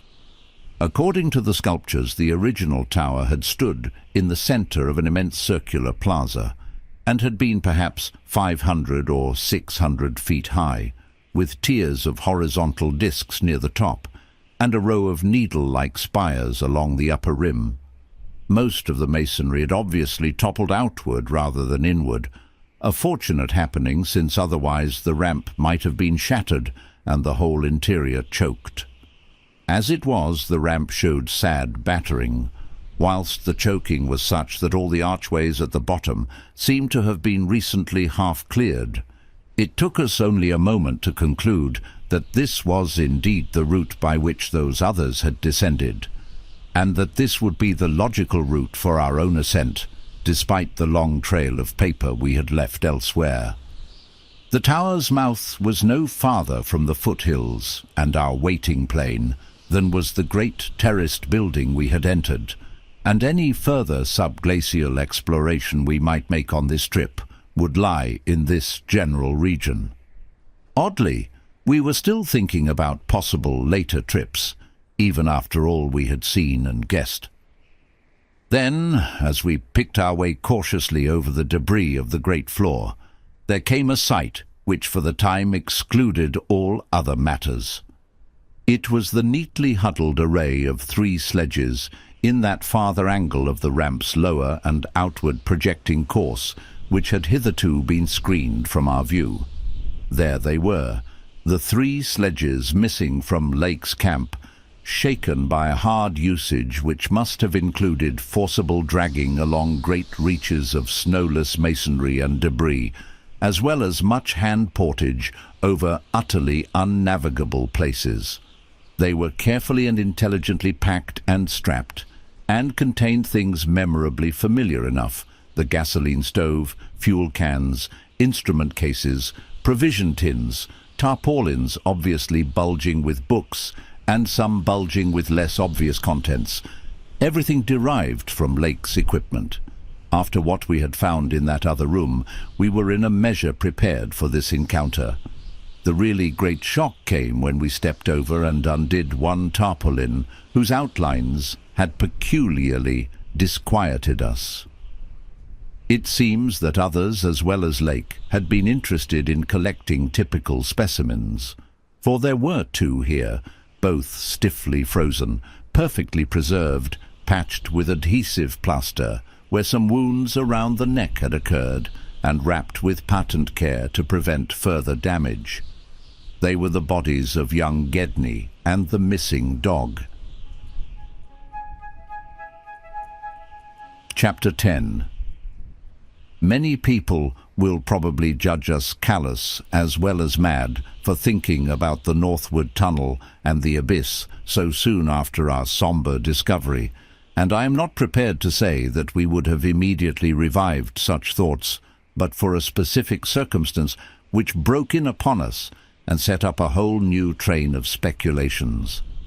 We had replaced the tarpaulin over poor Gedney, and were standing in a kind of mute bewilderment when the sounds finally reached our consciousness. The first sounds we had heard since descending out of the open, where the mountain wind whined faintly from its unearthly heights. Well known and mundane though they were, their presence in this remote world of death was more unexpected and unnerving than any grotesque or fabulous tones could possibly have been, since they gave a fresh upsetting to all our notions of cosmic harmony. Had it been some trace of that bizarre musical piping over a wide range which Lake's dissection report had led us to expect in those others, and which, indeed, our overwrought fancies had been reading into every wind howl we had heard since coming on the camp horror, it would have had a kind of hellish congruity with the aeon-dead region around us. A voice from other epochs belongs in a graveyard of other epochs. As it was, however, the noise shattered all our profoundly seated adjustments, all our tacit acceptance of the inner Antarctic as a waste as utterly and irrevocably void of every vestige of normal life as the sterile disk of the moon. What we heard was not the fabulous note of any buried blasphemy of elder Earth, from whose supernal toughness an age-denied polar sun had evoked a monstrous response. Instead, it was a thing so mockingly normal and so unerringly familiarized by our sea days off Victorialand and our camp days at McMurdo Sound that we shuddered to think of it here, where such things ought not to be. To be brief, it was simply the raucous squawking of a penguin. The muffled sound floated from subglacial recesses nearly opposite to the corridor whence we had come, regions manifestly in the direction of that other tunnel to the vast abyss. The presence of a living water bird in such a direction, in a world whose surface was one of age-long and uniform lifelessness, could lead to only one conclusion. Hence, our first thought was to verify the objective reality of the sound. It was indeed repeated, and seemed at times to come from more than one throat. Seeking its source, we entered an archway from which much debris had been cleared, resuming our trailblazing with an added paper supply taken with curious repugnance from one of the tarpaulin bundles on the sledges, when we left daylight behind. As the glaciated floor gave place to a litter of detritus, we plainly discerned some curious dragging tracks, and once Danforth found a distinct print of a sort whose description would be only too superfluous. The course indicated by the penguin cries was precisely what our map and compass prescribed as an approach to the more northerly tunnel mouth, and we were glad to find that a bridgeless thoroughfare on the ground and basement levels seemed open. The tunnel, according to the chart, ought to start from the basement of a large pyramidal structure, which we seemed vaguely to recall from our aerial survey as remarkably well preserved. Along our path, the single torch showed a customary profusion of carvings, but we did not pause to examine any of these. Suddenly a bulky white shape loomed up ahead of us, and we flashed on the second torch. It is odd how wholly this new quest had turned our minds from earlier fears of what might lurk near. Those other ones, having left their supplies in the great circular place, must have planned to return after their scouting trip toward or into the abyss. Yet we had now discarded all caution concerning them as completely as if they had never existed. This white, waddling thing was fully 6 feet high, yet we seemed to realize at once that it was not one of those others. They were larger and dark, and according to the sculptures, their motion over land surfaces was a swift, assured matter, despite the queerness of their sea-borne tentacle equipment. But to say that the white thing did not profoundly frighten us would be vain. We were indeed clutched for an instant by a primitive dread, almost sharper than the worst of our reasoned fears regarding those others. Then came a flash of anticlimax as the white shape sidled into a lateral archway to our left to join two others of its kind which had summoned it in raucous tones. For it was only a penguin, albeit of a huge unknown species larger than the greatest of the known king penguins, and monstrous in its combined albinism and virtual eyelessness. When we had followed the thing into the archway and turned both our torches on the indifferent and unheeding group of three, we saw that they were all eyeless albinos of the same unknown and gigantic species. Their size reminded us of some of the archaic penguins depicted in the Old One's sculptures, and it did not take us long to conclude that they were descended from the same stock, undoubtedly surviving through a retreat to some warmer inner region whose perpetual blackness had destroyed their pigmentation and atrophied their eyes to mere useless slits. That their present habitat was the vast abyss we sought was not for a moment to be doubted, and this evidence of the gulf's continued warmth and habitability filled us with the most curious and subtly perturbing fancies. We wondered, too, what had caused these three birds to venture out of their usual domain.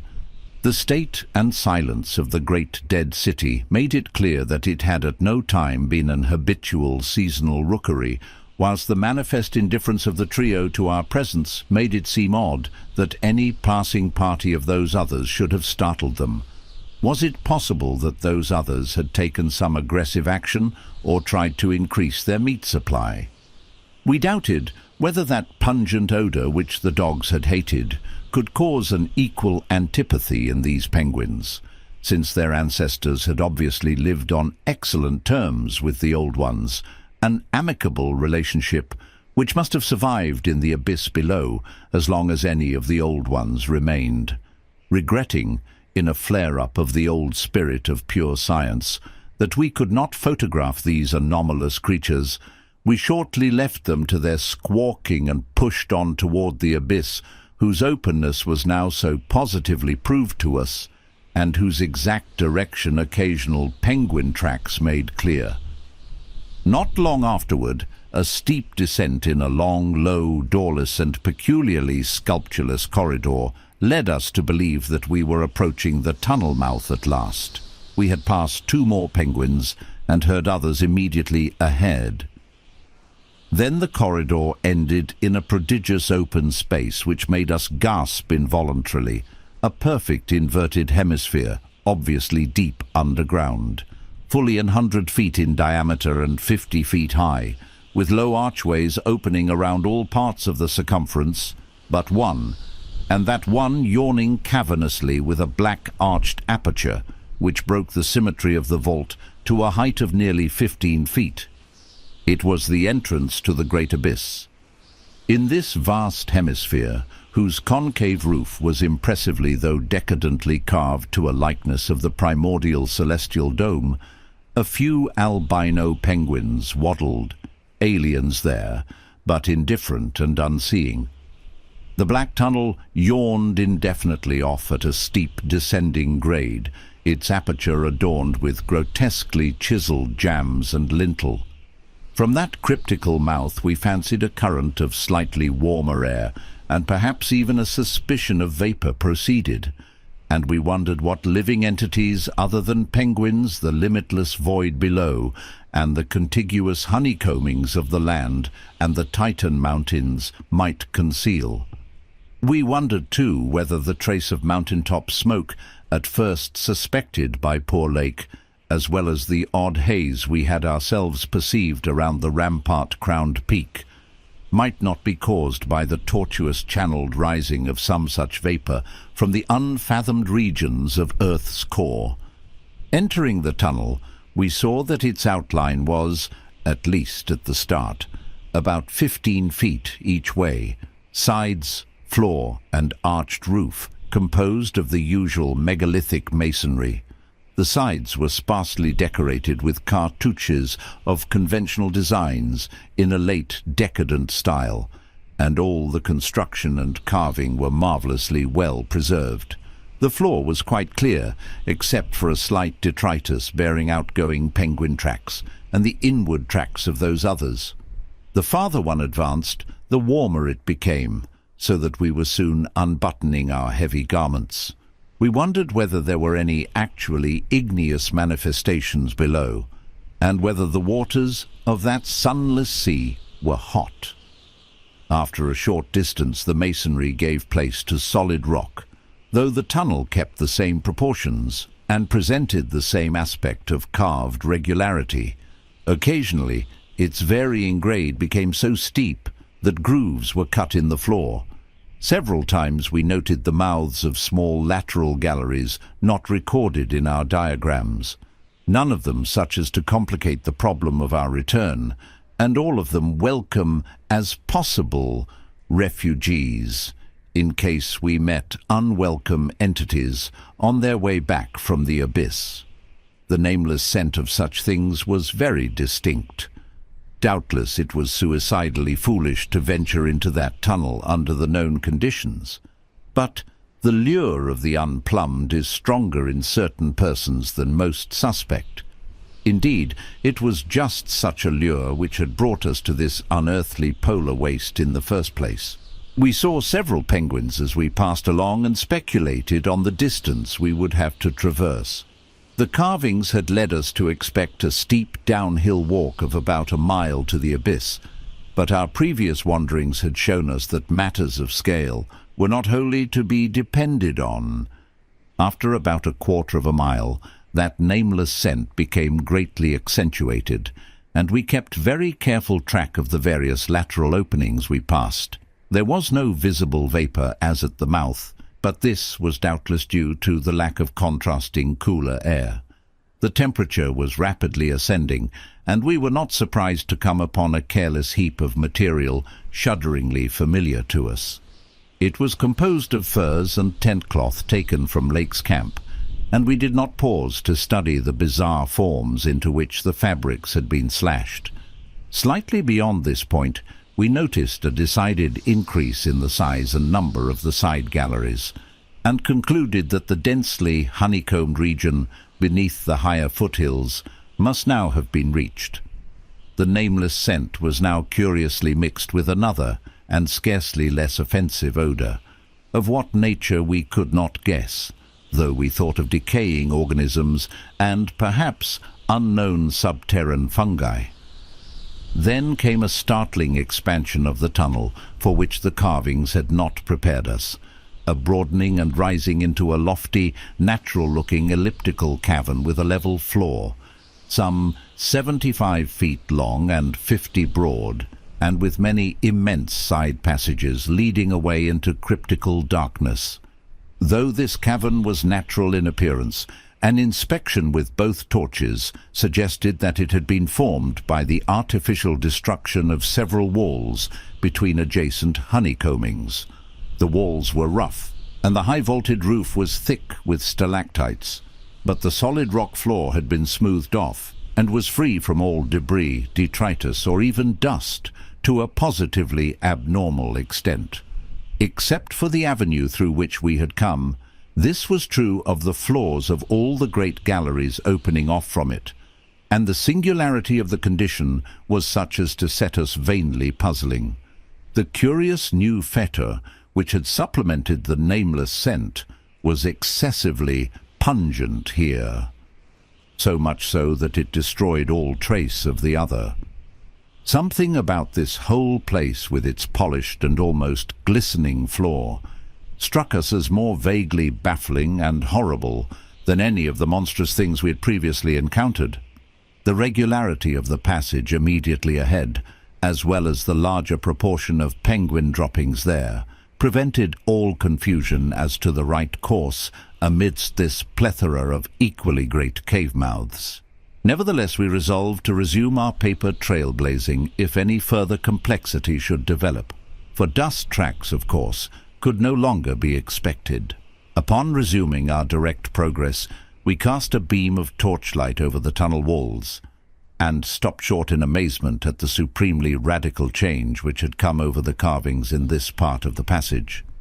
We realized, of course, the great decadence of the Old One's sculpture at the time of the tunneling, and had indeed noticed the inferior workmanship of the arabesques in the stretches behind us.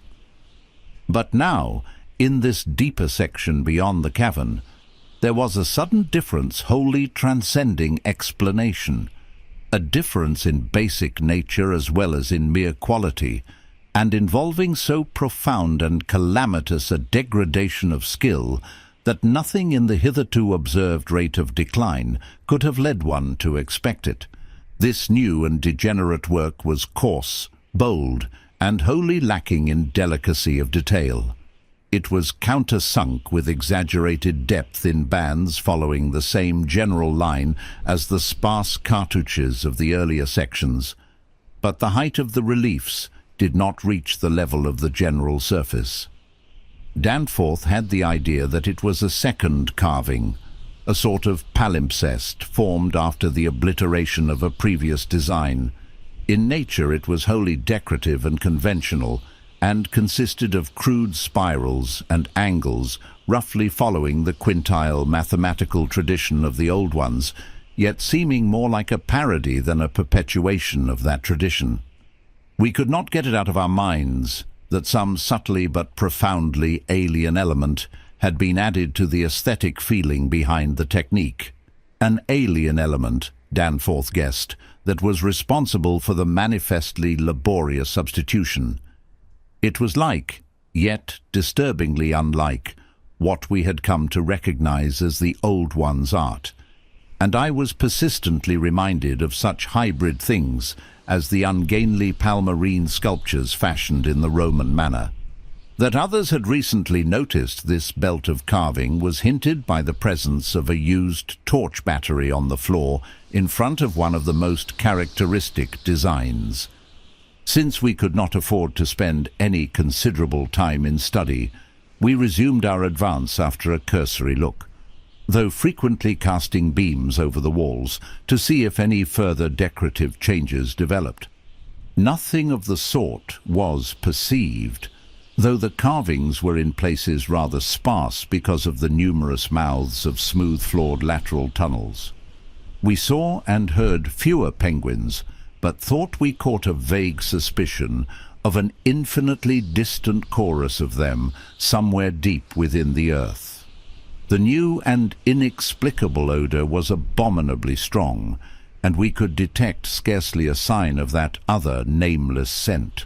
Puffs of visible vapor ahead bespoke increasing contrasts in temperature and the relative nearness of the sunless sea cliffs of the great abyss. Then, quite unexpectedly, we saw certain obstructions on the polished floor ahead, obstructions which were quite definitely not penguins, and turned on our second torch after making sure that the objects were quite stationary. Chapter 11. Still another time have I come to a place where it is very difficult to proceed. I ought to be hardened by this stage, but there are some experiences and intimations which scar too deeply to permit of healing, and leave only such an added sensitiveness that memory re-inspires all the original horror. We saw, as I have said, certain obstructions on the polished floor ahead, and I may add that our nostrils were assailed almost simultaneously by a very curious intensification of the strange prevailing foetor, now quite plainly mixed with the nameless stench of those others which had gone before us. The light of the second torch left no doubt of what the obstructions were, and we dared approach them only because we could see, even from a distance, that they were quite as past all harming power as had been the 6 similar specimens unearthed from the monstrous star-mounded graves at Poor Lake's camp. They were indeed as lacking in completeness as most of those we had unearthed, though it grew plain from the thick dark green pool gathering around them that their incompleteness was of infinitely greater recency. There seemed to be only 4 of them, whereas Lake's bulletins would have suggested no less than 8 as forming the group which had preceded us. To find them in this state was wholly unexpected, and we wondered what sort of monstrous struggle had occurred down here in the dark. Penguins, attacked in a body, retaliate savagely with their beaks, and our ears now made certain the existence of a rookery far beyond. Had those others disturbed such a place and aroused murderous pursuit?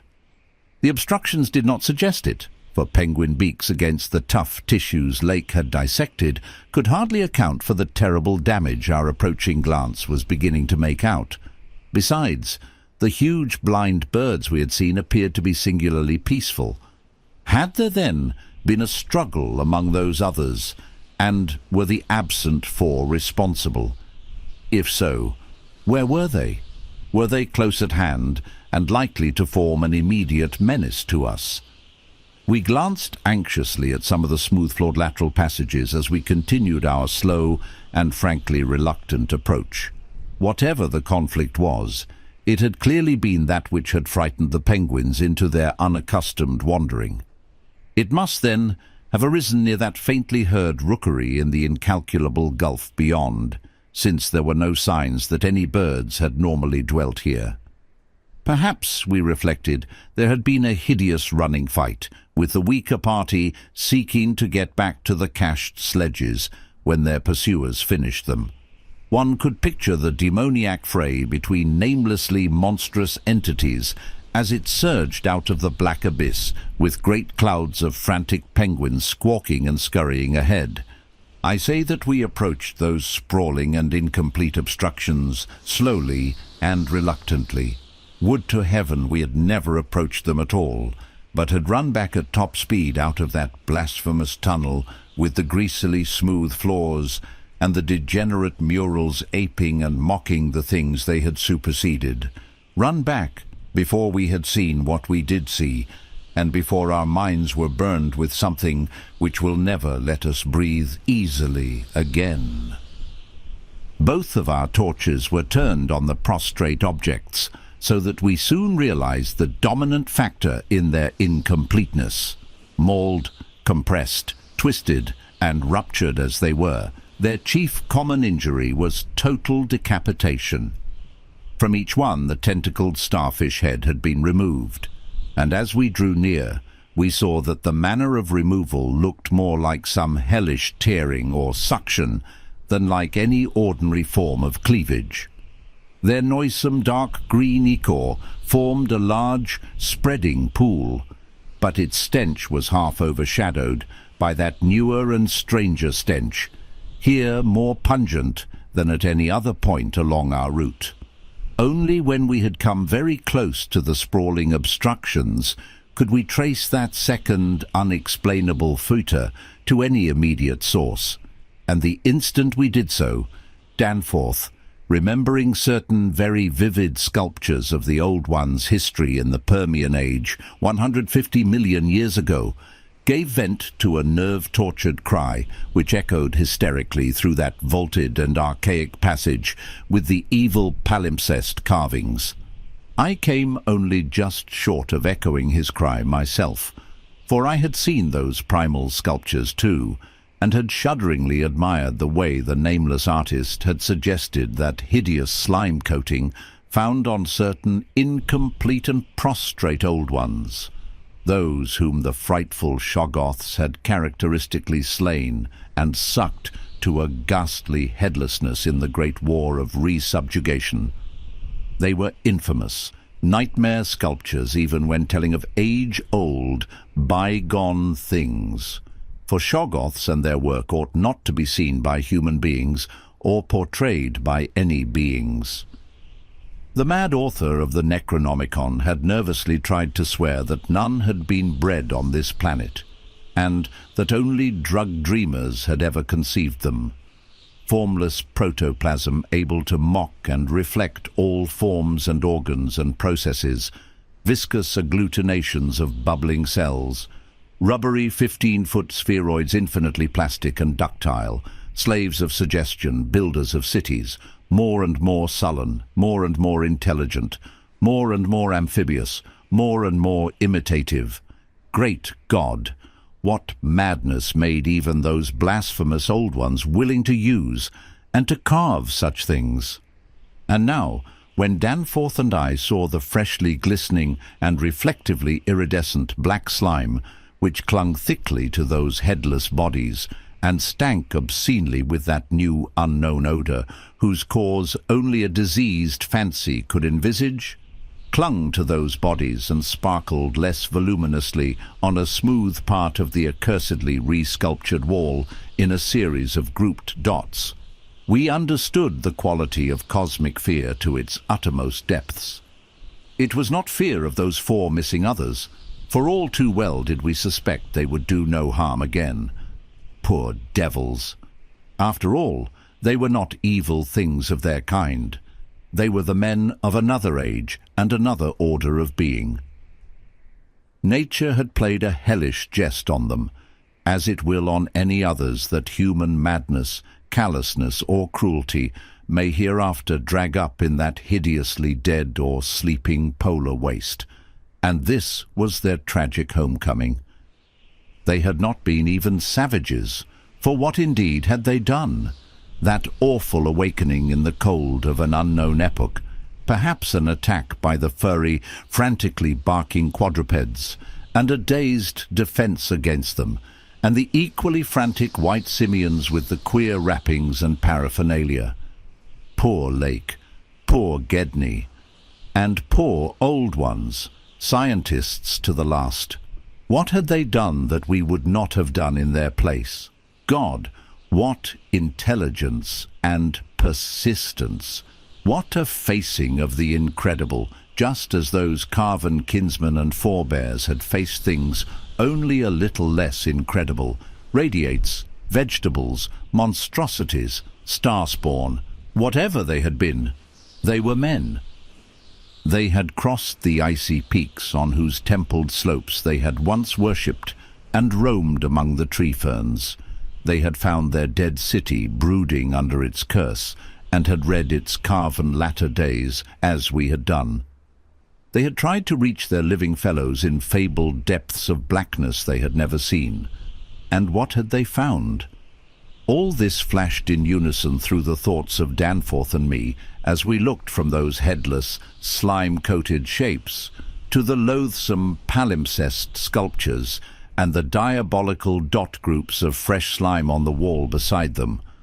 Looked and understood what must have triumphed and survived down there in the cyclopean water city of that nighted, penguin-fringed abyss, whence even now a sinister curling mist had begun to belch pallidly, as if in answer to Danforth's hysterical scream.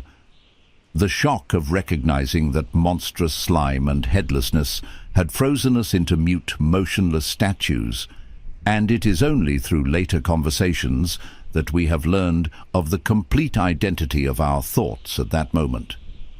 It seemed eons that we stood there, but actually it could not have been more than 10 or 15 seconds. That hateful pallid mist curled forward, as if veritably driven by some remoter advancing bulk. And then came a sound which upset much of what we had just decided, and in so doing broke the spell and enabled us to run like mad past squawking, confused penguins, over our former trail back to the city, along ice-sunken megalithic corridors, to the great open circle, and up that archaic spiral ramp in a frenzied automatic plunge for the sane outer air and light of day. The new sound, as I have intimated, upset much that we had decided, because it was what poor Lake's dissection had led us to attribute to those we had just judged dead. It was, Danforth later told me, precisely what he had caught in infinitely muffled form when at that spot beyond the alley corner above the glacial level, and it certainly had a shocking resemblance to the windpipings we had both heard around the lofty mountain caves. At the risk of seeming puerile, I will add another thing too, if only because of the surprising way Danforth's impression chimed with mine. Of course, common reading is what prepared us both to make the interpretation, though Danforth has hinted at queer notions about unsuspected and forbidden sources to which Poe may have had access when writing his Arthur Gordon Pym a century ago. It will be remembered that in that fantastic tale there is a word of unknown but terrible and prodigious significance connected with the Antarctic, and screamed eternally by the gigantic, spectrally snowy birds of that malign region's core. Tekeli-li! Tekeli-li! That, I may admit, is exactly what we thought we heard conveyed by that sudden sound behind the advancing white mist, that insidious musical piping over a singularly wide range. We were in full flight before 3 notes or syllables had been uttered, though we knew that the swiftness of the old ones would enable any scream-roused and pursuing survivor of the slaughter to overtake us in a moment if it really wished to do so. We had a vague hope, however, that non-aggressive conduct and a display of kindred reason might cause such a being to spare us in case of capture, if only from scientific curiosity. After all, if such an one had nothing to fear for itself, it would have no motive in harming us. Concealment being futile at this juncture, we used our torch for a running glance behind, and perceived that the mist was thinning. Would we see at last a complete and living specimen of those others? Again came that insidious musical piping. Tekeli-li! Tekeli-li! Then, noting that we were actually gaining on our pursuer, it occurred to us that the entity might be wounded. We could take no chances, however, since it was very obviously approaching in answer to Danforth's scream, rather than in flight from any other entity. The timing was too close to admit of doubt, of the whereabouts of that less conceivable and less mentionable nightmare, that fetid, unglimpsed mountain of slime-spewing protoplasm, whose race had conquered the abyss and sent land pioneers to recarve and squirm through the burrows of the hills. We could form no guess, and it cost us a genuine pang to leave this probably crippled old one, perhaps a lone survivor, to the peril of recapture and a nameless fate. Thank heaven we did not slacken our run. The curling mist had thickened again and was driving ahead with increased speed, whilst the straying penguins in our rear were squawking and screaming and displaying signs of a panic really surprising in view of their relatively minor confusion when we had passed them. Once more came that sinister, wide-ranged piping, "Tekeli-lee, Tekeli-lee!" We had been wrong. The thing was not wounded, but had merely paused on encountering the bodies of its fallen kindred and the hellish slime inscription above them. We could never know what that demon message was, but those burials at Lake's camp had shown how much importance the beings attached to their dead. Our recklessly used torch now revealed ahead of us the large open cavern where various ways converged, and we were glad to be leaving those morbid palimpsest sculptures, almost felt, even when scarcely seen, behind. Another thought which the advent of the cave inspired was the possibility of losing our pursuer at this bewildering focus of large galleries. There were several of the blind albino penguins in the open space, and it seemed clear that their fear of the oncoming entity was extreme to the point of unaccountability.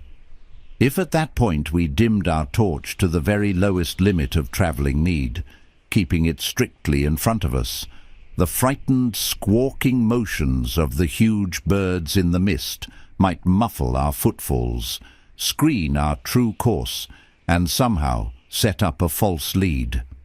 Amidst the churning, spiralling fog, the littered and unglistening floor of the main tunnel beyond this point, as differing from the other morbidly polished burrows, could hardly form a highly distinguishing feature, even so far as we could conjecture, for those indicated special senses which made the Old One's party, though imperfectly independent of light in emergencies.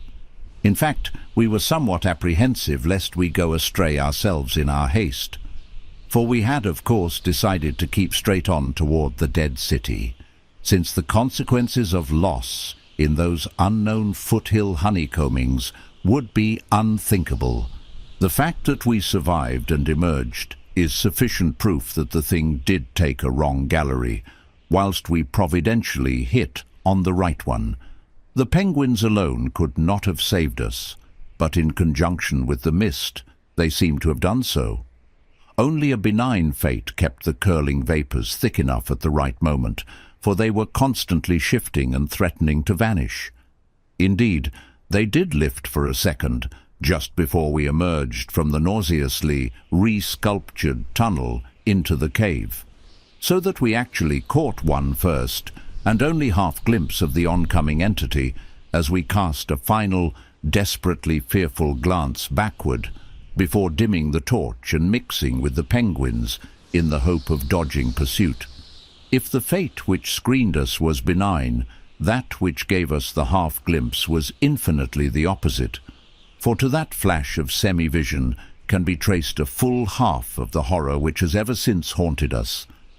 Our exact motive in looking back again was perhaps no more than the immemorial instinct of the pursued to gauge the nature and course of its pursuer, or perhaps it was an automatic attempt to answer a subconscious question raised by one of our senses.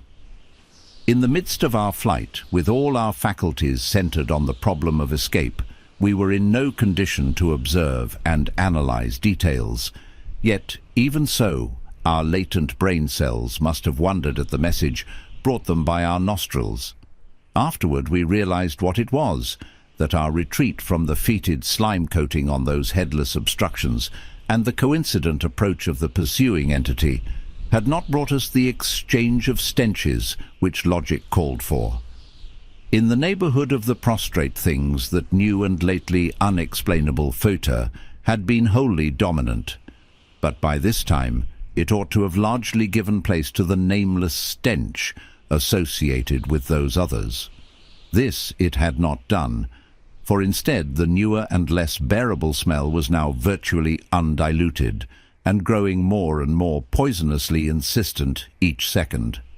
So we glanced back, simultaneously it would appear, though no doubt the incipient motion of one prompted the imitation of the other. As we did so, we flashed both torches full strength at the momentarily thinned mist, either from sheer primitive anxiety to see all we could, or in a less primitive but equally unconscious effort to dazzle the entity before we dimmed our light and dodged among the penguins of the labyrinth center ahead. Unhappy act. Not Orpheus himself, or Lot's wife, paid much more dearly for a backward glance, and again came that shocking, wide-ranged piping, "Tekelili! Tekelili!" I might as well be frank, even if I cannot bear to be quite direct, in stating what we saw, though at the time we felt that it was not to be admitted even to each other. The words reaching the reader can never even suggest the awfulness of the sight itself. It crippled our consciousness so completely that I wonder we had the residual sense to dim our torches as planned and to strike the right tunnel toward the dead city. Instinct alone must have carried us through, perhaps better than reason could have done, though if that was what saved us, we paid a high price. Of reason, we certainly had little enough left. Danforth was totally unstrung, and the first thing I remember of the rest of the journey was hearing him light-headedly chant an hysterical formula in which I alone of mankind could have found anything but insane irrelevance. It reverberated in falsetto echoes among the squawks of the penguins, reverberated through the vaultings ahead, and, thank God, through the now empty vaultings behind. He could not have begun it at once, else we would not have been alive and blindly racing. I shudder to think of what a shade of difference in his nervous reactions might have brought. South Station under, Washington under, Park Street under, Kendall, Central, Harvard. The poor fellow was chanting the familiar stations of the Boston-Cambridge tunnel that burrowed through our peaceful native soil thousands of miles away in New England. Yet to me the ritual had neither irrelevance nor home feeling. It had only horror, because I knew unerringly the monstrous, nefandous analogy that had suggested it. We had expected, upon looking back, to see a terrible and incredibly moving entity if the mists were thin enough. But of that entity we had formed a clear idea. What we did see, for the mists were indeed all too malignly thinned, was something altogether different and immeasurably more hideous and detestable. It was the utter objective embodiment of the fantastic novelist's thing that should not be, and its nearest comprehensible analogue is a vast, onrushing subway train, as one sees it from a station platform, the great black front looming colossally out of infinite subterraneous distance, constellated with strangely coloured lights, and filling the prodigious burrow as a piston fills a cylinder. But we were not on a station platform. We were on the track ahead, as the nightmare plastic column of fetid black iridescence oozed tightly onward through its 15-foot sinus, gathering unholy speed and driving before it a spiral, re-thickening cloud of the pallid abyss vapour. It was a terrible, indescribable thing, vaster than any subway train, a shapeless congeries of protoplasmic bubbles, faintly self-luminous, and with myriads of temporary eyes, forming and unforming as pustules of greenish light all over the tunnel-filling front that bore down upon us, crushing the frantic penguins and slithering over the glistening floor that it and its kind had swept so evilly free of all litter. Still came that eldritch, mocking cry, "Tekelili! Tekelili!"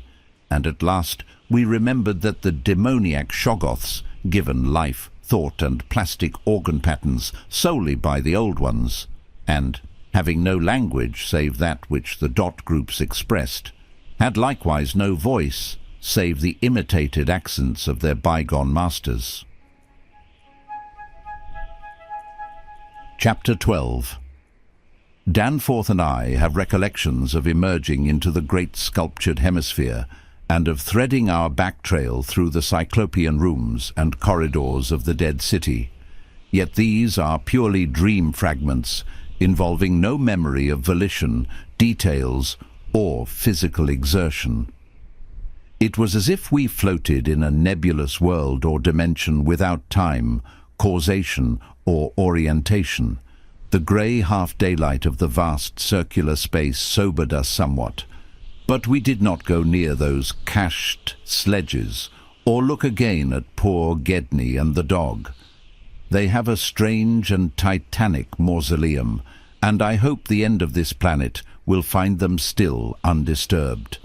It was while struggling up the colossal spiral incline that we first felt the terrible fatigue and short breath which our race through the thin plateau air had produced. But not even the fear of collapse could make us pause before reaching the normal outer realm of sun and sky. There was something vaguely appropriate about our departure from those buried epochs, for as we wound our panting way up the 60-foot cylinder of primal masonry, we glimpsed beside us a continuous procession of heroic sculptures in the dead race's early and undecayed technique, a farewell from the old ones, written 50 million years ago. Finally, scrambling out at the top, we found ourselves on a great mound of tumbled blocks, with the curved walls of higher stonework rising westward, and the brooding peaks of the great mountains showing beyond the more crumbled structures toward the east. The low Antarctic sun of midnight peered redly from the southern horizon through rifts in the jagged ruins, and the terrible age and deadness of the nightmare city seemed all the starker by contrast with such relatively known and accustomed things as the features of the polar landscape.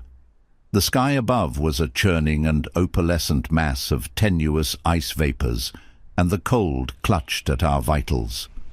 Wearily resting the outfit bags to which we had instinctively clung throughout our desperate flight, we rebuttoned our heavy garments for the stumbling climb down the mound and the walk through the aeon-old stone maze to the foothills where our aeroplane waited. Of what had set us fleeing from the darkness of Earth's secret and archaic gulfs, we said nothing at all. In less than a quarter of an hour, we had found the steep grade to the foothills, the probable ancient terrace by which we had descended, and could see the dark bulk of our great plain amidst the sparse ruins on the rising slope ahead. Halfway uphill toward our goal, we paused for a momentary breathing spell and turned to look again at the fantastic Paleogean tangle of incredible stone shapes below us, once more outlined mystically against an unknown west. As we did so, we saw that the sky beyond had lost its morning haziness, the restless ice vapors having moved up to the zenith, where their mocking outlines seemed on the point of settling into some bizarre pattern which they feared to make quite definite or conclusive. There now lay revealed on the ultimate white horizon behind the grotesque city a dim, elfin line of pinnacled violet, whose needle-pointed heights loomed dreamlike against the beckoning rose color of the western sky. Up toward this shimmering rim sloped the ancient tableland, the depressed course of the bygone river traversing it as an irregular ribbon of shadow. For a second we gasped in admiration of the scene's unearthly cosmic beauty, and then vague horror began to creep into our souls. For this far violet line could be nothing else than the terrible mountains of the Forbidden Land, highest of Earth's peaks and focus of Earth's evil, harborers of nameless horrors and Archean secrets, shunned and prayed to by those who feared to carve their meaning, untrodden by any living thing of Earth, but visited by the sinister lightnings and sending strange beams across the plains in the polar night. Beyond doubt, the unknown archetype of that dreaded Decadent in the cold waste, beyond abhorrent Leng, whereof unholy primal legends hint evasively. We were the first human beings ever to see them, and I hope to God we may be the last. If the sculptured maps and pictures in that pre-human city had told truly, these cryptic violet mountains could not be much less than 300 miles away. Yet nonetheless, sharply did their dim elfin essence jut above that remote and snowy rim, like the serrated edge of a monstrous alien planet about to rise into unaccustomed heavens. Their height, then, must have been tremendous beyond all known comparison, carrying them up into tenuous atmospheric strata, peopled by such gaseous wraiths as rash flyers have barely lived to whisper of after unexplainable falls. Looking at them, I thought nervously of certain sculptured hints of what the great bygone river had washed down into the city from their accursed slopes, and wondered how much sense and how much folly had lain in the fears of those old ones who carved them so reticently. I recalled how their northerly end must come near the coast at Queen Maryland, where even at that moment Sir Douglas Mawson's expedition was doubtless working less than 1,000 miles away, and hoped that no evil fate would give Sir Douglas and his men a glimpse of what might lie beyond the protecting coastal range. Such thoughts formed a measure of my overwrought condition at the time, and Danforth seemed to be even worse. Yet long before we had passed the great star-shaped ruin and reached our plain, our fears had become transferred to the lesser but vast enough range whose recrossing lay ahead of us. From these foothills, the black, ruin-crusted slopes reared up starkly and hideously against the east, again reminding us of those strange Asian paintings of Nicholas Roerich. And when we thought of the damnable honeycombs inside them, and of the frightful amorphous entities that might have pushed their fetidly squirming way even to the topmost hollow pinnacles, we could not face without panic the prospect of again sailing by those suggestive skyward cave mouths, where the wind made sounds like an evil musical piping over a wide range.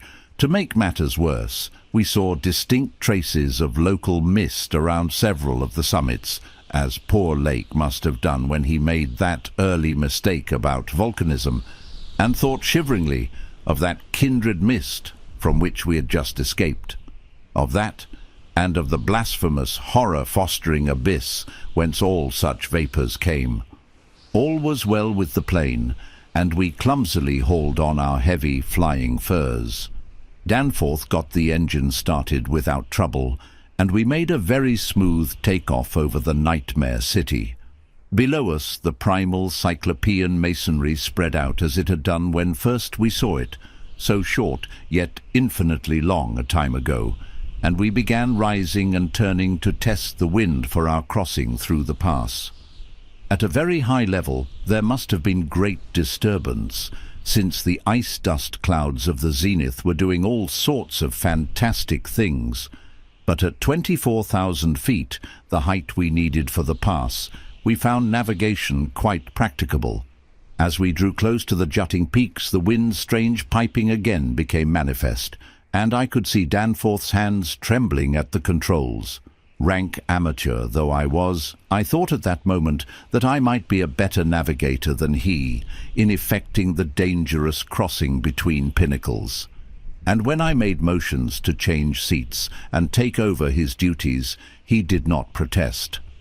I tried to keep all my skill and self-possession about me, and stared at the sector of reddish farther sky betwixt the walls of the pass, resolutely refusing to pay attention to the puffs of mountain-top vapour, and wishing that I had wax-stopped ears like Ulysses' men off the Siren's coast to keep that disturbing wind piping from my consciousness. But Danforth, released from his piloting and keyed up to a dangerous nervous pitch, could not keep quiet. I felt him turning and wriggling about as he looked back at the terrible receding city, ahead at the cave-riddled, cube-barnacled peaks, sidewise at the bleak sea of snowy, rampart-strewn foothills, and upward at the seething, grotesquely clouded sky. It was then, just as I was trying to steer safely through the pass, that his mad shrieking brought us so close to disaster by shattering my tight hold on myself and causing me to fumble helplessly with the controls for a moment. A second afterward, my resolution triumphed, and we made the crossing safely, yet I am afraid that Danforth will never be the same again. I have said that Danforth refused to tell me what final horror made him scream out so insanely, a horror which, I feel sadly sure, is mainly responsible for his present breakdown. We had snatches of shouted conversation above the wind's piping and the engines buzzing as we reached the safe side of the range and swooped slowly down toward the camp. But that had mostly to do with the pledges of secrecy we had made as we prepared to leave the nightmare city. Certain things, we had agreed, were not for people to know and discuss lightly, and I would not speak of them now but for the need of heading off that Starkweather Moor expedition and others at any cost. It is absolutely necessary for the peace and safety of mankind that some of Earth's dark, dead corners and unplumbed depths be let alone, lest sleeping abnormalities wake to resurgent life, and blasphemously surviving nightmares squirm and splash out of their black lairs to newer and wider conquests. All that Danforth has ever hinted is that the final horror was a mirage. It was not, he declares, anything connected with the cubes and caves of echoing, vaporous, wormily honeycombed mountains of madness which we crossed, but a single fantastic demoniac glimpse among the churning zenith clouds of what lay back of those other violet westward mountains which the old ones had shunned and feared. It is very probable that the thing was a sheer delusion born of the previous stresses we had passed through, and of the actual, though unrecognized, mirage of the dead transmontane city experienced near Lake's Camp the day before. But it was so real to Danforth that he suffers from it still. He has on rare occasions whispered disjointed and irresponsible things about the Black Pit, the carven rim, the proto-shoggoths, the windowless solids with 5 dimensions, the nameless cylinder, the Eldopharos, Yog-Sothoth, the primal white jelly, the color out of space, the wings, the eyes in darkness, the moon ladder, the original, the eternal, the undying, and other bizarre conceptions. But when he is fully himself, he repudiates all this and attributes it to his curious and macabre reading of earlier years. Danforth, indeed, is known to be among the few who have ever dared go completely through that worm-riddled copy of the Necronomicon kept under lock and key in the college library. The higher sky, as we crossed the range, was surely vaporous and disturbed enough. And although I did not see the zenith, I can well imagine that its swirls of ice dust may have taken strange forms. Imagination, knowing how vividly distant scenes can sometimes be reflected, refracted, and magnified by such layers of restless cloud, might easily have supplied the rest. And of course Danforth did not hint any of those specific horrors till after his memory had had a chance to draw on his bygone reading. He could never have seen so much in one instantaneous glance. At the time, his shrieks were confined to the repetition of a single mad word of all too obvious source: Tekelili, Tekelili.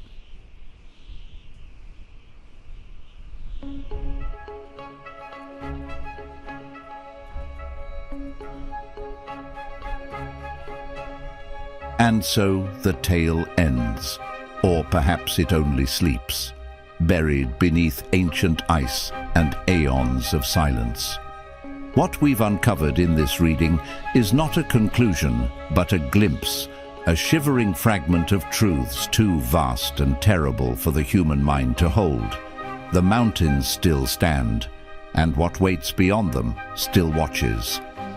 What you've just heard is no mere story, but a warning whispered from the edge of human understanding. The mountains still loom, and what stirs beneath them has never truly died. Thank you for joining me on this chilling descent into cosmic horror. This has been the most ambitious project ever undertaken on original strange fairy tales and other stories. And I'm beyond grateful to all of you who've listened, liked, shared, and subscribed. Welcome, as always, to the channel. A very special thank you goes out to all the official fairy tale enthusiasts who support the channel as members.